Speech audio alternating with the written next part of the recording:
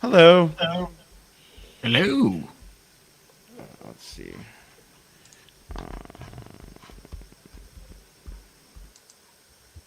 Also, if you see or start noticing that you are echoing, there should be on the right. You should be able to click echo cancellation or anything that might help if anyone echoes. Excellent. I'm pulling the other one. Oh, there it is.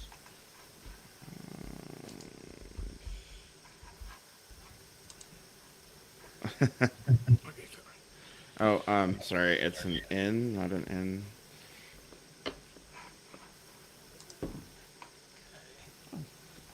Base back roll.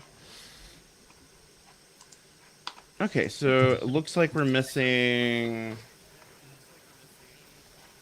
3 players, right? It should be just two, I believe. 2 more? Gotcha. Yeah. All right, I'm going to be right back.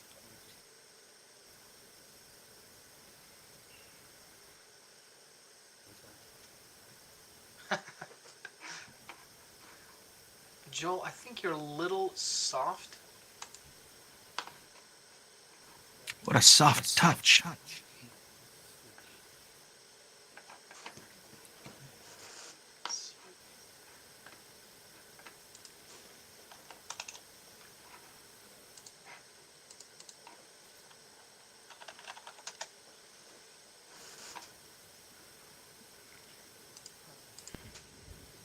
All right. Back. Cool. I guess we'll give it a couple more minutes. Um, oh, can I? Am I echoing too now? No. I can hear myself. Huh.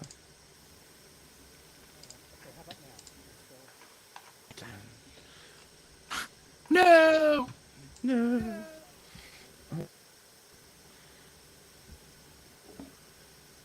That's okay.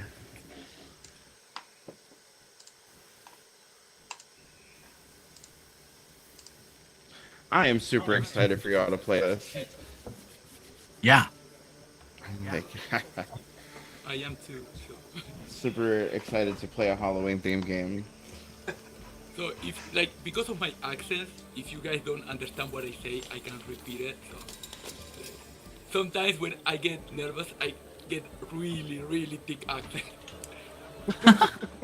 That's awesome. No, it'll be great. Yeah. It'll add to the intrigue. Yeah. Well, something I do is like seeing that none of the characters speak Dwarvish. My Dwarvish is usually Spanish. So. Because that way you know some words, but you don't speak it. So. I love that. Yeah, I use that a lot on my games.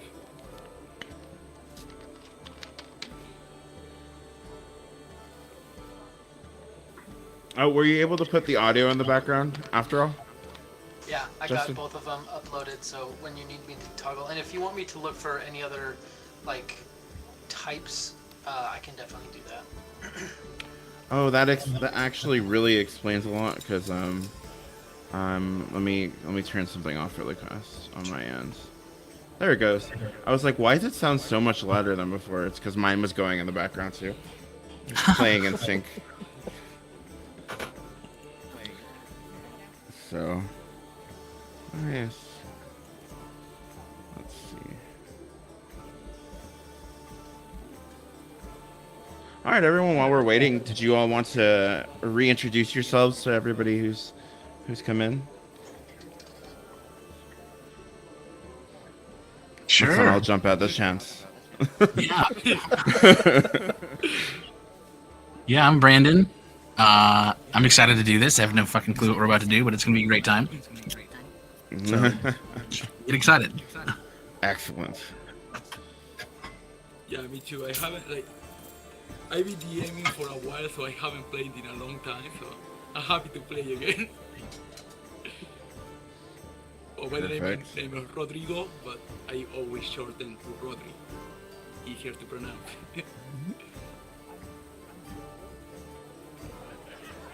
All right, is that Dirty Reverie? Yeah, sorry. My name's Cody. And Hey, Cody. I'm from Minnesota. Yes. Excellent. You should And, be playing a Viking. Just excited to be playing.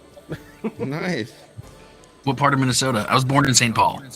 I live in Forest Lake right now. All right, man. Not too far. Yeah, I moved out of the cold way long ago, so I came all the way down to Texas. Yeah, I don't blame you.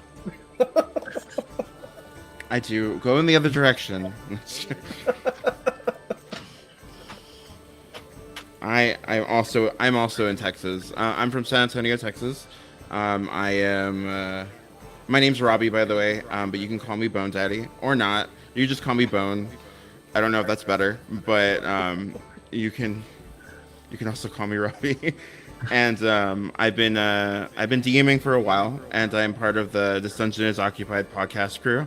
I'm a little more soft-spoken than my peers, who are drastically louder than me, drastically louder than I am. But I'm super excited. I love DMing, and I especially love DMing horror games because I love horror. So I'm super excited for y'all to play this little thing that I wrote up. Hell yeah.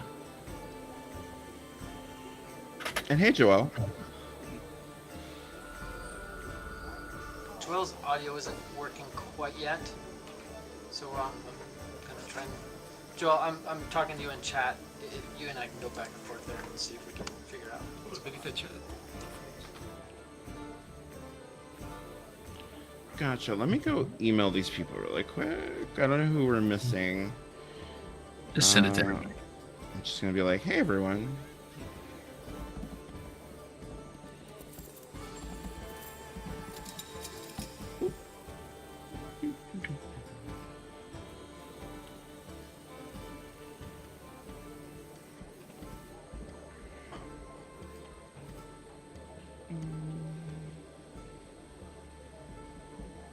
So it looks like, let's see, Jay Herms. Okay, let me check and see who else we're missing.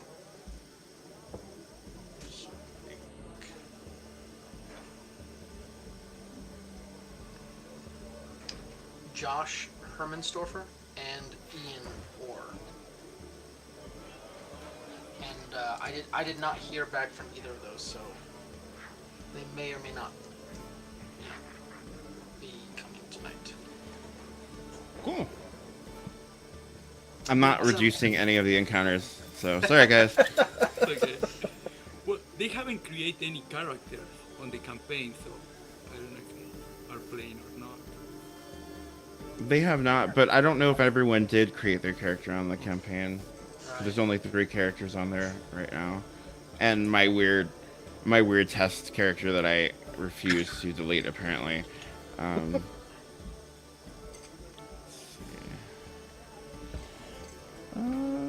Okay. Holy smokes, there he is! That's the guy! What's up, Joel? Sorry. Hi. Okay. Hi, Joel. I guess you can hear me now. Yeah! We can. Loud and clear. Okay. I can be louder or soft.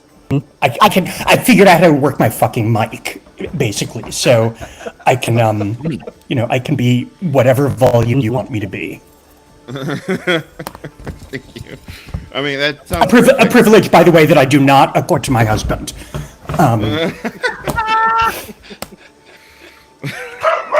That's so fair. Oh, doggos! I love doggos. Yeah, it's 2 of those. You're and 3 probably- cats. You're probably 2 gonna kids. see my dog make an appearance at some point because he's gonna be like, "What are you up to?" So just fair warning. Do we need more players? I mean, not necessarily. I can run it with the amount that we have currently. Did you have someone in mind? Is that why? I might have a guy that would join us. I want to ask you guys before I start inviting people. Justin, what do you think? Hey, I'll just leave it up just to the table. I'll leave it up just to the table. throwing it out there. So whatever the players want. I have no problem. I'm fine either way too. All right, let me Alright. ask him. Let me ask him.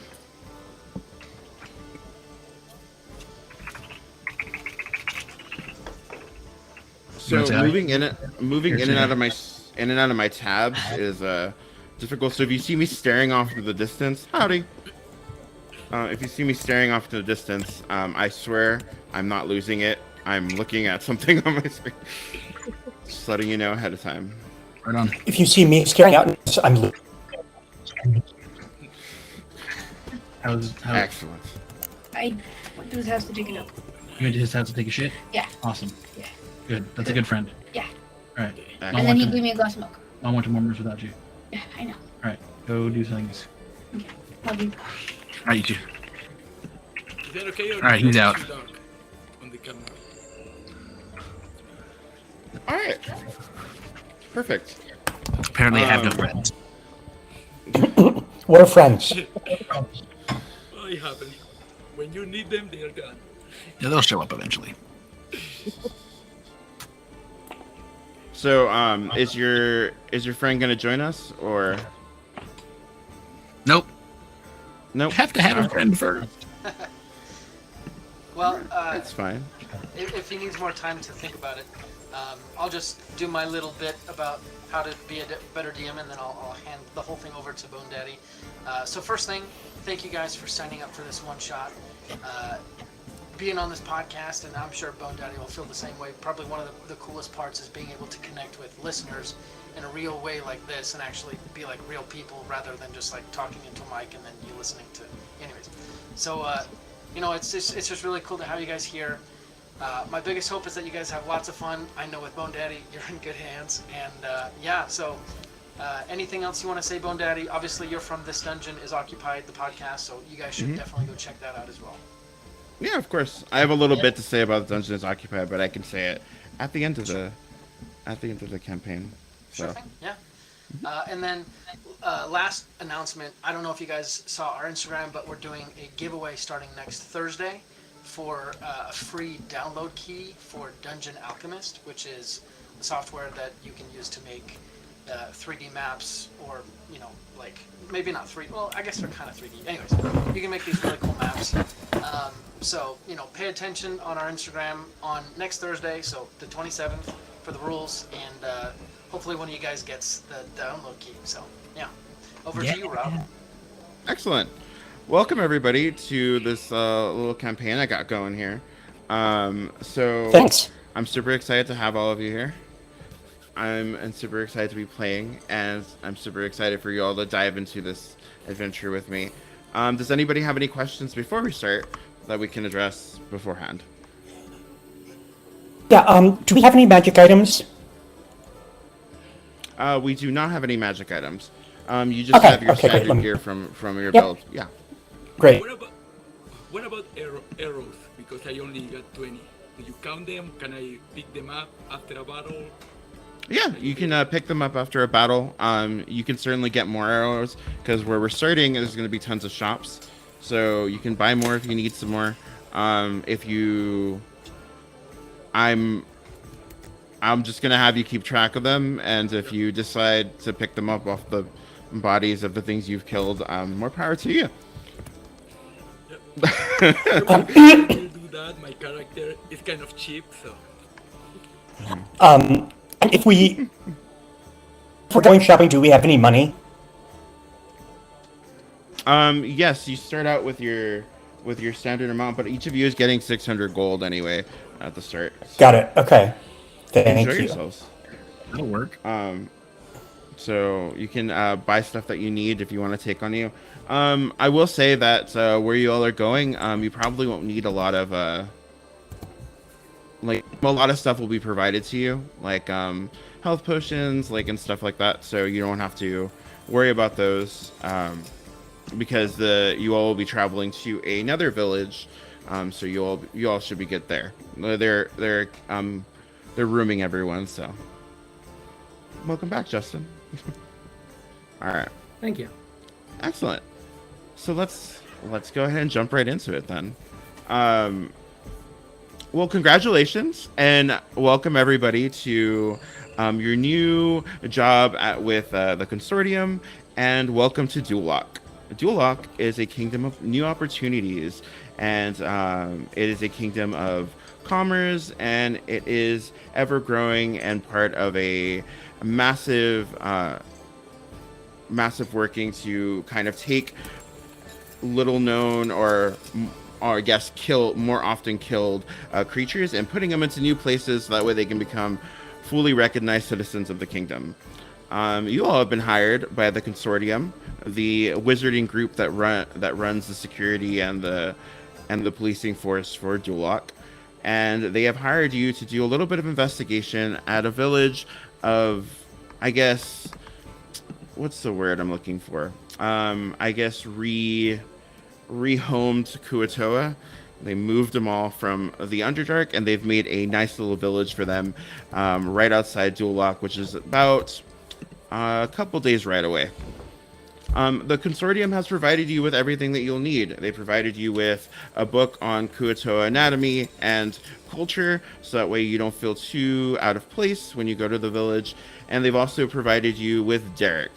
Derek is a elf who is well versed in Kuatoa language, culture, how they eat, how they breathe, what they do.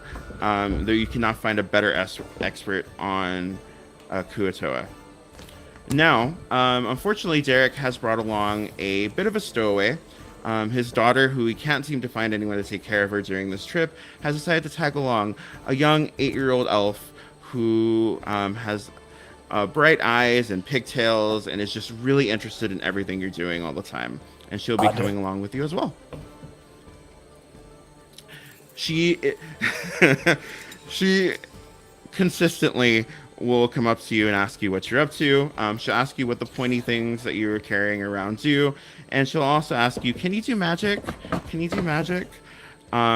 Which you can feel free to answer her or not. She won't take offense and will just flutter away to the next thing that she wants to do.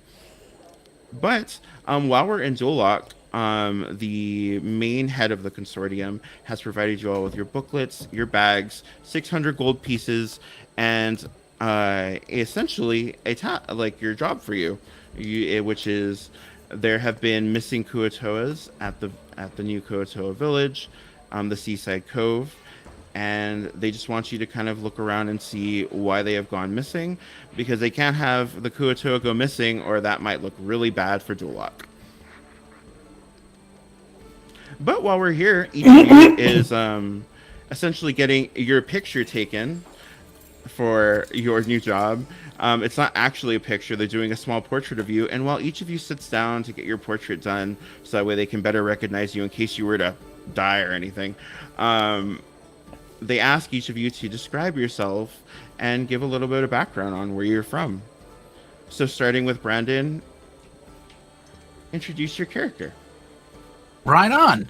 So my character's name is Chick Chick Jock. He's a 3-creen.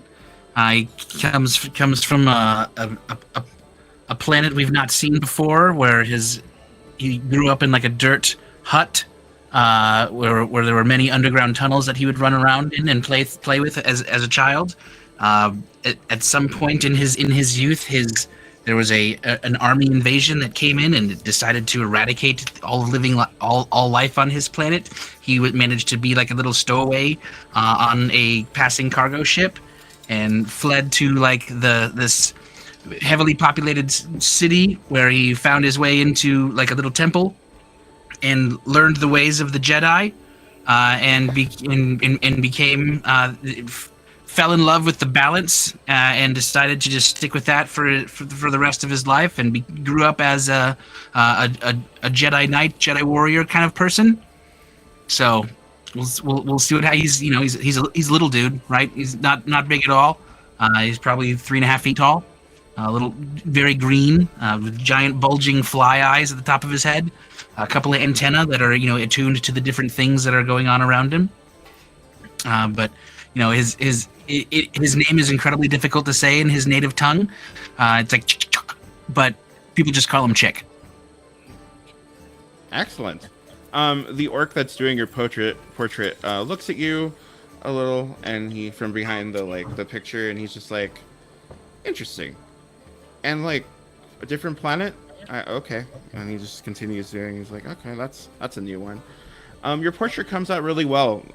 He brings out. There's a really for your carapace, right? Because you're like a insect looking.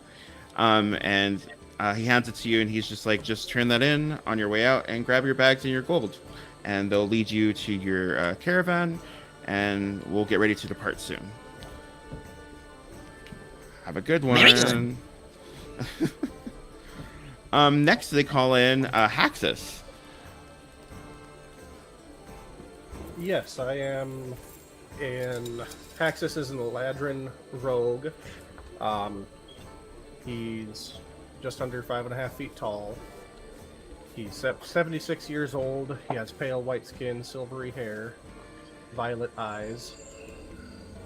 He was originally from the Feywild and grew up there, but I left with my twin brother when I was 40. And then we started leading a life of crime in Neverwinter. And we got arrested. My brother is still in jail, and I'm trying to get the money to bail him out. Gotcha. The orc nods his head, and he's like, that's very interesting. Well, you know, Dulox's the place for new opportunities, so... And he kind of finishes up your hair, and he hands you your portrait. And he says, if you could just go drop this off front, grab your bags, get ready to go. Wait with the ants over there, or the insects. You know he's from another planet. Come on, I'll tell you all about it. And he hands you the portrait, and he's like, well, have a good day. Thank Bori Blackbender. Yes, okay, Bori Blackbender is a dwarf. He's about 4'5" high. He's about 50 years old. He's also known on his town as the Dragon Slayer, because he slayed a dragon when he was younger, and on his first mission, he was hired to kill a monster that was eating the cows from a farmer. So when Boris saw that it was a dragon, he actually hid behind a rock, and the dragon went and grabbed a cow and eat it. But the problem, the cow was too big, and the dragon shocked to death, so he died there. So Boris claimed that he killed the dragon. So he's gonna be a little bit cool. Excellent. Yorick And says. he's gonna say to the guy that making the portrait, he raised his hands and say, I'm pretty sure you know who I am, but just to remind you, I'm Bori Blackbender, and in my portrait, if you can make a red dragon by my feet, because probably you know, but I already killed a dragon.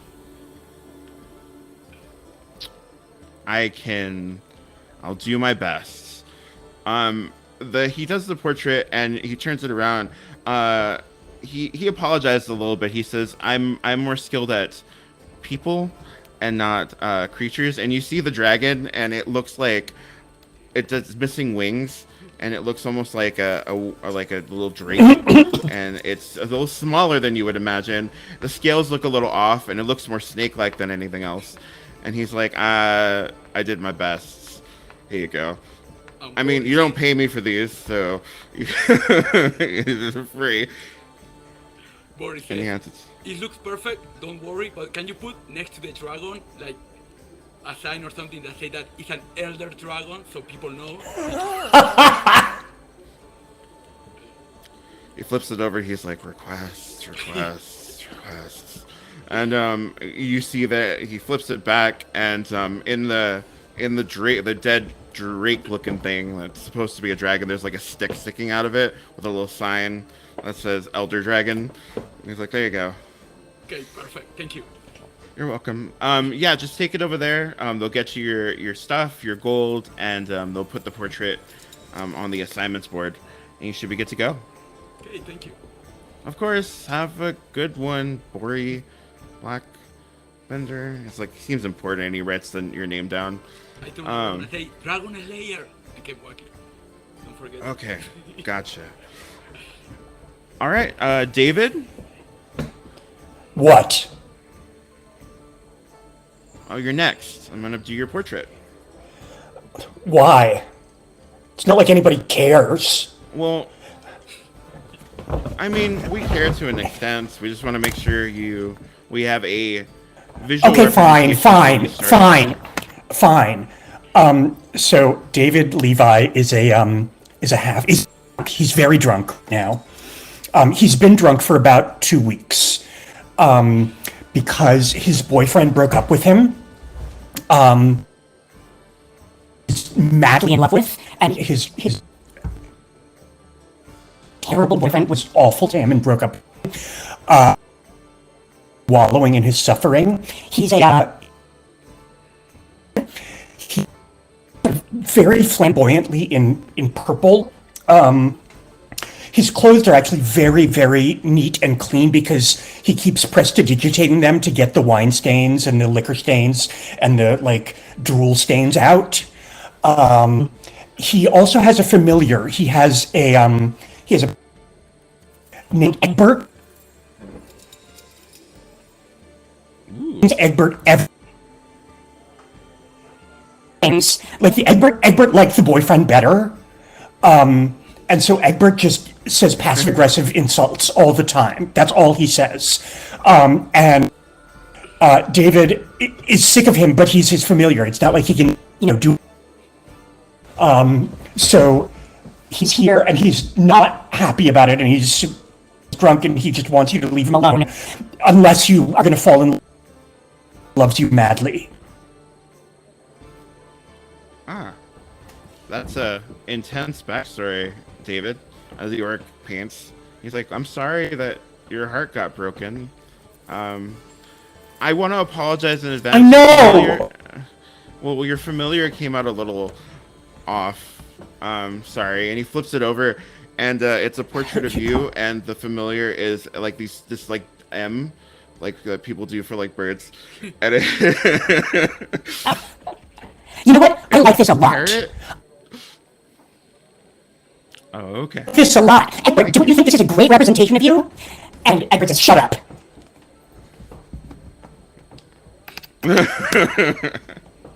Oh, your parrot's got character. Definitely. He's got. You could. Your kind of nods. Well, it was nice meeting you, David. I'm so sorry. Yeah, sure, for your whatever. loss. And he hands you the portrait, and he's just like, just take it up front. They're gonna Calls put it over. next to everybody else. Be sorry, he deserved it. And the orc, visibly not sure what to do with the situation, is like, got it. Okay. They just. So they then don't- David staggers off. Bye, David. The next portrait is like a cute little family portrait. It's of Derek and his daughter. His daughter's name is Emily, and I'm gonna write that down before I forget that I named her Emily. 1 second. And they come in right after you all. You all have to wait. As much as you would like to get on with your mission, you're going to be absolutely lost without him. And he comes in, and he kind of stands up straight, has a nice pose and posture. And Emily kind of raises her hands up and does this, and smiles really loud, really wide. Oh God. And the orc paints it, and he's like, this is the most cheerful picture that I've ever painted. But I got your pigtails a little wrong. And he flips it over, and she has a ponytail. And he's like, sorry, I'm bad at pigtails. Here you go. And Derek takes his portrait and puts it up. You, as each of you kind of line up, one of the members of the consortium has a wall with active missions going on, and the portraits are shrunk down. And they're almost like a mini size, and they're kind of hanged up on the wall, and you see a chart full of various missions of people. And your mission is labeled Seaside Cove, and each of your portraits is put next to one another, and you all are good and ready to go. The consortium member says, "We like to keep your portraits just in case you come back with any injuries, so remember what you look like beforehand. You know, just in case you're missing a leg or an eye." Or Yeah. a Thanks, we child. get it. All right. Can we be missing a child? Emily's like, "I like you." He's Oh my sweet. god. Oh my god. Can we lose her? Is her? Derek's like, "Well, I hope we don't lose her because she's kind of Okay, my but if daughter. we I don't if we wanna-" accidentally lose her, are you going to be that upset? Yes. Fine. Fine. Okay, yeah, I'm a fine. great tracker. I can track anything, anywhere. Please don't. Thank you. Emily, before you all leave, Emily does this really weird thing. She calls it her ritual, and she makes all of you a little bracelet made of string. It's like one single red string. It's wrapped around itself, and it makes a little bracelet. And she gives each of you one, and she says, "Since we're going to be traveling together, we're going to be great friends." She gives one to each of you. If I put this on, will you promise not to talk to me? Yes. Okay, great. I put it on. Oh, roll a perception check. Okay. Okay. Uh-huh.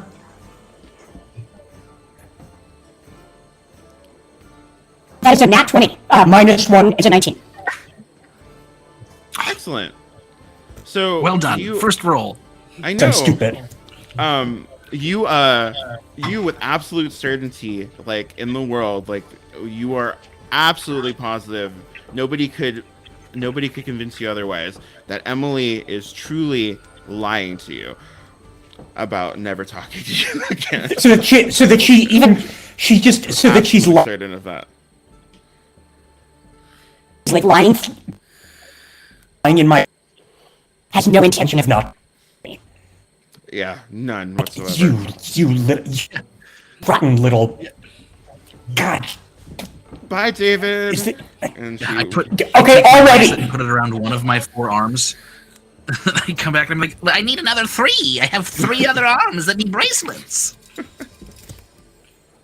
okay, I'll make you some on the way. I grab mine and say, "Can you make it in a form of a dragon? In case you didn't know, I already kill a dragon." I can try. I believe in you. Here you go, Haxus.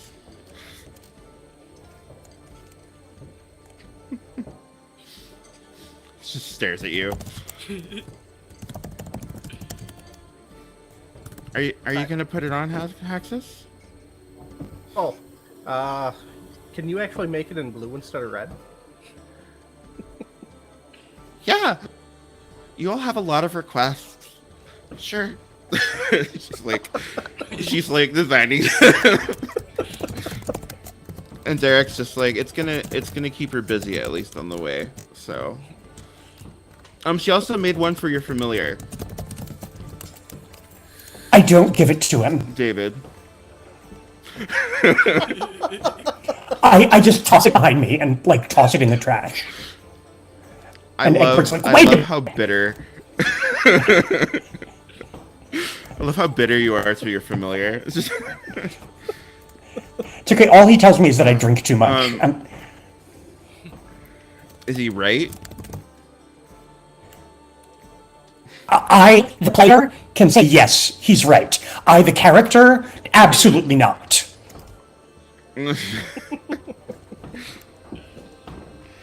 The caravan is ready for you to go. Does anybody want to use their 600 gold to buy anything while we're here in Duloc?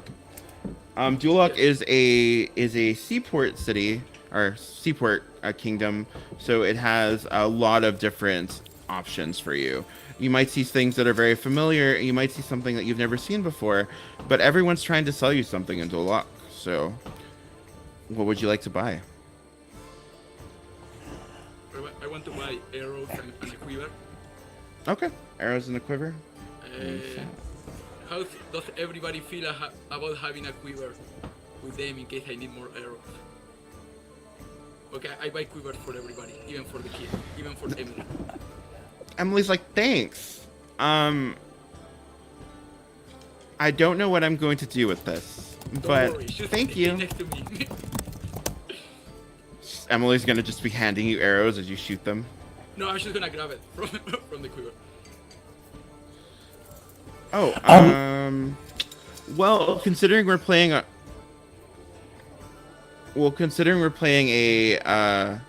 horror campaign, I think language is going to be the least of our problems. Okay, got it. Okay.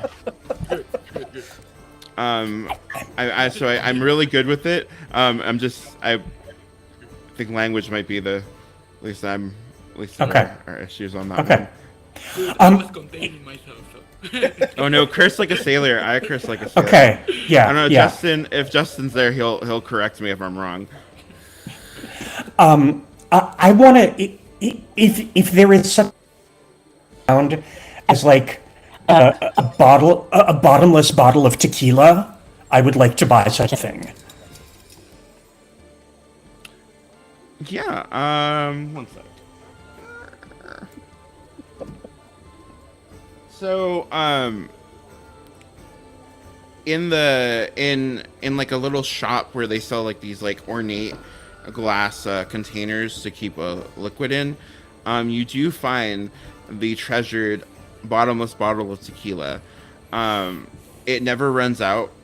It's the spell that's in there just consistently has it refilling from a secret place where they keep like all this tequila, where they're not going to tell you where it is, but it's like in its own little pocket dimension, and so it just refills itself every time Great. you run out.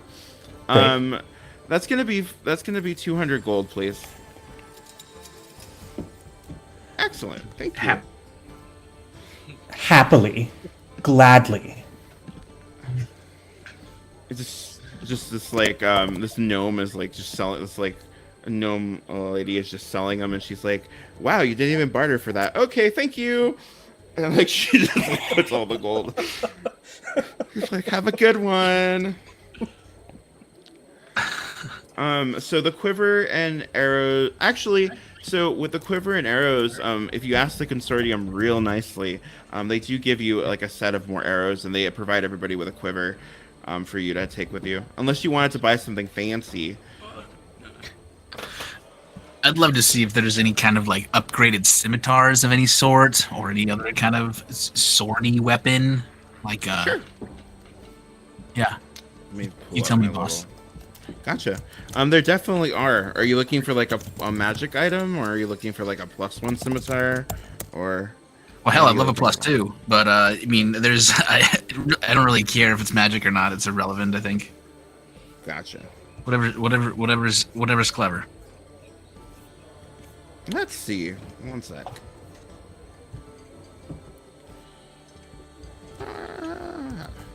All right. So you do actually find a very nice scimitar that's kind of sitting in a shop of different weapons. You see lances, you see maces, you see this hammer that's just made of cardboard boxes. It's for the kids, and you see that there's like a little bowl of candy sitting out there too, and they're like, help yourself. But the shiny, I'm really curious. You what? I said, is there fentanyl in it? Is there fentanyl in it? Hell yeah! Falls over on the No. ground. Okay, because if so, I'm Starts crushing the candy up, just snort a line of the candy. The shop owner is a very, very nice Tabaxi woman who also sells these like weird looking mirrors as well, but that's irrelevant for this purposes, I guess. In case you want to buy a mirror, but she's I'll buy a mirror. a mirror. Oh, okay. She's like, here you go. That's actually only 2 gold. I Okay. make them myself. Thank you. I make I them start- myself. I start using my telepathy to the tabaxi and just start purring in her native tongue. Do you know Tabaxi? I don't have to, right? So as with my telepathy, I don't have to share language. But we just kind of like Oh, gotcha. Oh, that's right. I remember I know that. Yeah. The Sebastian's Maybe you like.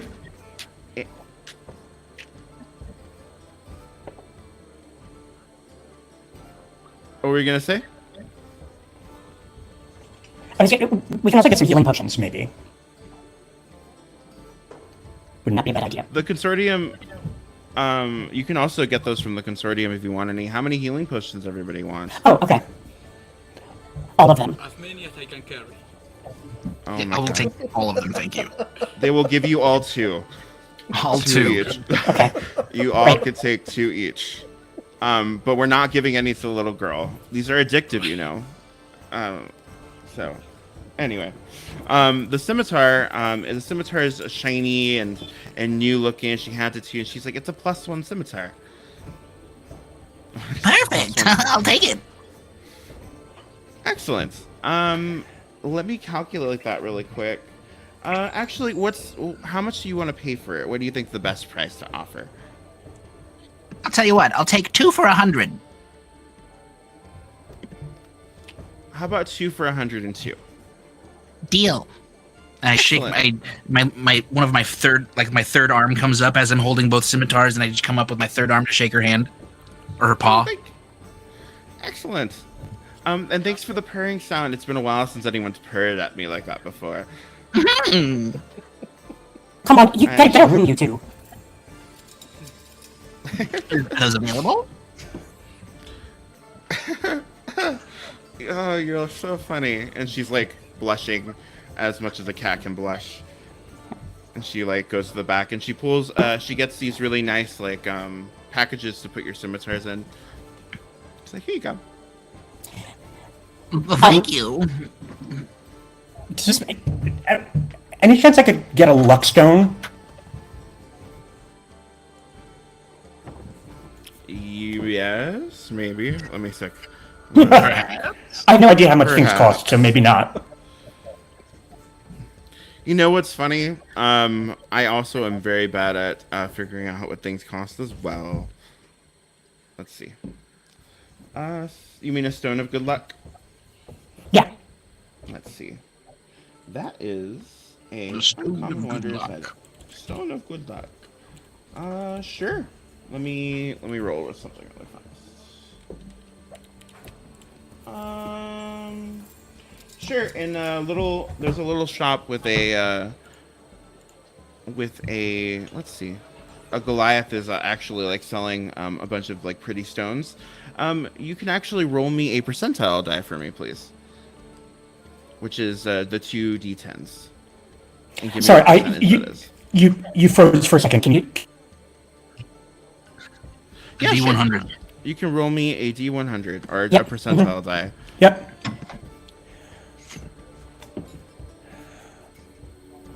16. 16? 16%? He's got these like 4 crates of like stones, and he's like, each stone is 10 gold, whatever stone you want. You kind of sift through, and there's a luck stone in there for you Excellent. for 10 gold. Are there Okay. any other exciting stones in this mix? Oh, roll me a percentile die. I will happily do that. About an 89. 89%. You dig, and there's actually there's like a oval-looking white stone that looks like there's a tiny little ember inside of it. What is this? I don't know. I'll take it. So I reach in Okay. and grab it. Oh, okay, 10 gold, please. You got it. Put it on when my you're tab. when you're holding it in your hands, it's cool to the touch, but if you like press it into your hands closer, you can feel a tiny warmth coming from inside of it as well. What I is just this hope it stone? doesn't hatch on you. What if it does? God. Oh God. You know what? Whatever it is, she can take care. If it's a dragon, I'll take care of it. I don't know if it's a dragon, but the last guy who bought a stone from me, he bought this like really weird looking speckled stone, and it hatched. Yeah, ate his dog. Anyway, Good luck with that one. Yeah. It's just write and mysterious while down we're- on your. This place, any chance? Let me see if that's a thing.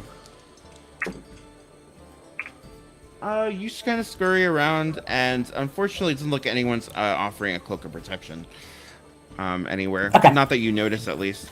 There's a lot to see and a lot to do, Yeah. but What about Yeah. dynamite? there is no dynamite here. Often. How about a bag? Unfortunately, no one's selling dynamite or explosives currently. Who's Anyone who's else running like- the store? A bag of holding? Yeah. There's actually a variety of shops, and they all seem to sell like miscellaneous like items. No one's got like their own little niche going. Some people have like potions next to their like pile of rocks that they're selling from like a mysterious land that have some weird growing fungus on them, and they're like, I don't know what it does, but I have it. If you want it. I find whatever store has the most attractive male with him. Excellent. Bad at it. I'm drunk. We'll get to that. Let me roll on that really quick. But for that bag of holding, you do find a bag of holding. They actually, you can actually just, the owner is like, you're working with a consortium, right? You can take it for 20 gold. It's fine. Perfect. I'll take it. There is a very attractive orc. Okay. He's running a shop. You kind of stand around him. He does really enjoy your advances, but you all hear like a little bit of a from Derek as he's like, we should probably get going. Jesus Christ. Fine. Look, I don't want to. Derek comes up to you. He's like, I don't want to ruin this opportunity that you have And with this. then don't. You just started talking to, but we should probably get going. Does everybody have any essentials that they were looking? I can hear you. Anybody have any more essentials that they want to get? No, I'm good. Okay. No. I'm good. Excellent. As we walk out, As well. Egbert says to the orc, "You're not missing any." The orc smiles and he's just like, huh. Well, we'll see what you look like when you get back. Don't lose a limb. They always lose limbs. You hear him say in the distance. I've got extras. So, as you, Derek kind of takes you out of the castle like gates. There are these large steel gates that say dual lock on them as they open up. And inside, or actually outside, is your caravan waiting. It's horses, and it's one large caravan that all of you will have to share. It is a 3-day trip, so I hope you all got food. Each of you has like 2 days worth of rations given to you by the consortium, but you all can hunt and fish on the way. Hunt and fish. Hunt and fish, or eat, plant life growing around. Derek's like, I wouldn't really recommend it, but you do whatever you all want to do. And we already left. No, you all are still. You can still run back inside if you need more Yeah, rations. just stop Okay, by let's the pick butcher up and some- buy like a leg of meat or something. Let's pick up some more food. Okay. Each of you can get. Each of you only really need about 3, because when you get to the village itself, they'll be providing you housing. You'll be able to stay there, and you will also be fed and given board. plenty of room and board to go around. And it's all on the consortium, so no one has to pay anything for it. All right. That'll work. Excellent. You will get an extra ration from the consortium for your extra day in the trip, and you all are ready and good to go. Derek loads up the caravan. He also loads this really weird pink, like bright bubblegum pink bag onto the thing that looks really huge onto the caravan, and he's just like, Emily, I told you to pack lights. And she's like, well, I needed all my stuffed animals, my bear, I also needed all of my crayons, and he's just like, okay. You all will love Emily, I promise. She gets better, I swear. So On the way there? I pick her up, right? I pick up Emily in two of my arms, and then I hold out my other arm so that she can grab, I can hang on to her stuffed animals for her.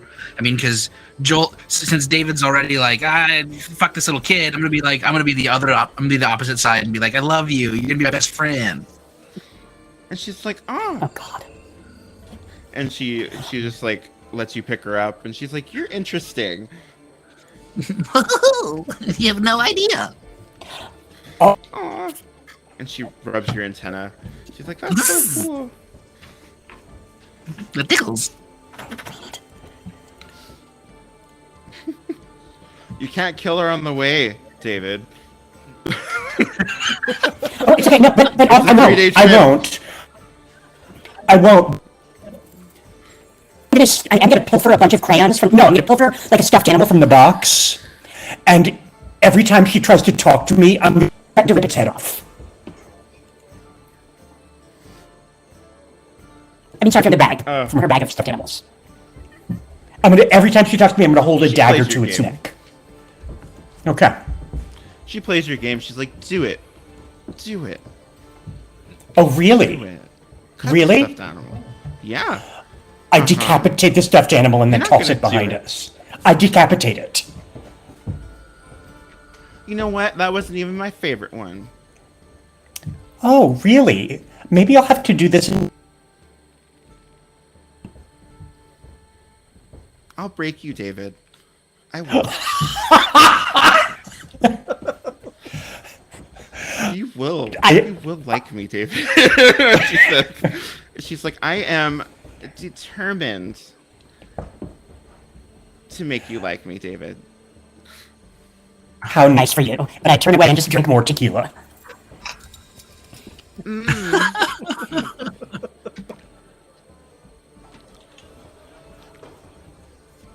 Dad says you're an alcoholic. I'm not an alcoholic, I'm a binge drinker. They're two very different things. He's a heavy user. Alcoholics quit.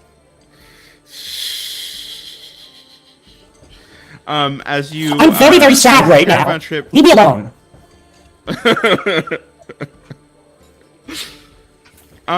as the caravan trip goes, you all kind of get to know each other a little more. There's a little more mingling going on. You get to know.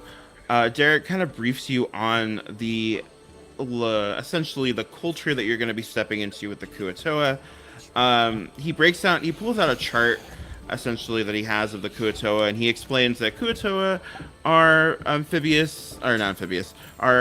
fish people, essentially, a fish race that can breathe in and out of water.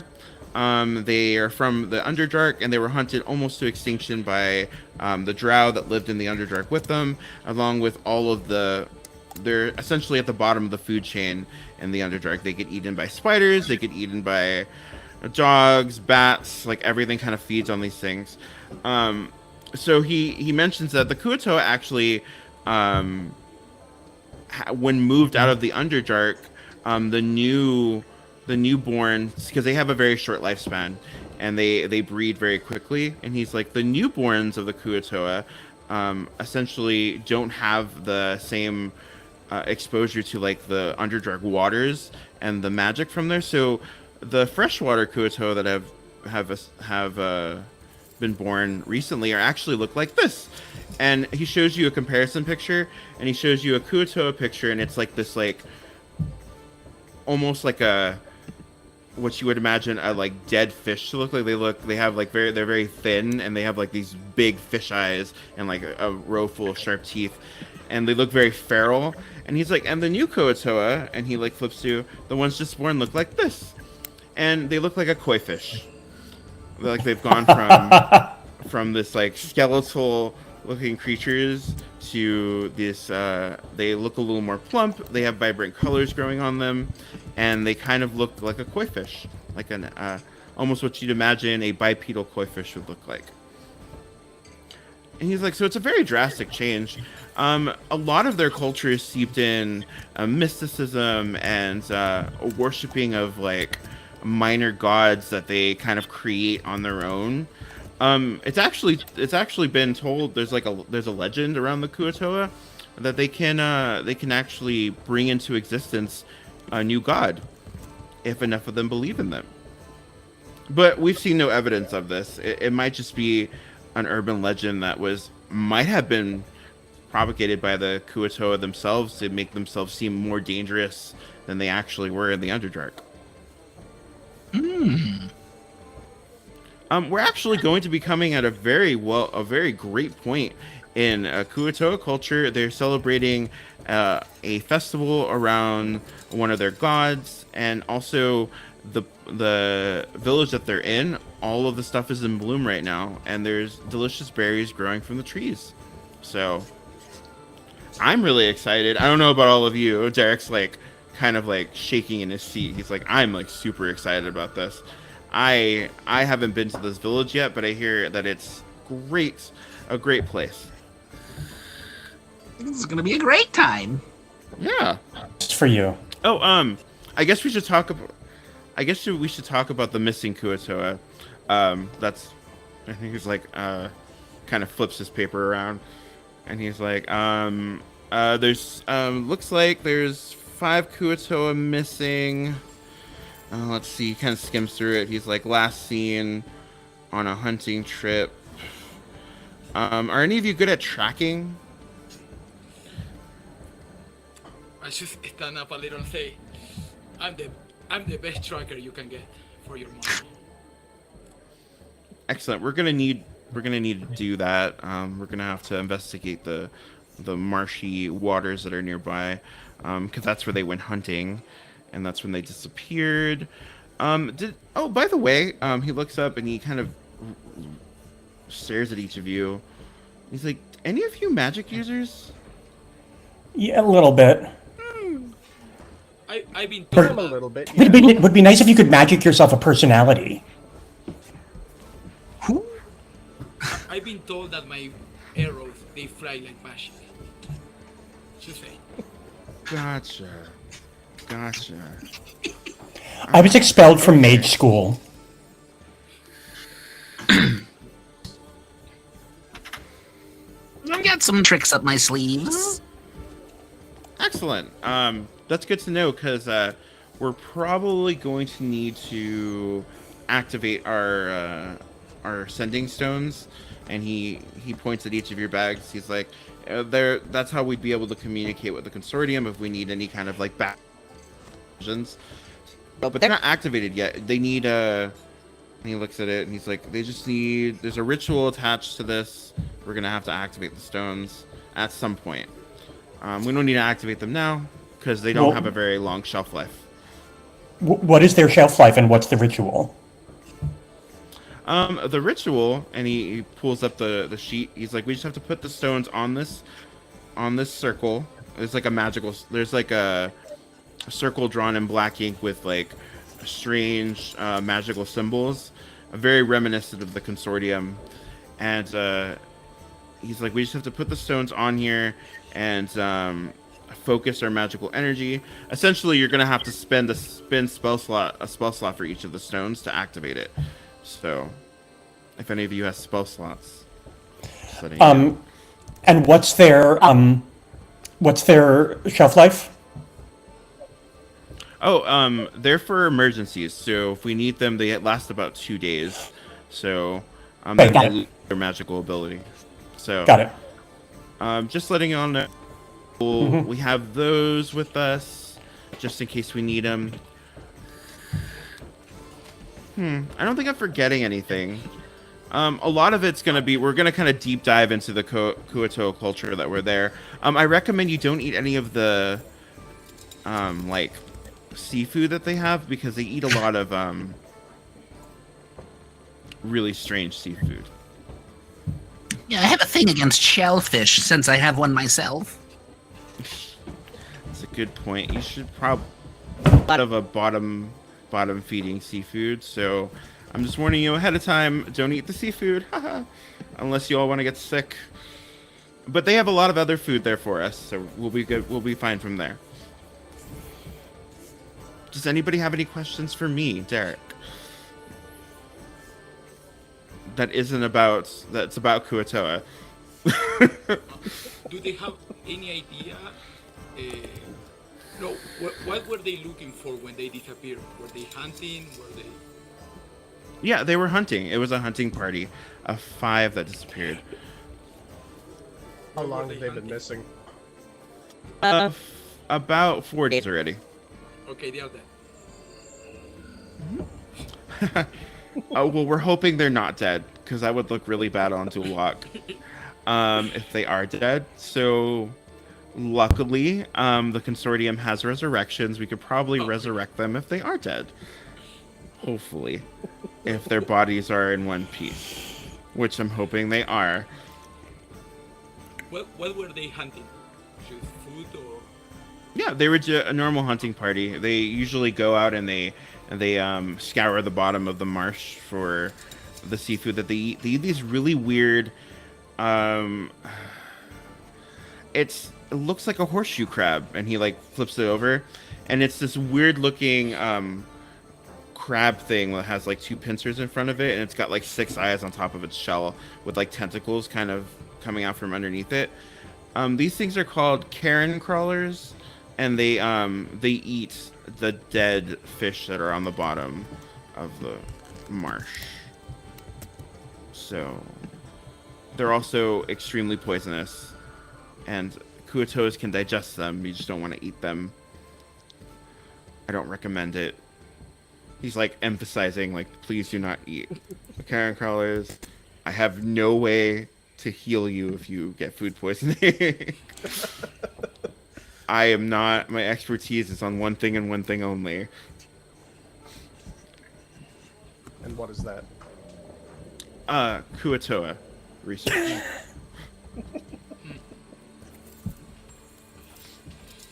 The only thing I have going for me.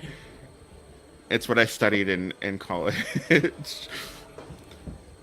And so the trip is relatively smooth. Each of you can eat your rations. If you want to hunt, you can do that too. There's not a lot of game around. There's like deer, elk, well, there's elk, deer, and various birds that you can eat. You can also forage if you want, but Derek just suggests you eat your rations for the day because it'd probably be easier. That way they don't have to stop the caravan. I'll eat and drink and cry. Emily's there with you each time, holding your hand, saying, "You are beautiful." She's not holding my hand. She tries her best, and she's like, "You are an amazing, beautiful person, no matter Oh what your God! bird Shut says." up! And the bird says, or Egbert is like, "You really, really, really would say that if you."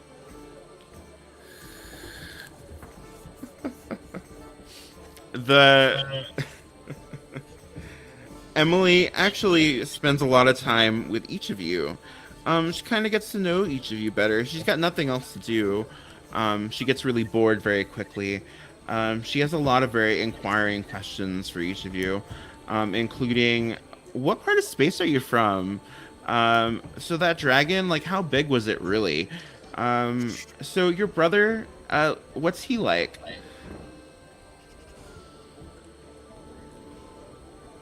And she just deals with your crying fits as you cry, David. She's just there with you. I don't want to brag, but I heard it was the biggest dragon in the world. But, you know, that's what people say, not me, so...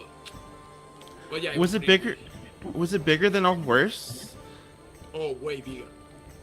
You see that mountain over there? Probably Yeah? as big. Probably Oh my as I gosh, get that's so cool. That's so awesome. What'd you do with the dragon carcass when you were done with it? Oh, I sold that for. I sold all these parts. Because I don't want to scare you, but it was like kind of gruesome what happened when I killed it. So, but I sell all the parts of the dragon. Her eyes get really wide and she's like, I want to hear all of the details. Everything. Just like, well, it might surprise you, but for dragon hunter like me, it's something normal. I just stare at the dragon in front and just grab my arrows. I put 2 arrows on my bow, shoot it, 1 on each eye. When he screams, I shoot like a rock on his throat so he starts choking. You know, and when he and when he tried to use his fire breath, I grab a big boulder, throw it on his mouth, so the fire breath went inside and exploded. You know, just normal for me. Just normal. Another day on the office, we could say. Emily's just like, that's so cool. Yeah, I've been And- told that 1,000 times, but thank you. And she's taken to drawing like sketches of you like killing dragons, but they're like really bad stick figures. And she's like, oh my god, I know a dragon slayer. Haxus, she goes up to you and she's like, what's your brother like?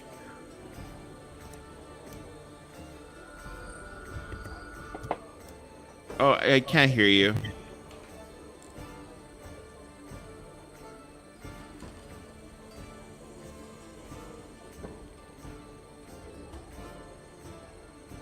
No.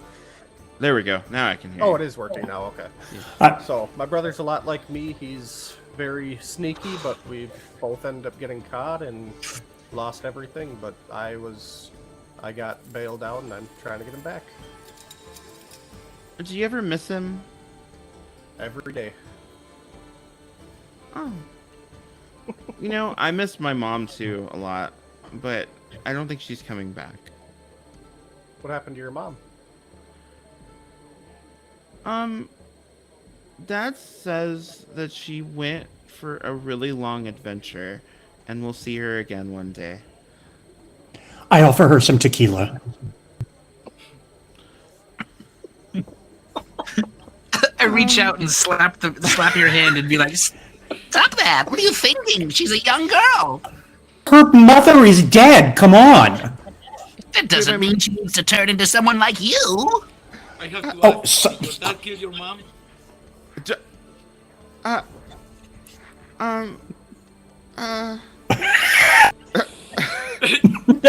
She's just like, I don't. And she starts to cry a little bit, and she's like, I don't know. I sort of grab her by the I put bring her over and sit her down and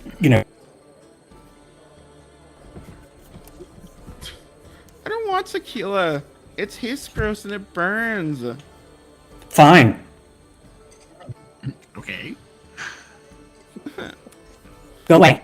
So, I look at Derek. Derek was it, right? The elf? Yes. I look at the elf and I'm like, I put my hand on my hammer just in case.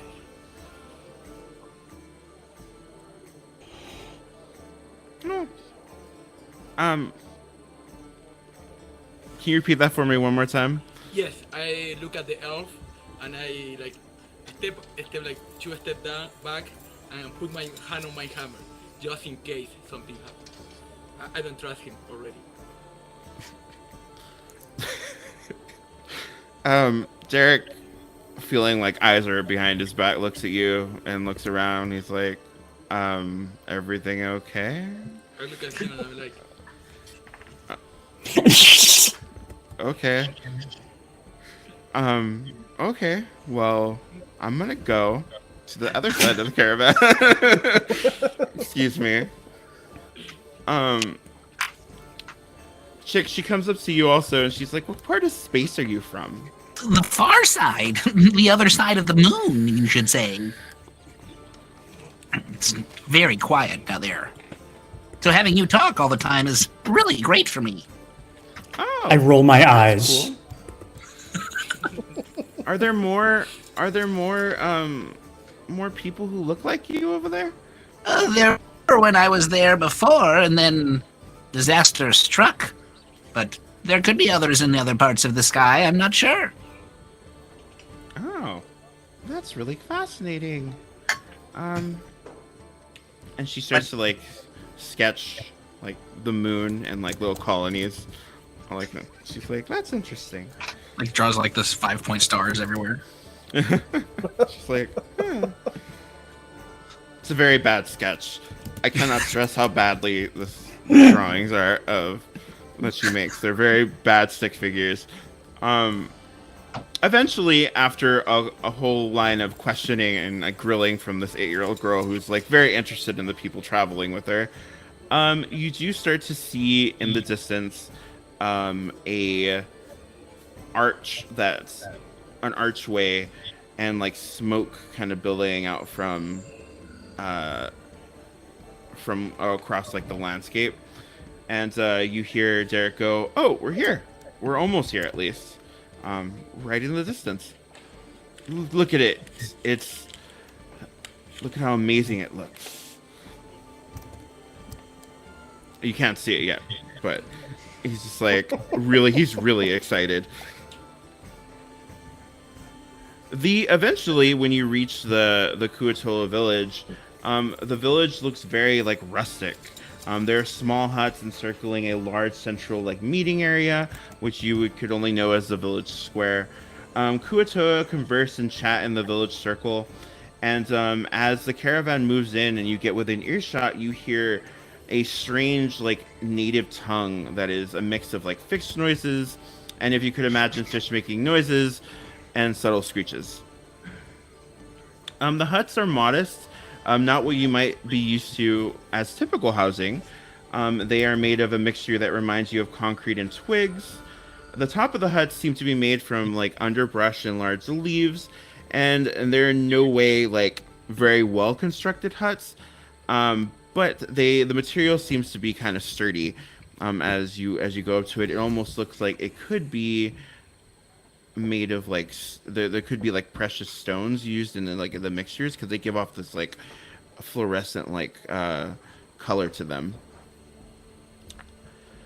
As you go into the village thing, there's actually a group of these koi fish looking Kuatoa just waiting for you, and one weird gray skeletal fish man standing there with like a staff and what looks to be a huge ornate hat that it's shaped like a fish as well.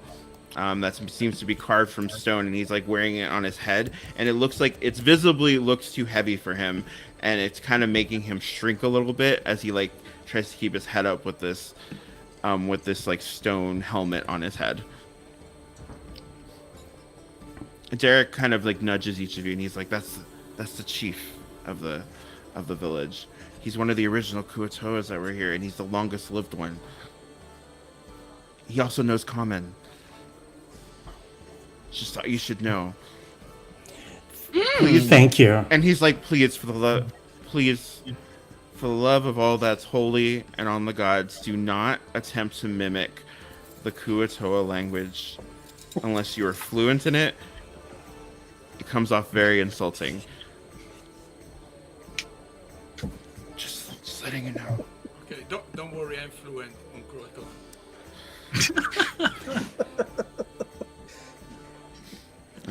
Lovely. The chief bows and looks like he kind of buckles with the helmet a little bit and slowly picks up his head, and you can hear like a creak and like a crack, and he says, welcome adventurers. How are you today on this fine day? I'm really sad. Worn out. We've been traveling for 3 days. It will be better if I got some food for me. Oh yes, definitely. He looks at one of the Kuatoas next to him, one of the koi fish ones, and he's like, food now, definitely. And he kind of waves them away, and the Kuatoa kind of like trottles off into the distance. Excellent. So you will be staying with me in my humble home with my family. I hope that your stay is amazing and that you truly enjoy the provisions that we are providing for you. And he bows. Thank you. And it takes him a minute to get back up again. And he says, I help him. "Oh, thank you. I appreciate you. Thank you. This traditional ceremonial helmet for visitors is very heavy. I have not worn it in a very long time, especially for honored guests such as you." I look around at the rest of us, and I like at the word honored. I look around at all of us, and I'm like,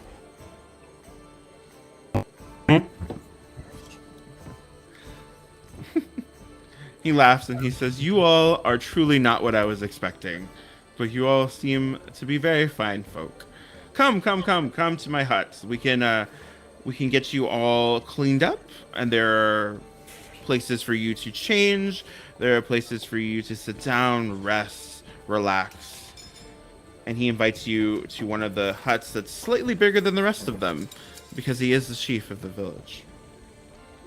The inside of the huts are truly reflect the tribal nature of the Kuo-toa. Statues of what you believe to be old gods litter all of the corners of the interior. There's makeshift tools that can be seen sprawled around, as well as what you believe to be kitchenware, although their uses seem a little odd. They're not typically shaped like forks and spoons. And if you take a closer look at them, you can see like they might be used to kind of gouge out the eyes of that strange Karen crawlers that they eat.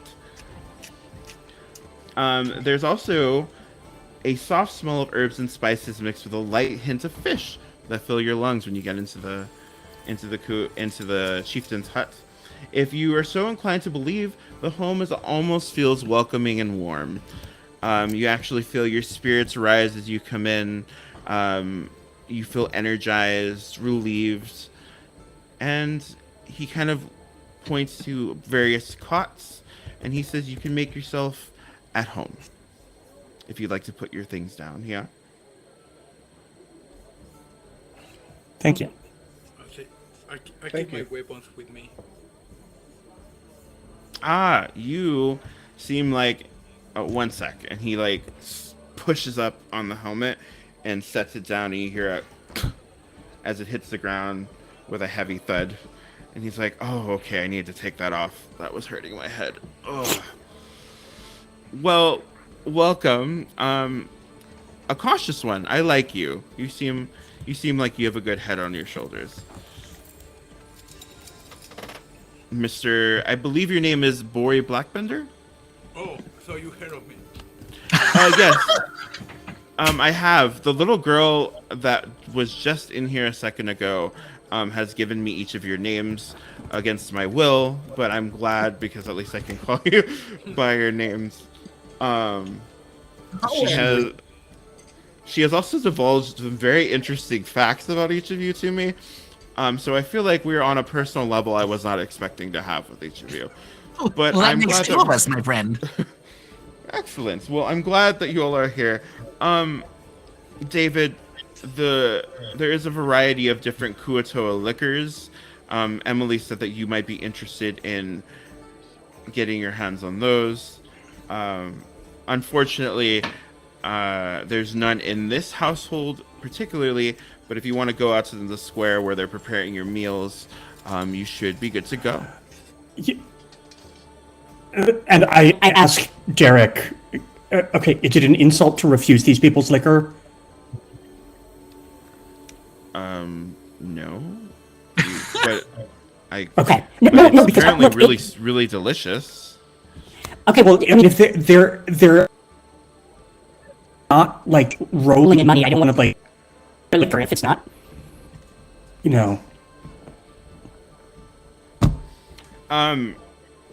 Okay. I would just like to point out, Derek looks at you, he's like, "You're drinking Dwarven tequila from an endless bottle of refilling Dwarven tequila. I don't know if the price of the liquor is the problem, but you do you, David. You do you. Okay, fine. You know what? Fine. Yes, I would love some food. Oh, definitely. Well, let's go out to the square and we'll get our meals and we'll get you a bottle of non-refilling Kuotoa liquor. Unfortunately, it's not an endless supply of it. I stopped Derek and asked him, how do you say thank you in Croatoan? I know 5 different ways, but I want to use the correct one. Oh, I thought you were fluent. Well, I know 5 different ways. I don't know which tribe they are, so I don't want to, sound... Sure. Derek's like, that's not right, but we'll get to that later. We will talk about that later, Bori. But the proper way to say speak Kuotoan thank yous is, and he holds his neck, and he presses up against a part of his neck, and he lets out the most horrendous it's like you're drowning. Essentially, it's what it sounds like. And he's like, "Oh wait, no, I got the vocalization. One sec." And he presses on another piece, and then it also sounds like a drowning, but less harsh. And he's like, "There you go." Okay, I detect a southern accent on there. Okay, Southern accent. So I think I know what it is. So I try to imitate it. I don't know if that's the. We'll get on that. We'll get back to that, Bori. Again, we're touching on this again. I don't know where you're getting that information, but we'll get on that. I promise. Now I'm gonna go make sure Emily hasn't insulted anybody, and I'll be right back. When you all make your way out, there's actually an amazing feast prepared for you. Most of it is not seafood, thank God. Most of it's a mixture of these huge cooked mushrooms that look very hearty, various vegetables, and there's these large variety colored fruits. And when you bite into them, they kind of take a mix of strawberries and blackberries. It's a very interesting flavor to them, and they're super, super sweet. I eat some. Excellent. Yeah, take a seat. Someone brings David a bottle of Kuotoan wine, essentially, because they make it out of the fruits that are here. And it tastes almost exactly like the fruit, but alcoholic. Very, very alcoholic. I start crying. Again with the waterworks. Do you, buddy? The- Chick chick chock. No, not at all. Just happens all the time with you, I presume. Emily's like, don't worry about him. She's whispering to a random Kuotoa that's standing next to her, who wasn't interested in this conversation at any point when Emily's just imposing herself on them. And she's like, don't worry about him. He just gets really sad about his ex. And the Kuotoa is like, yeah, gotcha. Okay. The circle that you all are eating in seems to be dedicated to the social nature of the tribe. There's a huge statue of a Kuotoa that sits in the center, as well as a lot of children gathered around enthusiastically.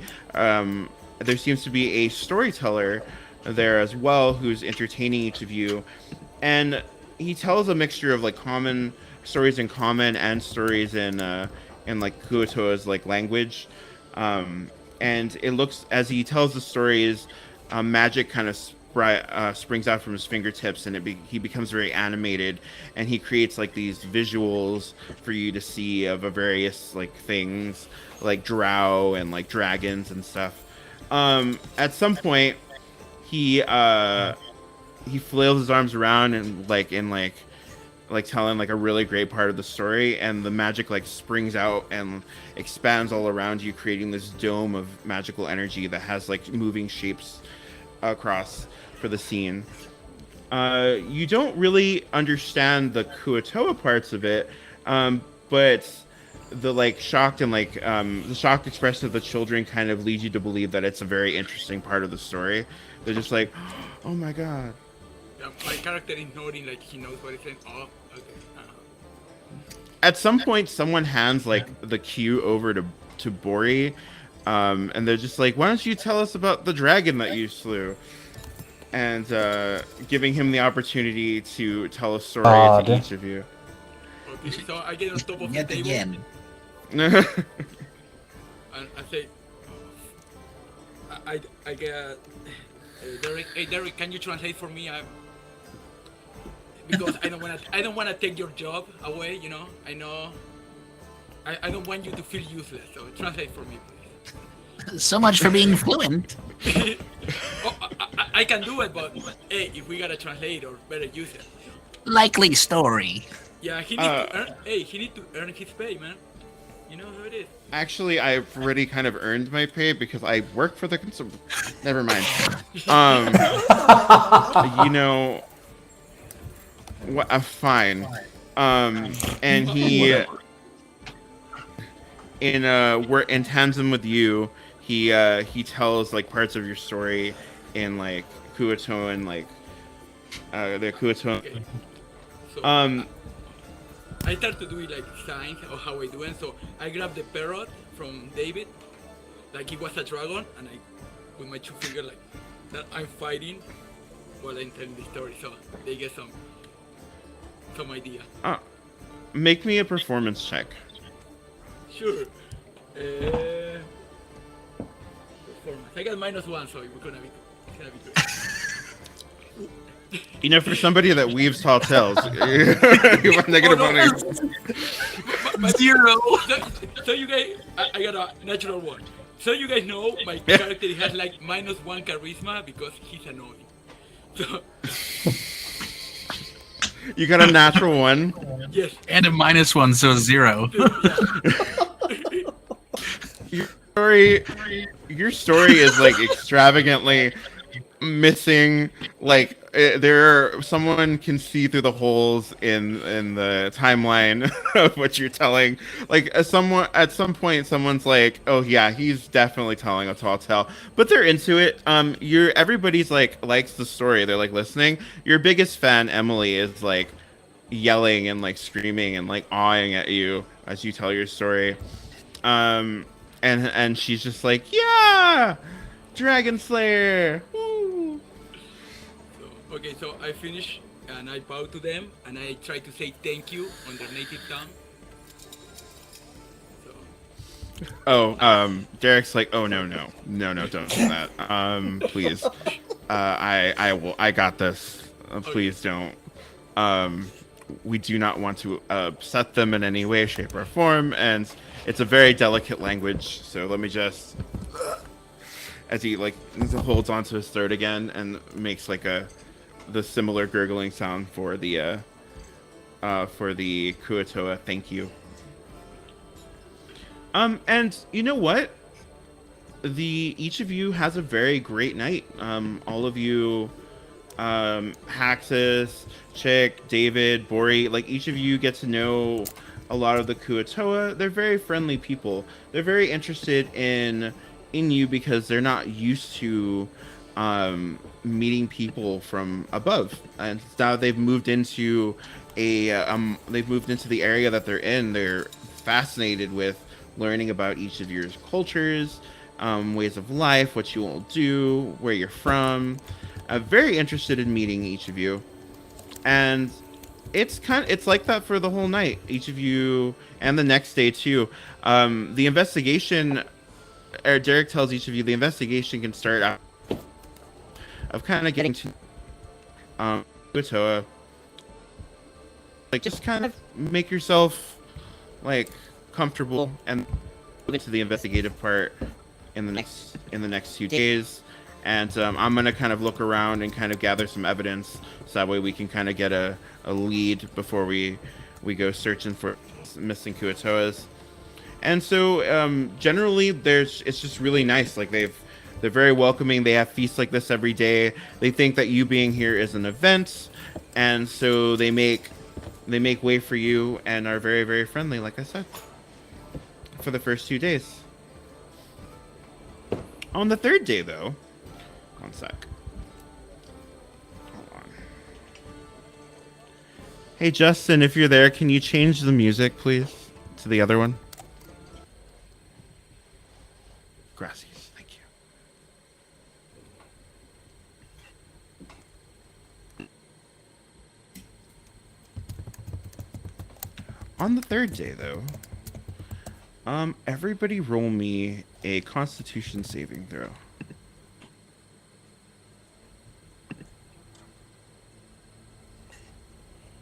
I got a 14. 5. 15. 15. 5, 15, 14, and who are we missing? I realized I was on mute. 16? Okay. I was like, I said it 4 times now. What the hell? All right. Each of you is plagued with terrible. Oh, there's my dog. He's coming. He's like, "What are you doing?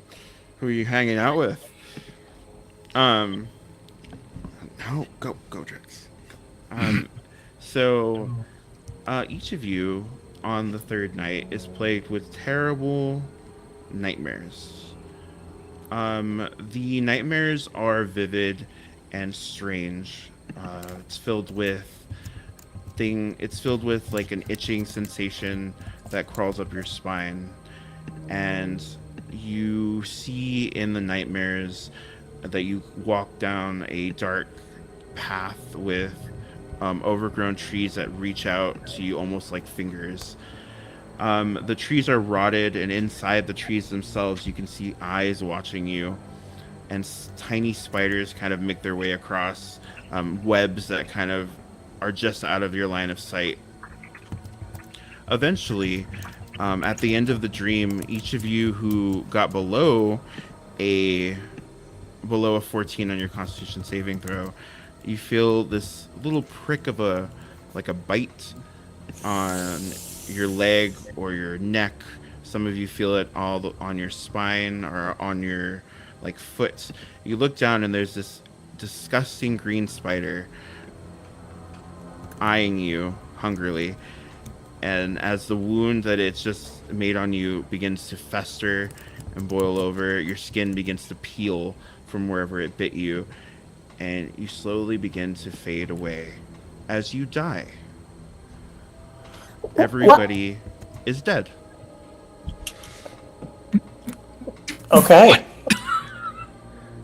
All of you. If this were any other story, the next day the Kuatoa would find you, and each of you would have foam coming out of your mouth, your eyes wide in horror, as each of you die from the poison that has been put into your body from a little venomous spider that no one really seemed to notice crawl into your bed at night. But that's not this kind of story whatsoever. So we're going to, Over here sweating bullets, like, no! as each of you wakes from your nightmares in cold sweats, it was just a little too real for everyone's comfort level. Yeah.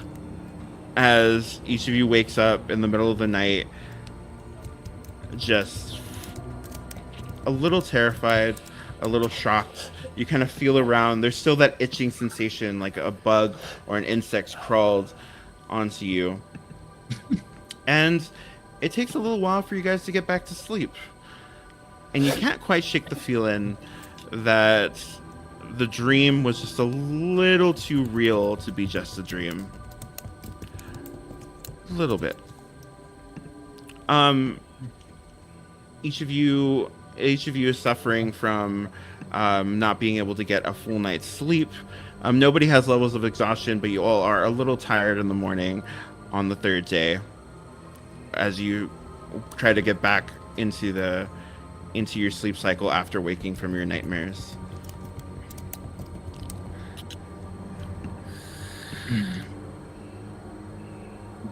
Did anyone else have a dream that was not incredibly exciting? Oh, I just assumed that was from alcohol poisoning. You had it too? Might have been. I had. Yes. Presume Me too. it was the same. What? I remember being in a black forest. Bit you and your skin peeled off and you died? Yeah. Not fun. Not fun at all.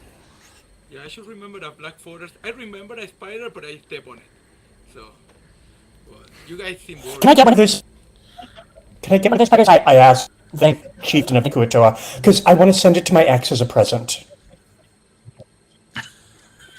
I'm sorry. The Kuatoa chief looks at you. He's like, "What are you talking about? What spiders? What? Oh, What spiders?" there are no. What if- Okay, you know what? wait, You know what? hold on. Never mind. It must have been just a hallucination. Never mind. Did you all have dreams about spiders? Like, Yes. is Yeah, that what we're spider. talking about? We sure did. Oh, that's Dreamed of a spider bit us. A spider bit us, and our skin peeled off, and we died. ooh, that sounds like a terrible nightmare. I'm so It sorry. was. If you all want some sleeping aids, I have some in case you all need something to help you get some rest later tonight. Technically, I don't need sleep. I don't. I'm not afraid of spiders. Oh, I do. you should be afraid of spiders. Spiders are terrifying.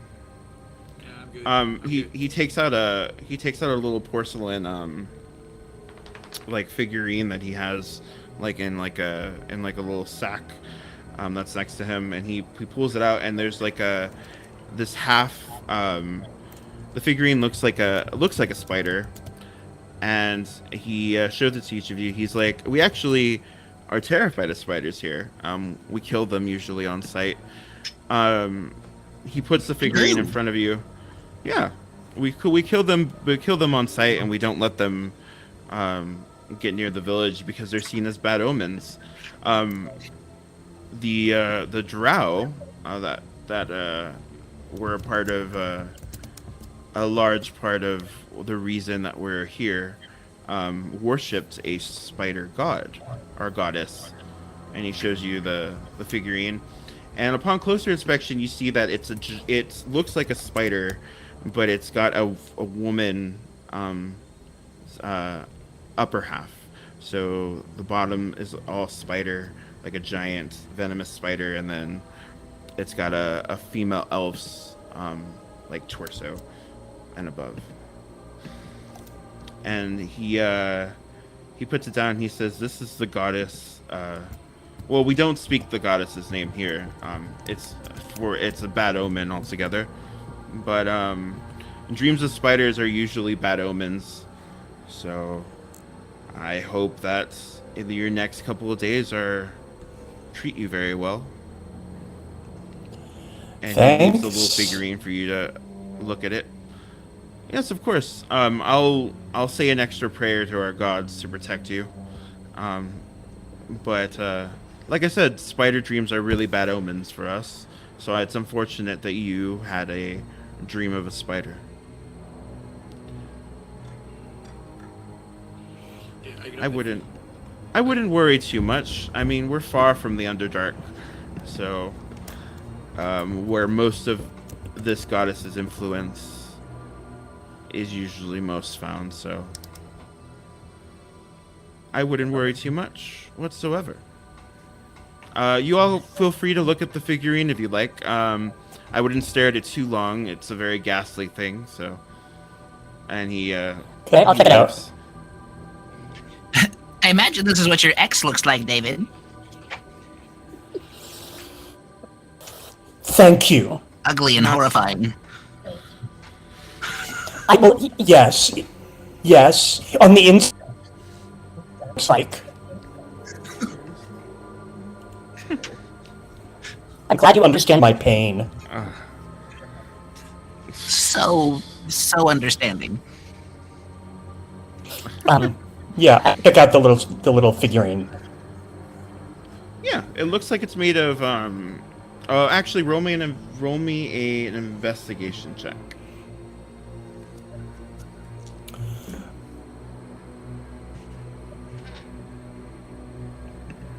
One more time.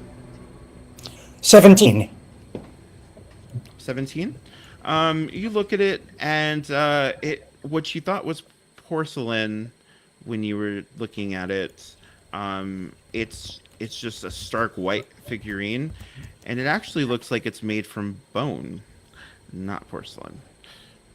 And you can see where the sharp edges of a blade were used to carve this figurine out of whatever bone this was taken from. The figure looks very daunting.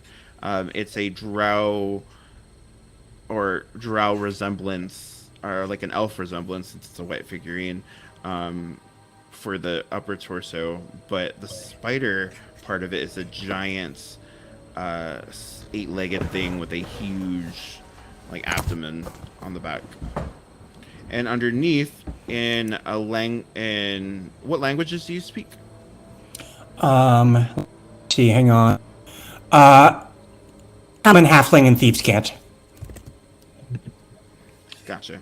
In a language you don't really recognize, there is a carving on the bottom of the statue, the little statuette.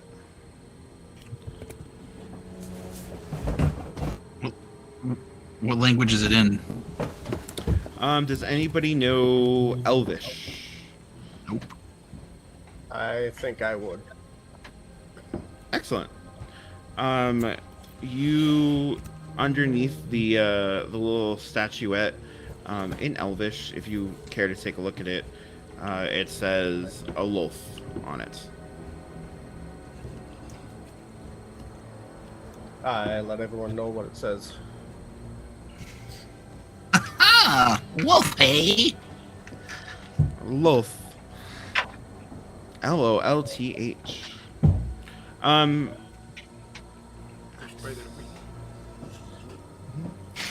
If anybody wants to roll a religion check to see if they have any information on said goddess, Yeah, sure. feel free. 15. 15? 15? 8. 8.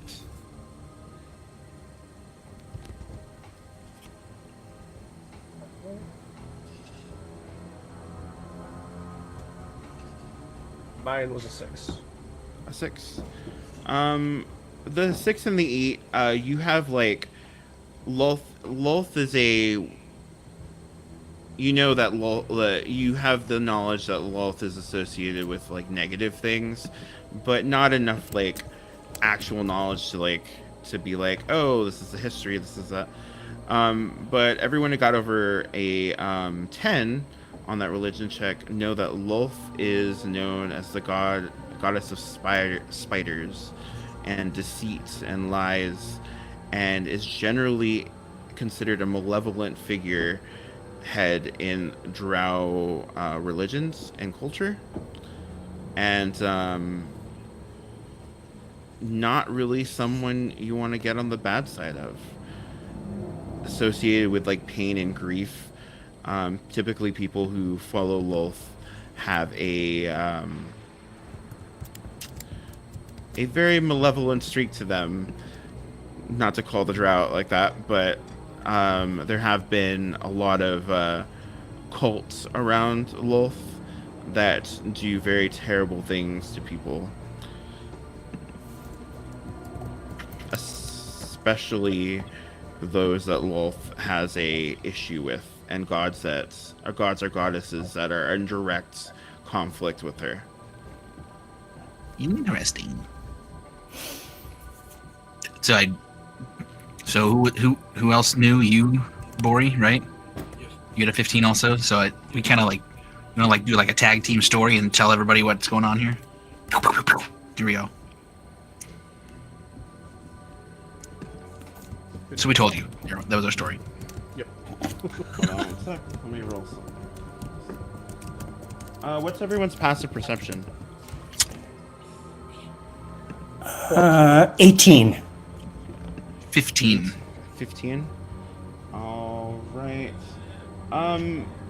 You all hear a little gasp. I'm pretty much everybody. I rolled really low. And if you got over a 3, you heard the gasp.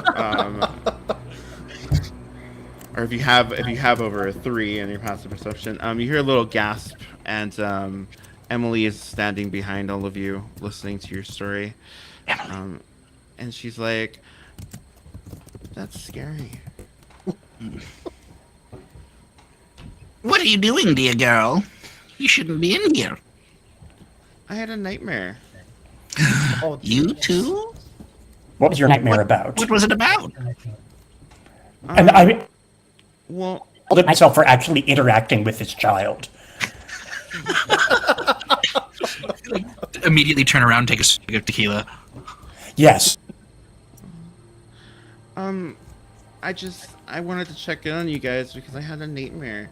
All of you, well, I saw all of you get injured really badly. Well, that's not ominous.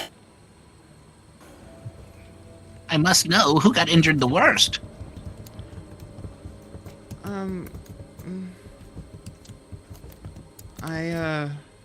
I really don't want to go into detail about the injuries, but all of you, like, I think all of you died. And What? she starts to, like, cry. Yeah, we had that. there, girl. It's okay. We had that nightmare too, and look, we're all alive. It's really fine. Stop I crying. give her a hug with my 4 arms. It makes it feel like 2 people are hugging her. Okay. Thank you. I'm just really sad about it. And Dad said not to worry about it because it was just a nightmare. But I just wanted to check to make sure y'all are okay. Well, fathers know best. Don't trust What? Don't trust your father. Father? What? Don't trust your father. I turn around to Bori and go ahead, David. No. I was just gonna say you have obviously never met my.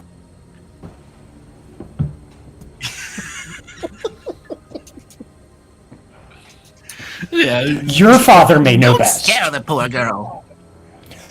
My father What? certainly. I have no idea. I knew him for minutes before the planet was eradicated. I whisper to them, the father killed the mother. Wait, hold on. He did what? The father killed the mother. Pretty sure. No. Gasp. Oh. Emily barely didn't hear that. She just said it earshot. Good. Save the child. Well, okay, well, Dad says whenever you all are ready, we can do the first round of investigation. I'm just in Yeah. case you all are ready to go. Yeah, let's go. Yeah, let's Yeah. go.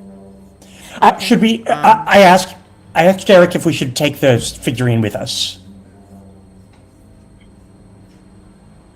Oh, Derek's not there with you at the moment, but Oh. you can most certainly. Then I want to ask the Um, chief. Oh, okay. The chief, who has come back from his like errand that he was doing, is like, I don't know if you want to take a statuette of that goddess with you, but you're more than welcome to take it, I suppose. I would like it back at some point. Okay, we'll leave it. But I have several of them. Oh, okay. He's like, I have several of them, but we use them for specific protection rituals. So Okay, any chance you can not- do one of those? not- I can certainly try. Sure. Yes. And he takes one of the statuettes and he on the bottom he in like a black like clay, he marks the bottom of the statuette with like a symbol, and then he starts to mark the body of the statuette with like a variety of like little symbols that look almost picturesque and like almost like a hieroglyphic, but with like a variety of fishes like kind of put into it. And then he takes a yarn that he has, or thread, and he starts to just wrap it around the statuette, like binding its hands and its feet and the face. He wraps the face several times, and he's like, so she may not see you, she may not touch you, and she may not move forward. And he hands it to you, and you see his hand glow with magic, and it imbues the thread with a bluish color, and you can see like kind of the magic traveling around all the thread around the statuette. And he's like, here you go. Thank you. May you never be blessed with her presence. Can I look at the fish guy and look. Can I have a statuette in case I wanna do the incantation? Certainly. I don't have a lot of these to give out. You know, it's really hard to find these carved in bone, but here's another one, and here's some thread.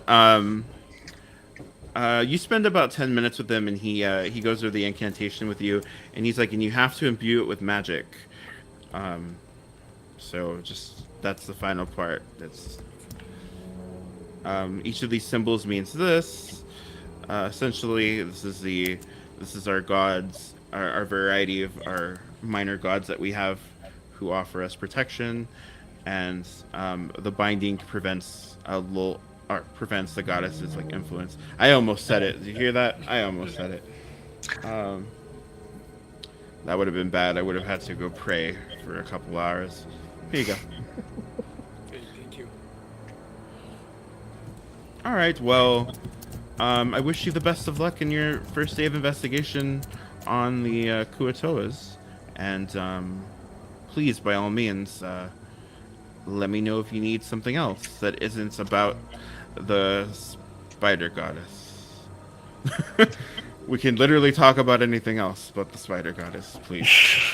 Do you have any item that belongs to the Kuatoa that are lost?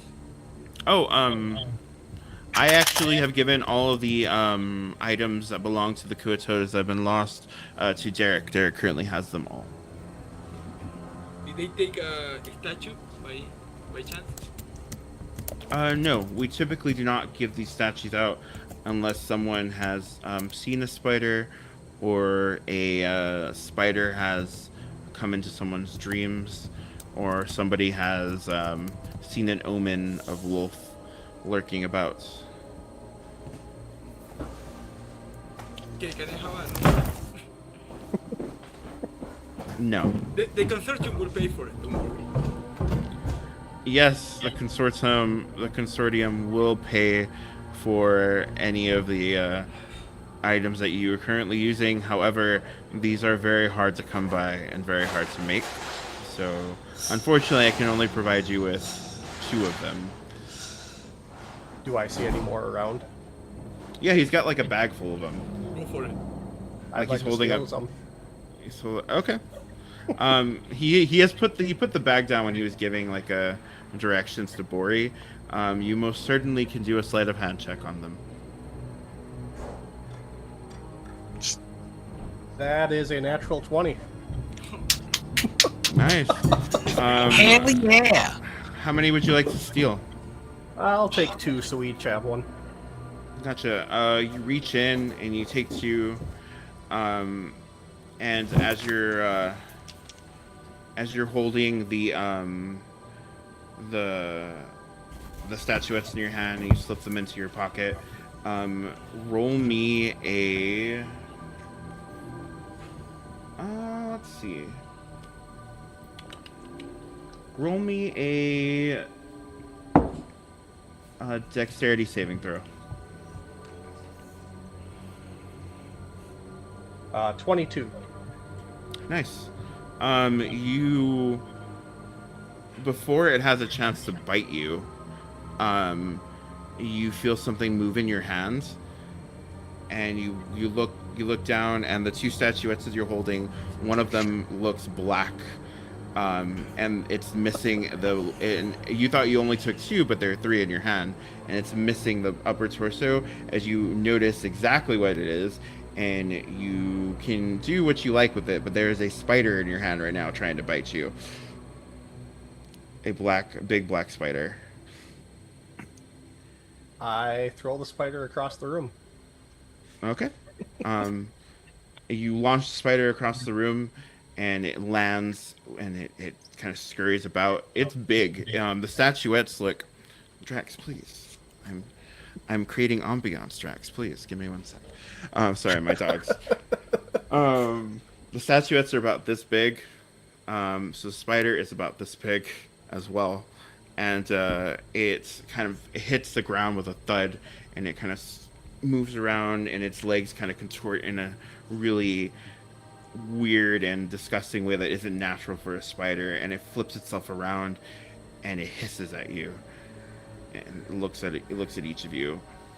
The Kuo-toa chieftain immediately pauses with like a shock, and before any of you can like react, I rolled for the Kuo-toa chieftain already. The Kuo-toa chieftain releases a bolt of lightning out of his hand, and just eradicates the spider.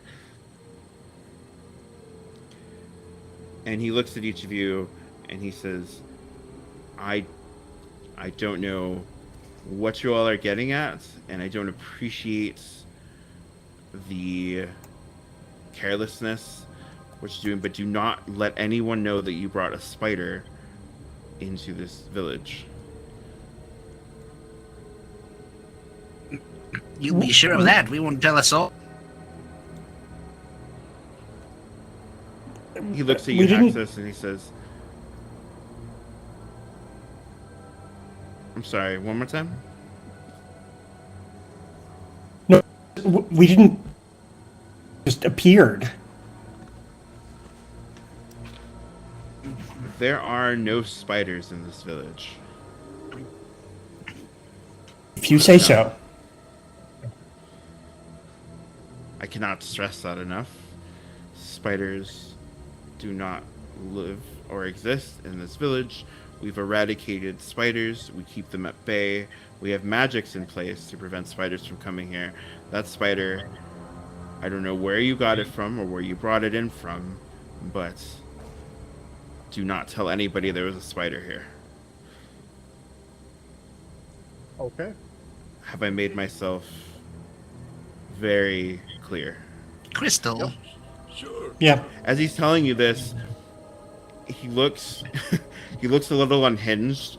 I mean, he's already like a skeletal looking fish person, but he looks a little unhinged, and as he's telling you this, lightning crackles from his fingertips from where he just released the lightning bolt out, or the electricity out, and he looks very, very serious. As much as this fish person can look serious, he looks very serious. He's like, do not tell anybody that there was a spider in the village. And now, if you'll excuse me, I have to go pray for hours. Hours.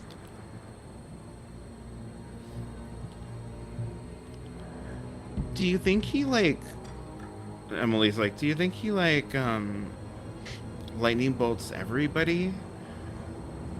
Or just spiders?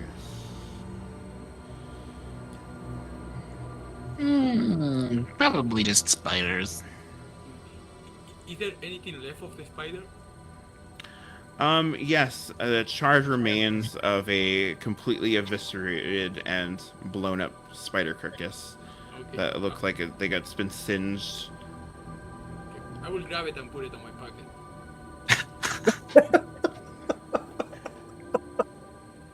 Spider dust, spider dust.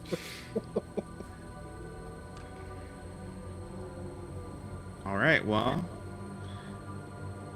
after that very strange interaction, Derek eventually comes into your quarters, and he says, "So, were you all going to meet me at some point, or are you gonna just let me kind of guess what we were doing? Like, are you all ready?" Like, You're the one who knows the Kuatoa. We're waiting for you to. well, that's true, but I told Emily to come get you. I'm not Great. sure Yes. why- Okay. Yes, because we. God. Emily takes out a magnifying glass and she's like, "I'm ready."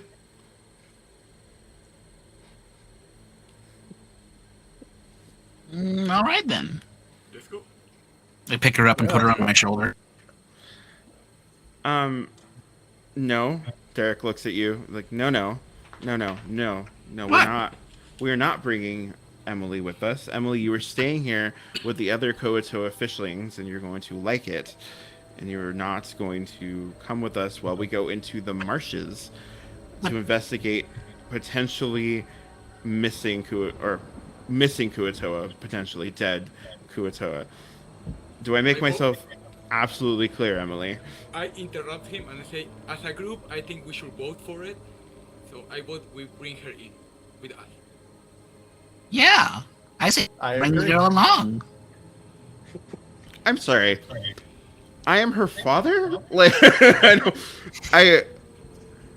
I'm not. You're not going to outvote my choice to bring my daughter on a potentially dangerous mission. Okay, fine. I tell him about the spider. If it turns out we need her and we don't have her, not. I'm sorry. Did you say spider? You, what? No, no one said spider. And I passed my hand. I passed my hand across his face like a Jedi, and I said, "No one said spider." Yeah, there was a spider here. Yep. Just said there was no spider. Yeah. The spider. That's not good. Again, we'll get to that later. Did one of you bring a spider with you? No I felt like spider. We didn't bring any spiders. People keep accusing us of having bring a fucking spider. I'm with Levi on this one. We brought no such animal. I have Well, some spiders- spider powder. That's it. I don't. Again, we'll get back to that, Bori. I feel like that's important that we touch on that spider powder, and what that exactly is. But I hope you're keeping track. I hope you're keeping track of all these things you want to get back to later, because I'm sure I'm not. there's no Fire Nation in Ba Sing Se. But there are no spiders in. There are no spiders in Seiko Village, mostly because of the spider traps, which we will be crossing over when we go into the marsh. But yes, I'll explain to you on the way. Okay, And he, I tell Derek, if you don't let us bring Emily, I tell them that you brought the spider. roll an intimidation check. Apparently, I can't. Apparently, we're poor Derek. Just like, Okay. Oh, I got -1. I got 2 minus 1, 1.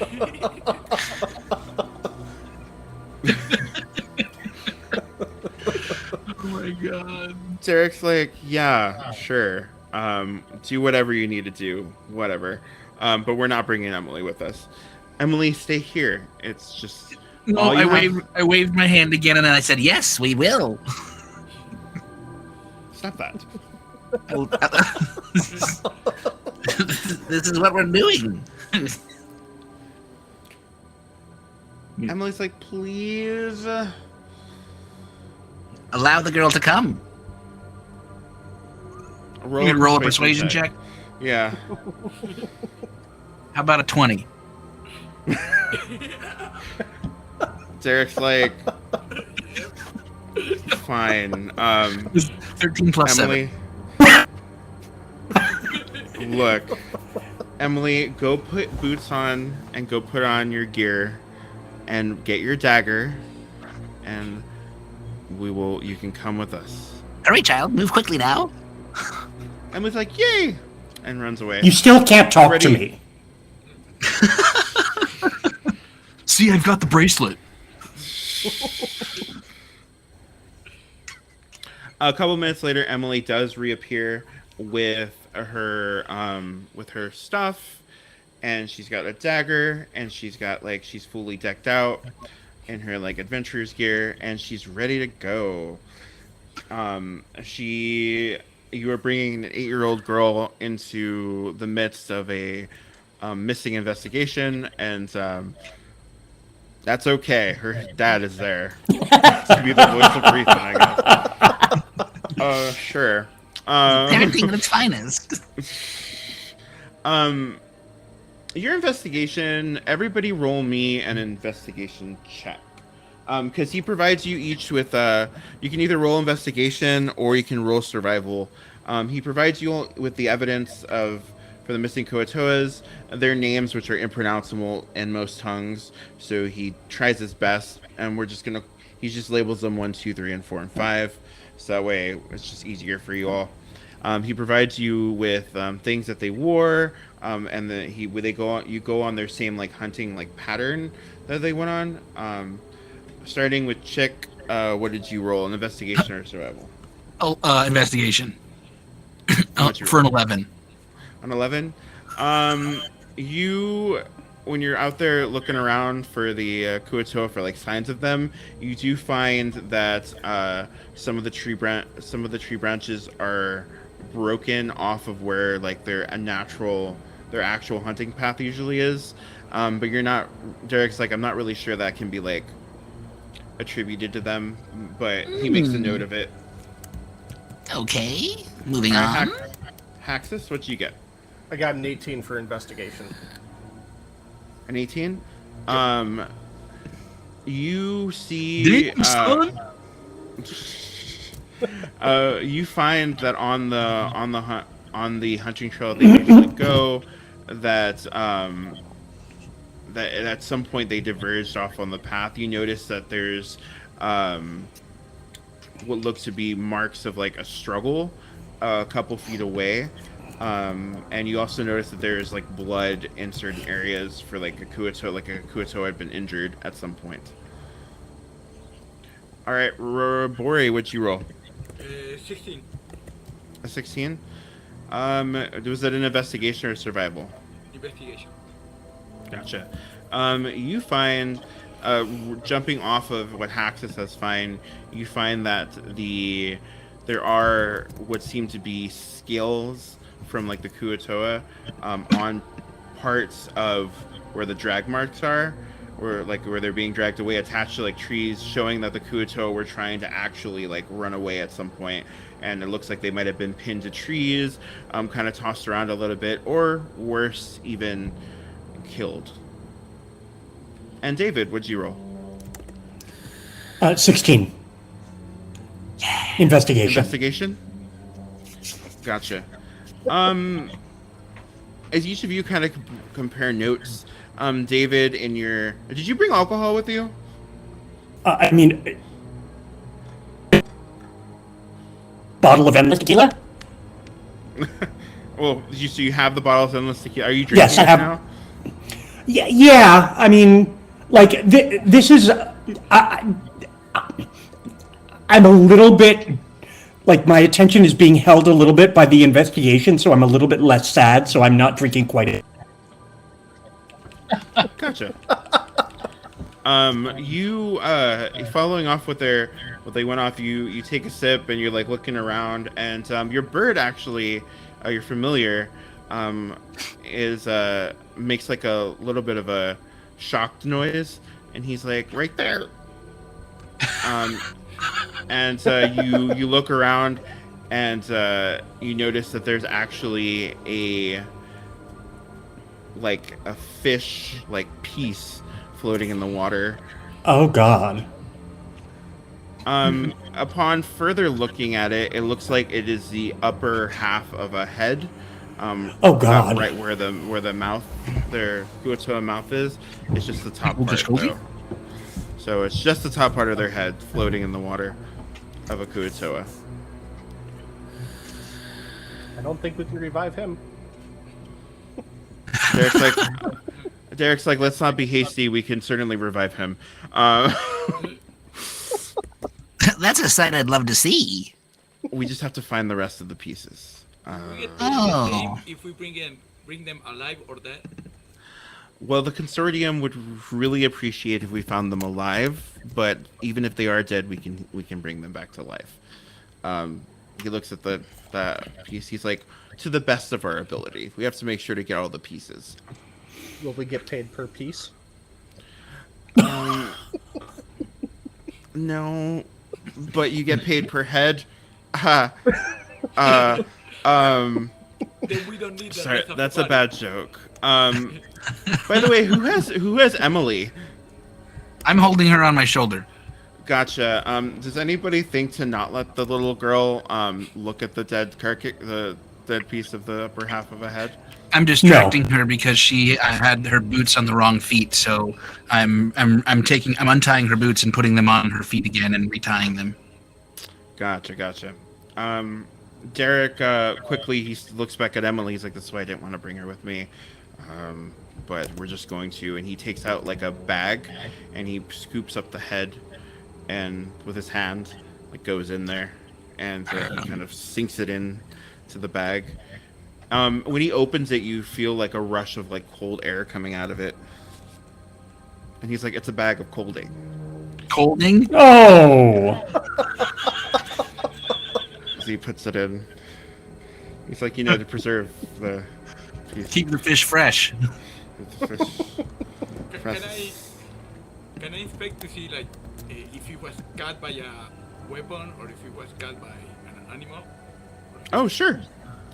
He pulls up. He opens the bag a little bit and kind of teeters it there. He's like, "You could take a look." He's like, "I just don't want Emily to see it." Roll another investigation check. Oh! 23, Coming in hot. 20, natural 20 plus 3. Nice. Your familiarity with battle, I guess. Maybe.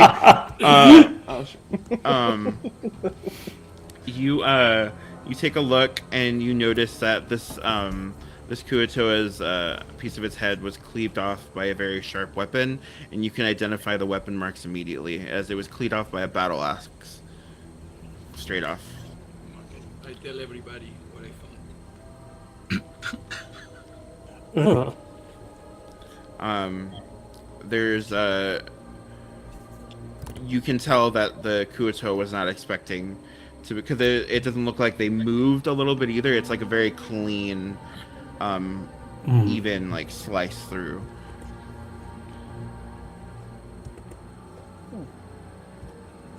Well, that's unfortunate.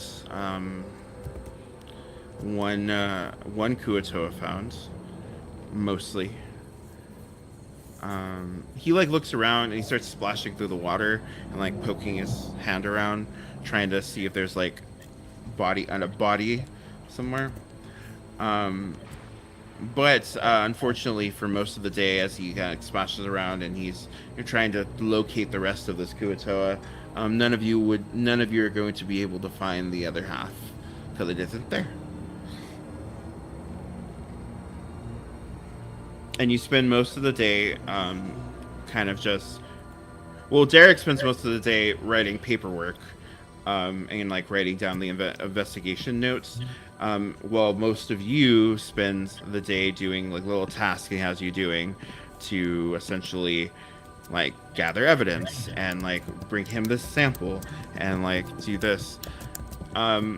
He's very bossy, and so at any point if anyone wants to punch him, you're more than free to, but he is extremely micromanaging as well.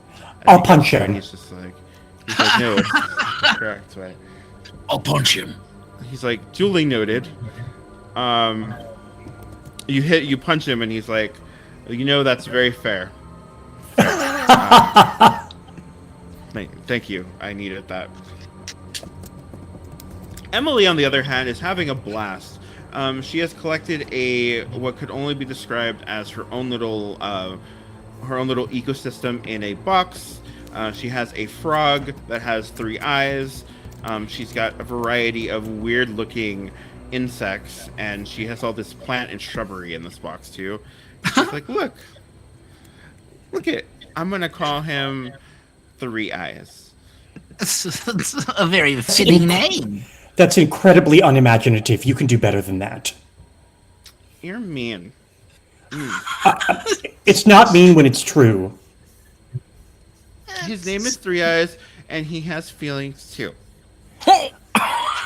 I know he does. That's why you should give him a better name.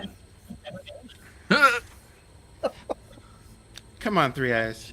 We're gonna go kill a dragon. She looks at Maury. Would anyone like to do anything specific while we're here? So I mean, is there anything around that we can tell, or like, you know, see what happened from what this was? Was there like broken branches or bushes or blood trail or anything like that?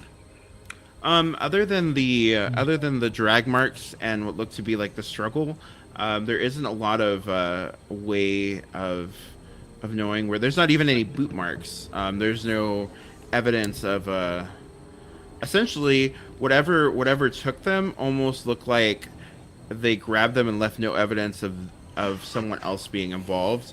You just see a lot of like Kuo-toa like struggle. Like there's like Kuo-toa blood, the scales, and then the of course the half head of the Kuo-toa. Sure. All right. No, I don't think I got nothing. Anybody else? Not really, no. Excellent. All right. The trip back is relatively easy. The chieftain is giving you a wide berth, and is a little bit almost cold to you. Not his typical warm self. He doesn't really approach you as much and has opted to sleep in a different quarters than each of you have, because he's been sleeping. That's his house essentially. So he's been sleeping there while you all stay there. And all of you kind of just gear up to get ready to... I'm pretty sure you all are tired, especially with the nightmare. And all of you gear up to get some rest. Let's see. I need to roll some dice. Give me 1 sec.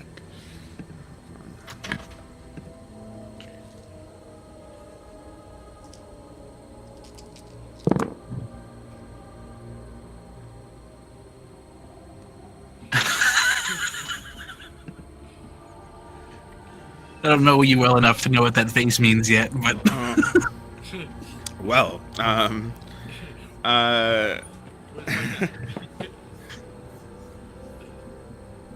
so the night settles in. Oh, but did you say, Chick, that you don't have to sleep? yeah. So I have where's sleeplessness? Sleepless. So I do not require sleep and can remain conscious during a long rest, though I must still refrain from strenuous activity to gain the benefit of the rest. But I don't have to. I don't have to sleep. Definitely. Does anybody else not have to sleep? I only need half the time. Gotcha. All right. So I have something special for you, Chick. But Bori, David, and Haxus, when you go to bed, you have a very familiar dream again, or a very familiar nightmare. God. This time you see the pillars a little more clearly. You see the colors a little more clearly. Also, you see that the area that you're in is filled with massive canopies of web. You see these black inky figures that you can't quite make out in your dreamy state, crawling across the web into like the trees. You see things looking out from various places at you, and each of you, at some point in the dream, Bori, you get something large lands on you, and you feel yourself encased in a cocoon as you slowly drift off into death. David, you see a giant tree smash against you, crushing you under its weight as you drift off to death as well. Okay. Axis, you see yourself on a bridge of floating stones, and the stones drop as you fall down into a watery pool of spiders. Spiders crawl up into your nose, into your mouth, and you feel them nest in your chest as you suffocate, and you also die in your sleep. Chick, since you don't have to sleep, and since you're probably a little wary of going to sleep now because you have the nightmare, you see everyone kind of stir a little bit. Everyone kind of shakes and stirs, and everyone kind of lets out these like gasps, and their eyes all open wide, and they grow still. Would you like to check on your mates? Yeah. I walk over to David and I start shaking him on the shoulder to see if he's still alive, because that was a really weird thing that just happened. Stop that! Stop that! Oh, you don't talk, David, because you are in fact dead. Oh. You go to shake him, and you notice his mouth is agape and his eyes are open and still, and he is cold. You eye him, and you see that you look around and you see that your other teammates are also cold and still, each of their mouth agape. And as you lean in closer to David, you hear like a little rustling sound coming from his like throat, which might be a semblance of breath, maybe. You can lean in closer to see if he's breathing if you'd like. Yeah, because I'm worried about him at this point. Like, me as a person, I know that I shouldn't do this, but as my character, definitely worried about David, so I'm going to lean in and try to make sure that he's breathing. You lean in with your ear, and you feel, or you hear something like rustle, and as you're leaning closer in, something touches the side of your face. As you jolt up quickly, you see a set of spider legs crawling out from his mouth as this massive spider just emerges and looks at you. So, is it? Can I grab it and throw it? Yeah. You know what? Or can I take my scimitar and try to cut it in half? You can. All right. You can if you like. Which would you like to do? I want to try to cut that fucker in half. Be like, It's a 'cause big he's a big ass dude, right? Yeah, it's a big spider. It's got long legs that are like really thin looking, and it's got these like red eyes and this big black body, and it just stares at you. You want to cut it in half? Yeah. Go ahead. Go ahead and make me an attack roll. 23. 23. You cut it in half, and it's like it like pops almost. You cut it, and it splits in half, and it's just all these green like juice just kind of like drips out of it as it lands on the ground, like twitching. Something you with your passive perception, something you probably hadn't noticed initially. You look up and you actually see a giant black spider has encased the parrot in a web and is holding it on the edge of the side of not the, Egbert. on the side of the hut. You notice also that you hear the same sound coming from the throats of Bori and Haxus also, as you see more black legs emerging out of their bodies. Before you have a chance though to really like process what you're seeing, you hear a little like clicking sound, a very familiar clicking sound from behind you. As you hear your voice says, you hear your own voice right behind your ear. You turn around to look, and you see you, essentially. But there's pieces missing. Most of your arms are gone. It looks like something has bit into your like a giant eye, and there's like these few like marks, and your antennas are all messed up, and there's like pieces of you like falling off your body, and it reaches out to you, and it tries to scream and tell you something, and before it can like touch you, you all wake up, all of you. There's like a heaviness in your throat, like as if you would like stop breathing in your sleep, all four of you. You wake up, and it's morning, and all of you are now alive. If this were a different story, you'd all be dead, but no, this is this one. Yeah, this is really not fun. Do about this, like this dying overnight thing. Can we cut that out? Derek's not there. Derek isn't staying with you actually. Him and Emily are actually staying in a different hut, but he does come in frequently to check on you. But the chieftain's there. The chieftain hears you say that, and he's like, "Do you all have a bad dream? Like what? Yes. You all kind of jolted awake." Yeah, I mean, we can tell you about it, but you're not going to like it. David, and he was dead. Oh, dreams about dead people, bad omens. You know that. Yeah, well, I mean, do you want us to tell? Not going to like. Oh, why? What happened in the dreams? They were full of It spiders. had 8 legs. Oh no, dreams about spiders are a bad omen here. We tend to not talk about spiders. It seems like there's no types of omens but bad ones with you. Are you? Do the killer have any good omens? Good question, David.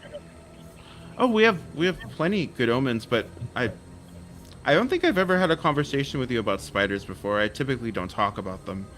You see, there's spiders are like a bad omen here. We actually don't have any spiders here. He reaches into his he reaches from behind him and pulls out a sack, and he's like, the drow actually, who used to hunt us, used to worship the spider goddess, that we don't speak her name, and he pulls out a little statuette, and he says, yesterday. So I reach out to him telepathically, and I say, "You don't have to speak his name. You can just tell me what it is, like this." Her name. I don't say the name because saying the name, even thinking the name, will result in she can see you. So I appreciate it, young one. What if he wrote it down? You told us all of this yesterday, chieftain. Do you not remember? Yesterday? Yes, you did. And then you brought out a little yesterday statue, a hideous little statue cut from bone of something was like a drow on top and the bottom, and we asked for it. We asked for you said that you used it to cast protection spells on us, and you did, and you read some like fish language shit on the bottom, and you don't remember this. No. I want to roll a perception check and just see if I can understand what the fuck's going on here. Yeah, Because go this- ahead. Roll a perception check. He reached 7. 7. He seems genuinely confused. He's like, I mean, you can tell he just looks confused. I mean, you don't know if it's genuine or not with a 7, but he seems very, very, very confused. He pulls out. He pulls out this. Yeah, go ahead. Sorry. Oh, what were you gonna say? Oh, I'm gonna stand next to him, like next to the hand that threw the lighting last time, in case he does something. Oh, okay. He reached into his bag, and he looks at you. He's like, you said these statues, these statuettes. I mean, what you're describing is a ritual thing that I can perform for protection against the spider. Yeah, you performed it. goddess, but Apparently, it didn't work very well if you've already done it. Yeah, no thank you. No thank you. I'll pass on that. but I haven't done. He like reached into his bag and he counts, and he's like, I have the same amount of statuettes I had yesterday in here. I don't know when I would have performed a ritual. Wait, do you still have the two he gave you yesterday? And Haxus, do you have the two that you stole? I'm sorry. Do we still have the statues with us?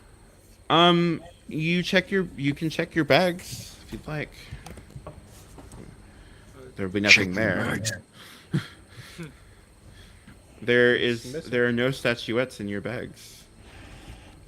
Okay, this is Is some. this like... It's like Groundhog Day? Ground Spider Day. What is Ground a Spider Day? What is a groundhog? Yes. Never mind. Never mind. Um, It's not. It's not. You hear a gasp from behind you, and Emily's there, and she's like, "Oh my God!" She's like, "Are you all okay?" Emily, you wouldn't believe what happened last night. Emily, let me ask you. What do you think happened? Did you come with us into the swamp yesterday?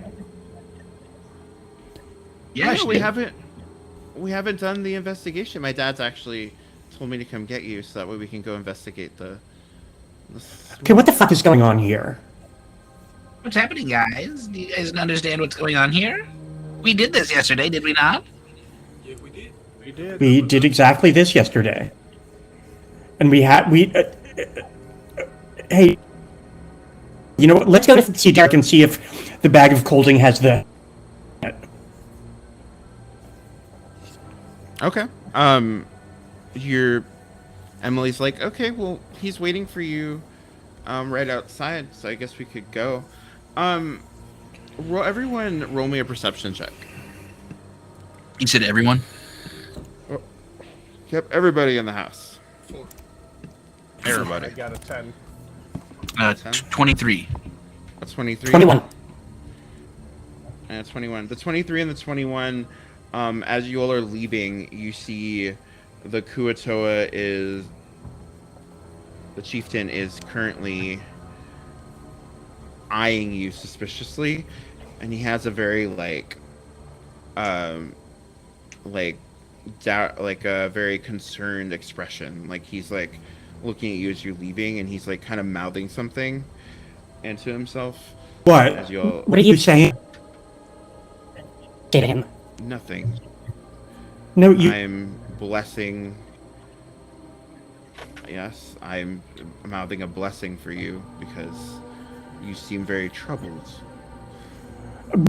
As he looks you up and down. Okay, let me tell you about it. And then I start telling him about Ramsey, my ex.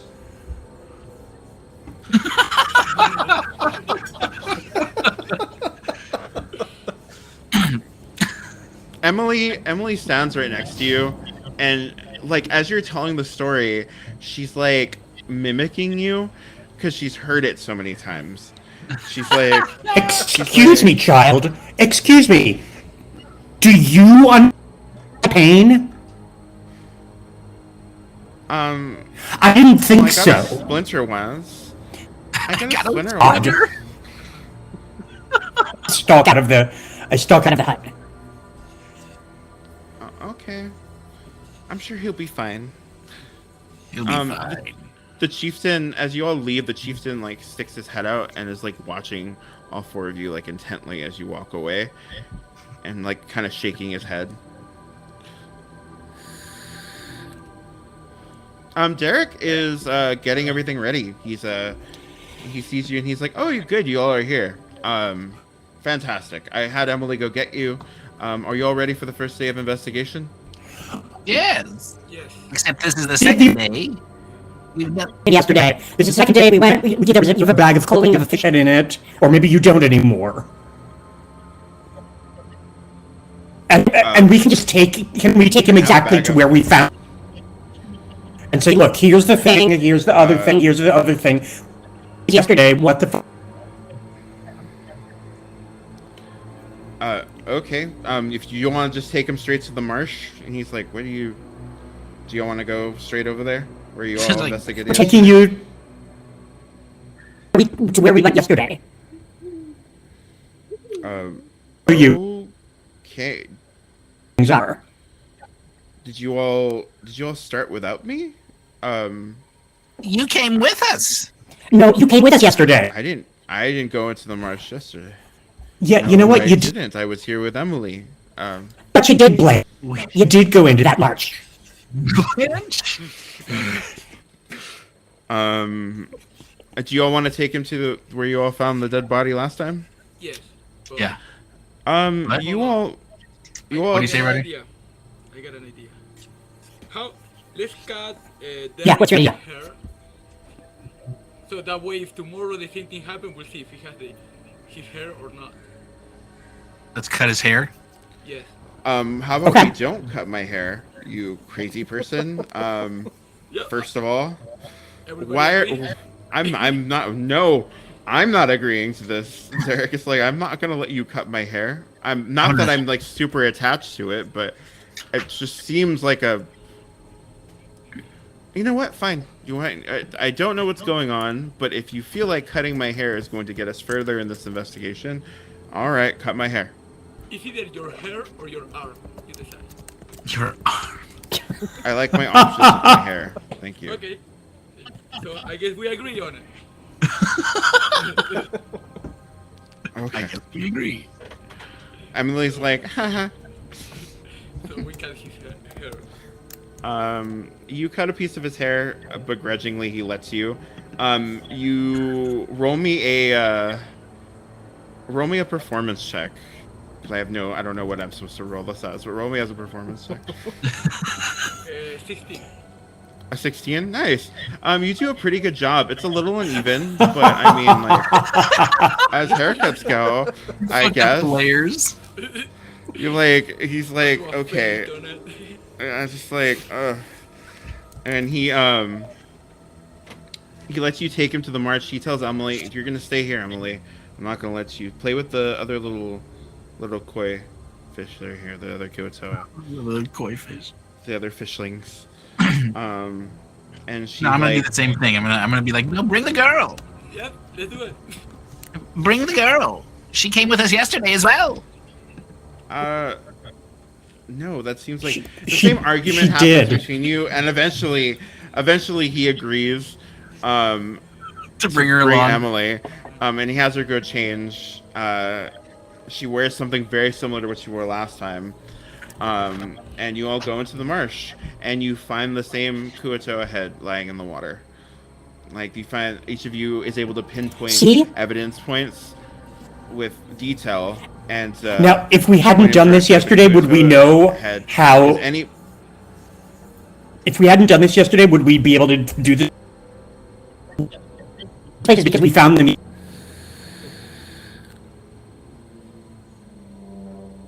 well, got I a mean, point. if you had done an investigation yesterday, you should have let me come with you, because I could have. You did come with found all us. this evidence You that did have. come with us. No, You put I this didn't. fish head I've in your never bag of seen this before. Look, either we're stuck in some time travel loop, or somebody is fucking with your memory.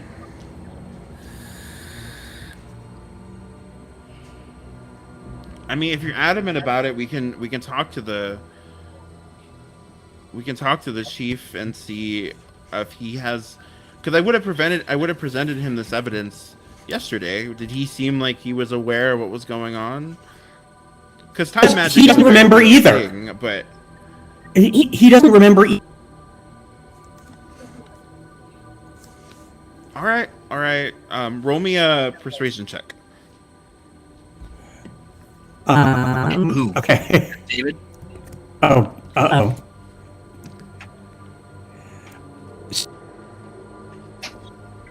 A 16. Hot damn. He sighs. He's like, okay, let's see if we can't figure out what's going on. Let's gather. Let's just gather. He grabs the fish head and puts it in the bag of clothing, and he says, okay, let's go back to the village, and let's see if what you're saying is. If what you're saying is true, then we might have something much more complicated on our hands than just missing Kuatoas. What we're saying is for certain. Something much more complicated on our hands. On I all found of a our hands. frog, Emily says. I'm gonna call him Three Eyes. Of course you. Oh my god. Predictable. I'm not even gonna try. Frog, look. Come on. And let me we're guess. gonna go Let me slay a guess. dragon. He has. He does have feelings. Maybe we should go with her and slay this dragon. We're gonna go slay a dragon. Come on, Three Eyes. He does have feelings, David. Thank you. She walks away. You all make your way back to the village, and they're actually waiting for you there as you come up. There's the chieftain is actually one sec.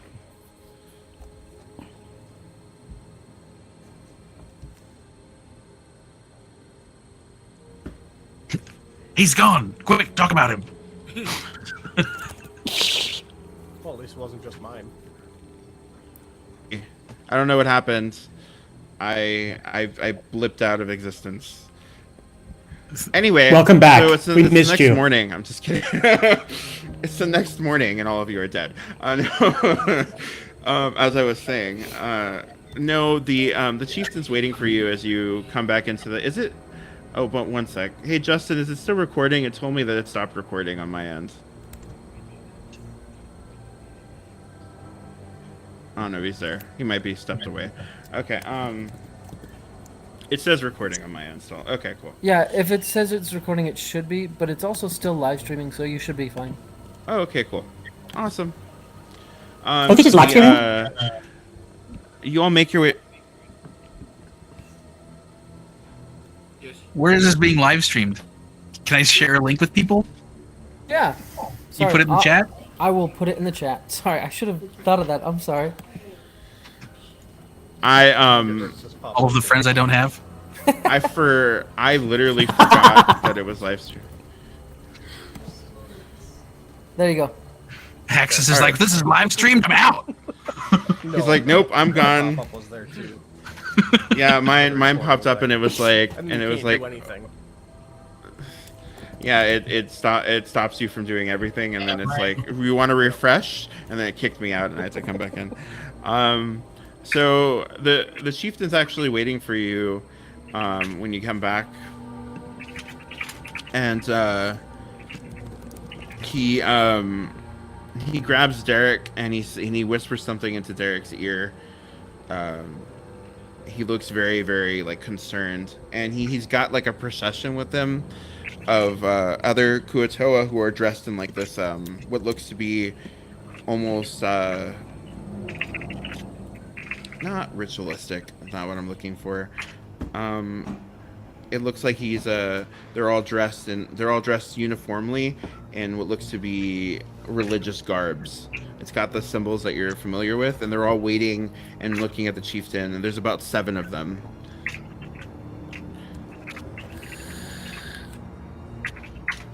Derek turns around and looks at each of you, and he says, the chieftain needs to speak with us in his hut, privately, away from everybody else. Okay. All right. We're gonna leave Emily here. Emily, go do something with Three Eyes, and we'll come get you in a little bit. Okay. Emily begrudgingly agrees, and she runs away, off into the distance with the other fishlings.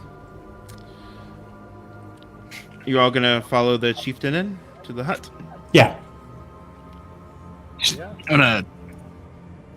Yeah, I'm just gonna. Should I check around first, make sure there's not any like traps at the door or anything? You can. You can roll for traps. Roll for traps. You can roll the check for traps. If you'd like. Survival, investigation. What do you want? Do me a survival check. Actually, that sounds like a good one. A nat 1, so 6. You know, everything looks pretty good. I mean, like, The refreshing page too. no worries. You're good, Rugby. It looks fine. Don't worry about it. It looks great. Yeah, totally not Everything worried. looks fine. The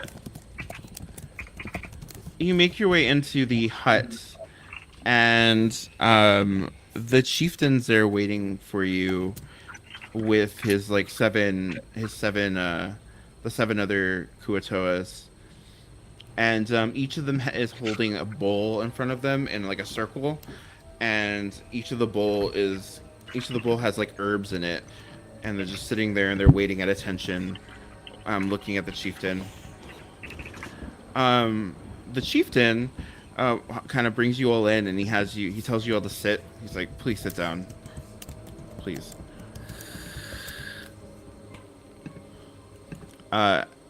If anyone has any objections to sitting, he looks at each of you and he says,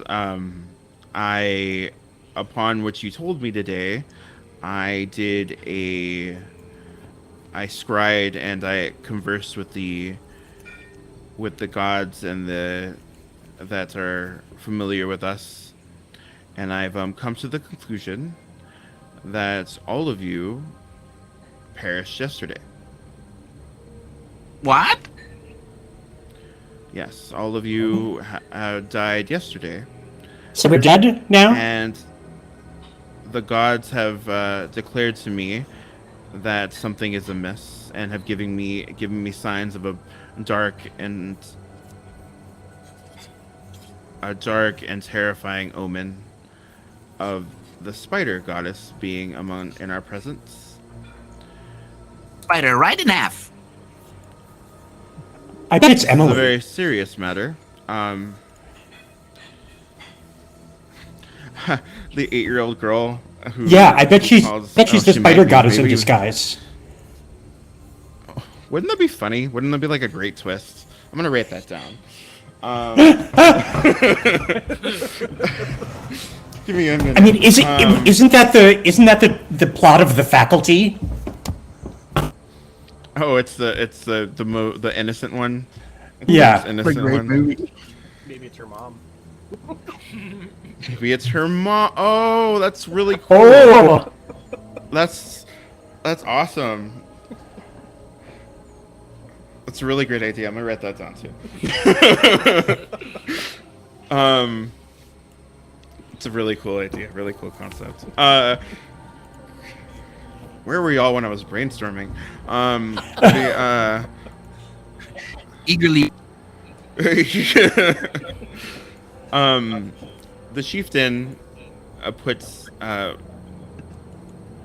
so hang on. Are we dead now? Yeah, I just want to check. Not- But we're not dead. Yes. And I don't know how how did this that come occurred. to be? Okay. I'm not Hey. sure, but I can for certain guarantee that you have died at least once. Did Ramsey die? I don't know. Have you We're thought just about gonna talking we're to somebody about? Just tell him yes. Maybe he might have died. The gods did not tell me if that was the case. Okay. I'm gonna assume he did. He hands a stone statuette to Bori, and he says, "Take this." And he hands you yarn, and he hands you the clay that you need, and he says, "Take this. and hold it, please. You remember, you mentioned that I told you about the ritual. Do you remember how to do the ritual? Of course. Okay. Perfect. So we have a problem. You think? I am not sure. I'm not sure how you all have gotten to this point, but the god that we worship the most, the one that we hold most close to us, is associated with dreams. And he would like to speak with you about your current predicament. So, oh, we lost David. No, not David. Who's He'll gonna be tell back. us something? Just had to go. He just has to go check on his ex. He's crying about his ex. It's just a check on his ex. He hands you the I'm echoing. I can hear myself talking. He hands you the statue, Vori, and he says one of our gods would like to converse with you to discuss what's going on. Unfortunately, our god's associated with dreams, so the only way for you to converse with our god is to essentially be put into the dreaming. Okay, go ahead. A dreaming state, at least. You all are going to have to dream, and I have, instead of waiting for you all to fall asleep, I figure the best way to do this would just be to use our traditional rituals that we use to converse with the gods. If you all are consenting to this, it shouldn't take long. Okay, hear you. Very quiet.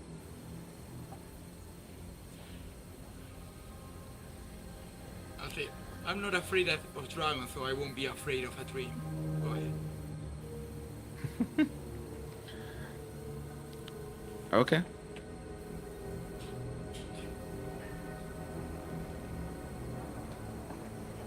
We can't hear you. Barely. Excellent. He says, I have to get your verbal consent for each of this. So, David, do you consent to being put into the dreaming? Yes. Bori? Of course. Haxus? Yes. Chick? Well, if everyone else is doing it, I might as well too. Derek? Sure.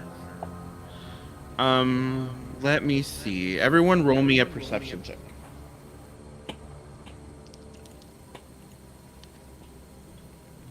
24. 16. 12. All right. Each of you hears as he starts to light the fires for the smoke, and then starts to fill the air with like this strange herbal scent, and you start to feel drowsy. All of you hear a small yes from outside the hut. I wonder what that could have been. I was Small- about to ask for her. A small girlish yes. Emily! And all of you fall asleep. And you slowly fade into a very strange dream. The world exits from what you're looking at as you close your eyes, and from the darkness, you start to realize that all of you are standing on a solid ground, and you have your bearings to you, and everything feels very real. As you look around, there's a familiar sight, actually. The trees that you have been dreaming about for the last couple of days is right in view. And standing before you is a, I wouldn't say woman. Woman's too broad too specific a term for what's in front of you. It has feminine shapes to it, but as you look at it every time, it looks like it changes and moves and shifts. Its eyes change color. Its mouth is agape. Its mouth is like tentacles. Its mouth turns into like a bird's beak. Every time you blink, it looks like something different. And it addresses you, and it says, "I am Morpheus, the god of dreams, and welcome to my realm." And before we continue, we're going to take a brief 10-minute break into the second act of what we're doing. Dream of the endless, eh? Dream of the endless. Look at It's that. the dream of the endless. Yeah, somebody, we can. Like Yes. loud as a bell. Okay. Clear as a bell. Whatever the phrase is. We're going to take a brief 10-minute break. minute.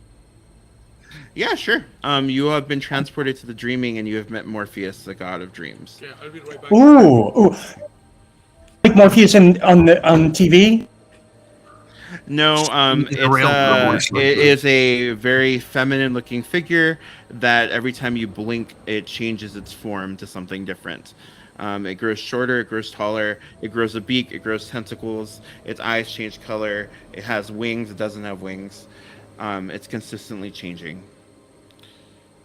And we can take a brief 10-minute restroom break really quick. Because I have to Now that you're back, we're gonna take a break. We're going to take a brief break. And then we'll continue on to Act 2 of the story. Well, I for one am having a blast. Action.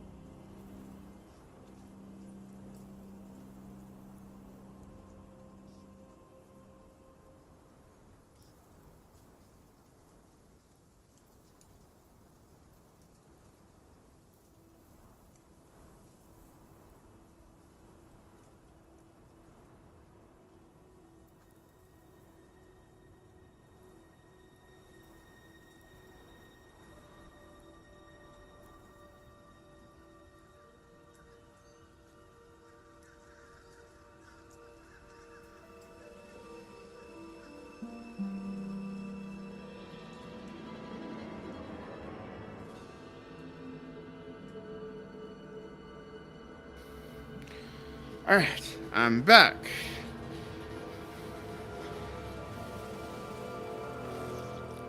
Yes.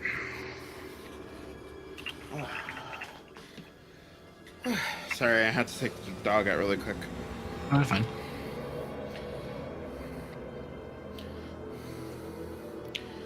Let me take my thing. Okay. So how's everybody feeling so far? I'm digging it. Oh, pretty good. Things are about to get weird. Oh, because they aren't already. Right. Got it.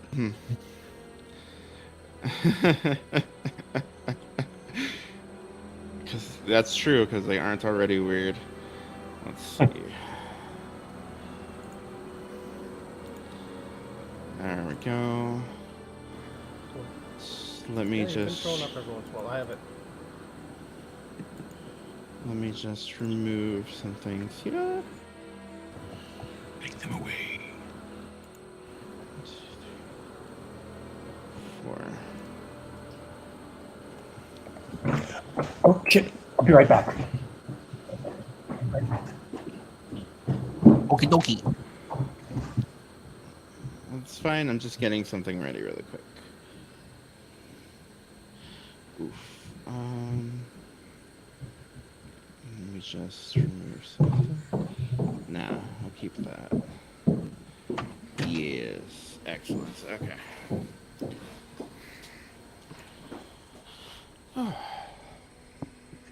So how's everybody feeling so far? Do you are you is this fine the amount of time that we're going through, or does anybody have any objections? No, I'm good. I'm good. Okay, perfect. I'm good.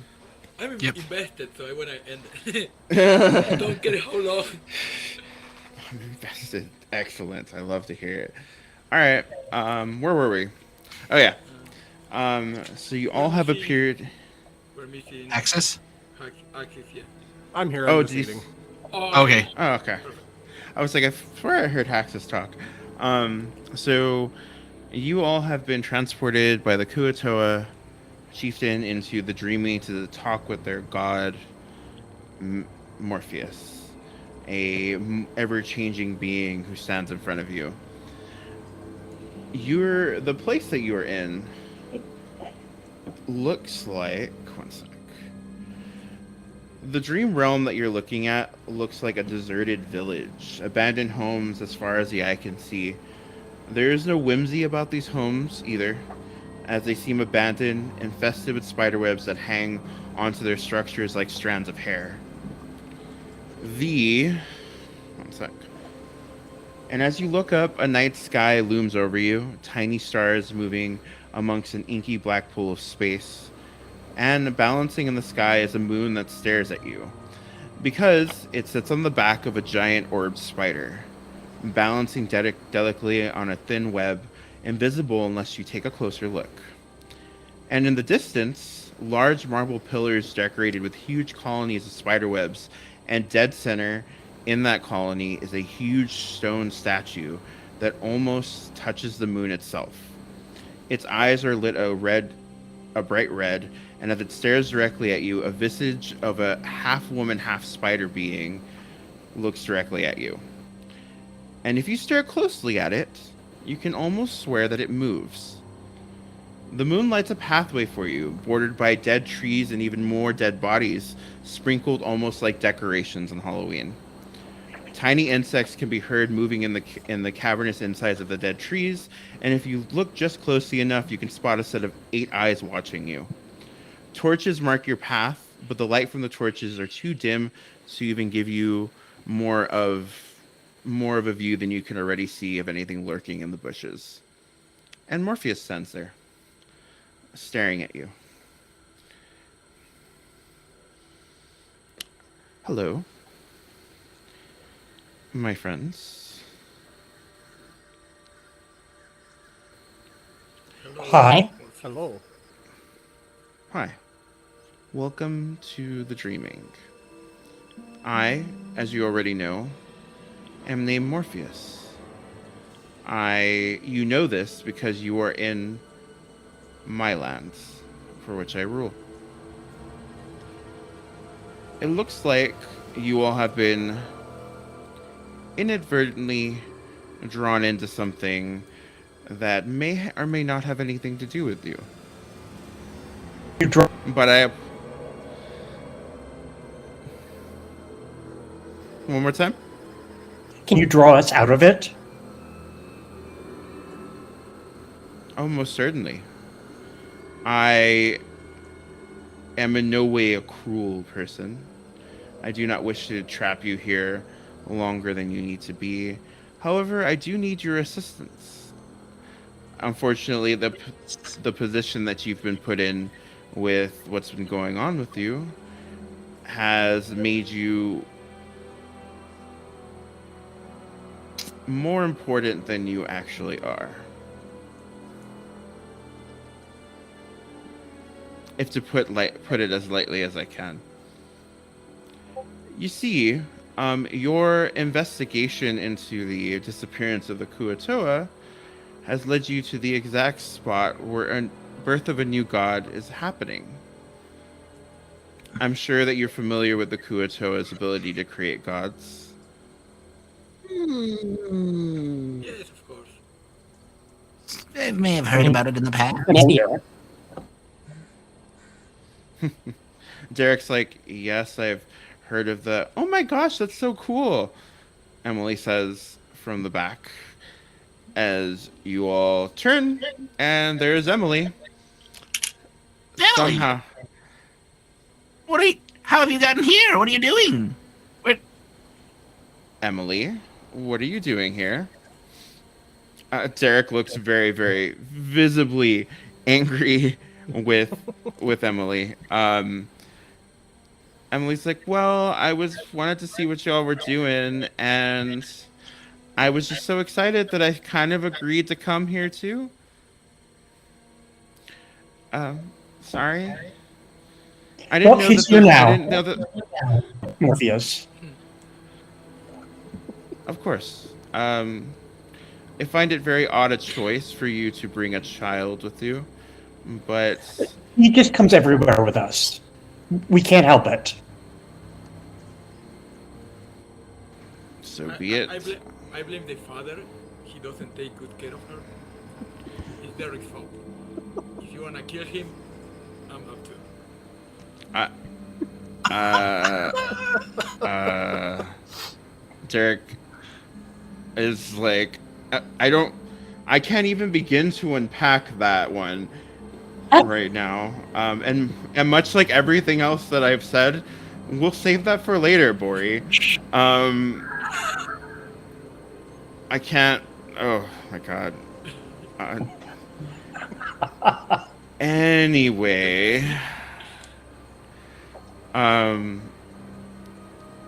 So the Kuo-toas that have gone missing in an effort to save themselves from whatever disaster befell them, birthed a new god into existence, which is the god of a moment in time. Unfortunately, the birth of this new god has unleashed the full potential of its abilities and has trapped you in this time loop, I guess you could say. More unfortunately,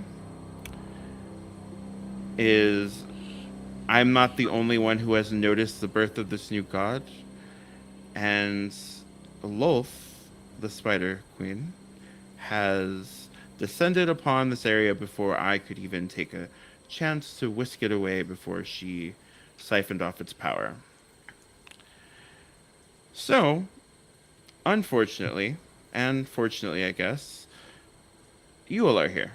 And since each of you is currently in a position where you can't really tell me no on assisting me, because you all are stuck in this time loop as well, I need you to travel through the dreaming and banish Lolth out of my land. In exchange for... What are we your getting? freedom from this time loop. And So okay, so let me get this straight. You could, but you're not going to. You're gonna make us do this shit for you, Yes, and then but not and then- because okay. I cannot. Not because I can take you out of this time. Unfortunately, I have no control over the time loop that's currently going on with you. That is the new god that has been born's ability to trap to create the time loop. I am in need of you to travel across here to go stop Lolth, which I would do myself if it weren't for one tiny issue. And Morpheus picks up his hand, and or their hand, I guess, because Morpheus is ever changing, and moves their fingers around, and as they move their fingers, you see tiny threads of web like manifest on their fingers, and as they try to move their hand, it stopped midway because there's web strands attached to it. I'm stuck here, unfortunately. I can't do anything. Lolth has created barriers in my own world against me. How do we take these barriers down? Alex. You have to banish her. You must banish her from this land. That totem that you have in your pocket will allow you to be able to create a protection spell enough to push Lolth's sight out of here, free the new god that's been born, and we can move on with our lives. I can't even begin to explain the ramifications of Lolth siphoning the power of this new god for herself, but I figure as beings as you are, that you wouldn't fully understand it either. So, oh, I understand. It's okay. in the War of the Gods, this is an important piece that needs to get accomplished, and I only bring you onto it because you all are stuck here with me.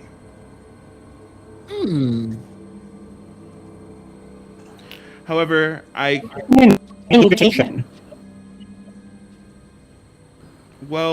we've had this conversation several times. We have? The five of us? Yes. Well, the girl's new. This is the first time you brought the girl with you. Okay. I've never met these men before in my life. Take a look around you. Look at the dead bodies around my land. He picks one up, one of the dead bodies, and it's Bori. I faint. Well, that's unfortunate, considering. And he flings the body to the side, and she picks up another body, and it's David. You'll have been here several times with me, and I've called on your aid several times before, and you will have failed me several times in the process.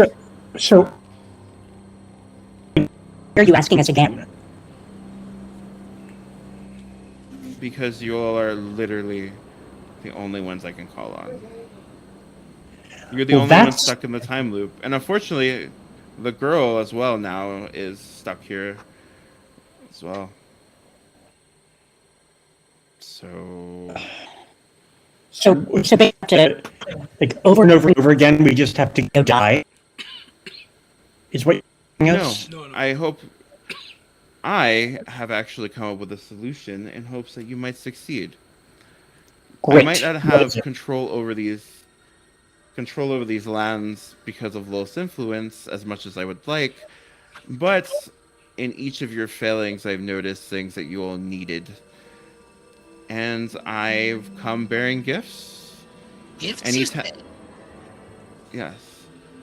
In the event that you get injured, I have created this. And he taps the ground, and you see the ground kind of wriggle and writhe, and a giant blue fluorescent grub emerges from the ground, and it kind of like moves around like it's struggling with its life.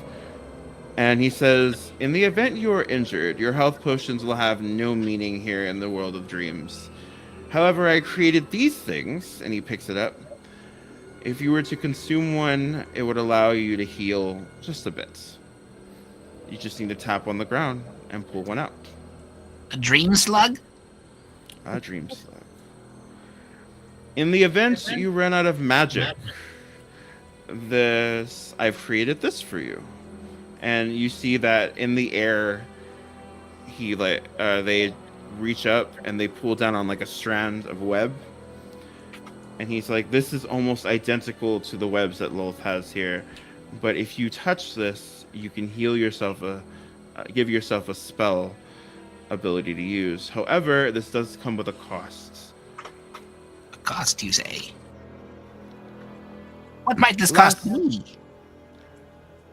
Well, let's just say there are more explosive consequences to using magic with this. Explosive? Like diarrhea? Something like that. You know what? When I give people gifts, I don't make them pay it for them. Unfortunately, tapping into the natural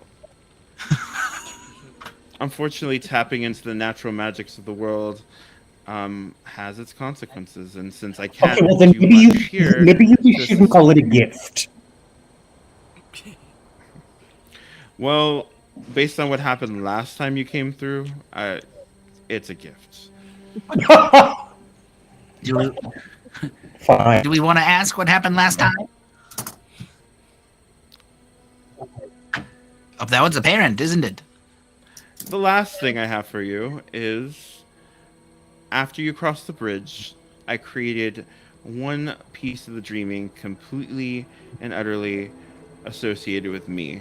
And it is a fountain that you can sit and rest in for a short period of time. The fountain's waters have healing properties. You can rest your feet up and escape for just one moment the torment of this place. I have one last warning for you two.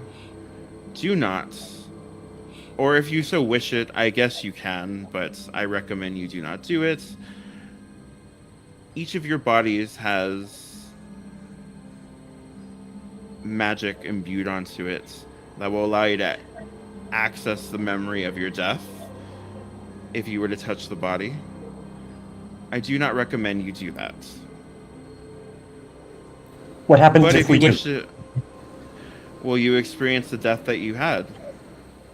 Do we die, or do we just feel like we died? You feel like you died. You remember what the last version of what you did went like. I have graciously taken those memories from you, so that way you don't remember every time you died. So that way you don't go utterly mad. Well, thanks, I guess.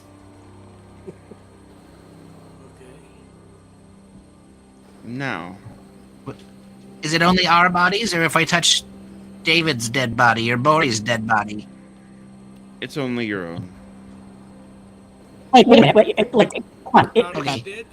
I don't. Whatever you're into is fine, but just leave my dead body alone.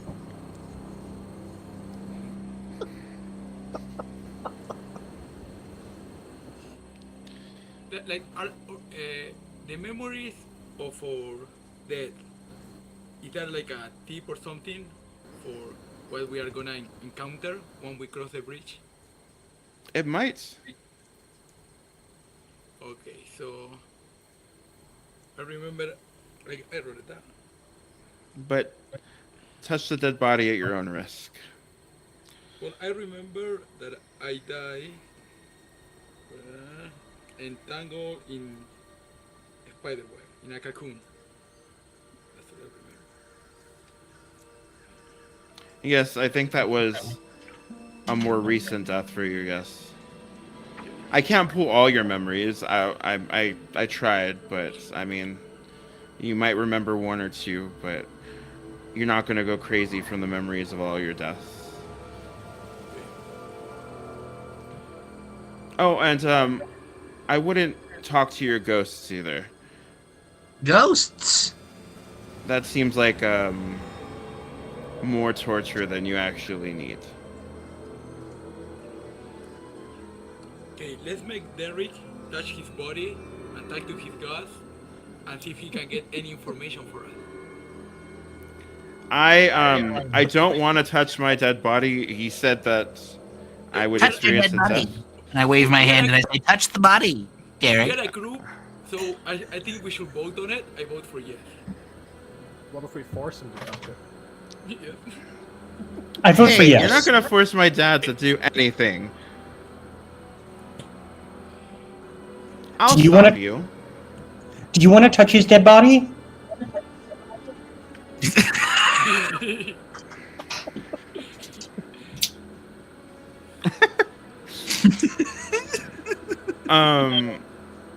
No, I don't want to touch any dead bodies, and we're not making my dad touch his dead bodies if he doesn't want to.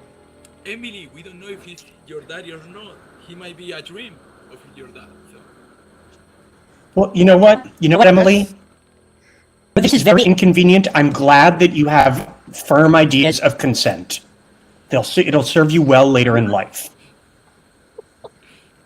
not of this situation, but later in life. Thank you. I'm not entirely sure what that means, but I will remember It's okay. that, I guess. You'll find out. Oh man. You'll understand when you're older. So I know this is a bit of a lot to take in, but I have all the faith that maybe you'll succeed this time. Wow. That for sure. So inspiring. Like I said, You just should become an remember- inspirational speaker. Put on your own TED Talk. All right. Well, thank you. For now. And Morpheus disappears. Jesus Christ. David, I don't know if they have sarcasm in the dream world. We have to go kill a spider goddess? Oh well, Derek's like, I don't think we're supposed to kill a spider goddess. I think it's to banish a spider goddess. Oh, well, that's easy then. Oh, well, I mean, easier than killing a spider goddess, I suppose. I don't know what to tell you on that one. How do we get a spider goddess? How to banish a spider goddess 101. Well, the path lays before you, you hear Morpheus say. Go forth. Fine. Let's go. So I'll Your st- path is lit by torches that lead into like almost like a little village square. Okay, I'll start heading down it. I'll go in the back. You guys go. Gotcha. Well, let's see. 1, 2, 3, 4, 5, 6, 7, 8. Just one sec. All right, everybody. Do you go ahead and roll me a? One sec.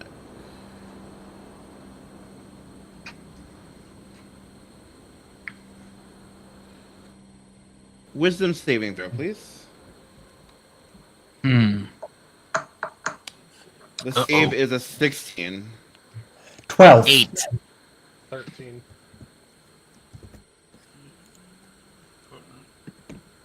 22. Oh no. Oh well, Bori's the only one that doesn't feel it, but all of you who got under a 16 begin to have. It starts off like an itch in the back of your head, and it slowly fills the front part of your brain as you start to have doubts about yourself. You look at everyone around you and you think, who was it? Who was the one who messed up the most? Who's the weakest link? Who is going to turn around and fuck this whole thing up for you? You look at each other. Derek, yeah, for sure. As doubt begins to set in. Derek actually got his save, so Derek's just like. And Emily seems remarkably unscathed by the whole thing.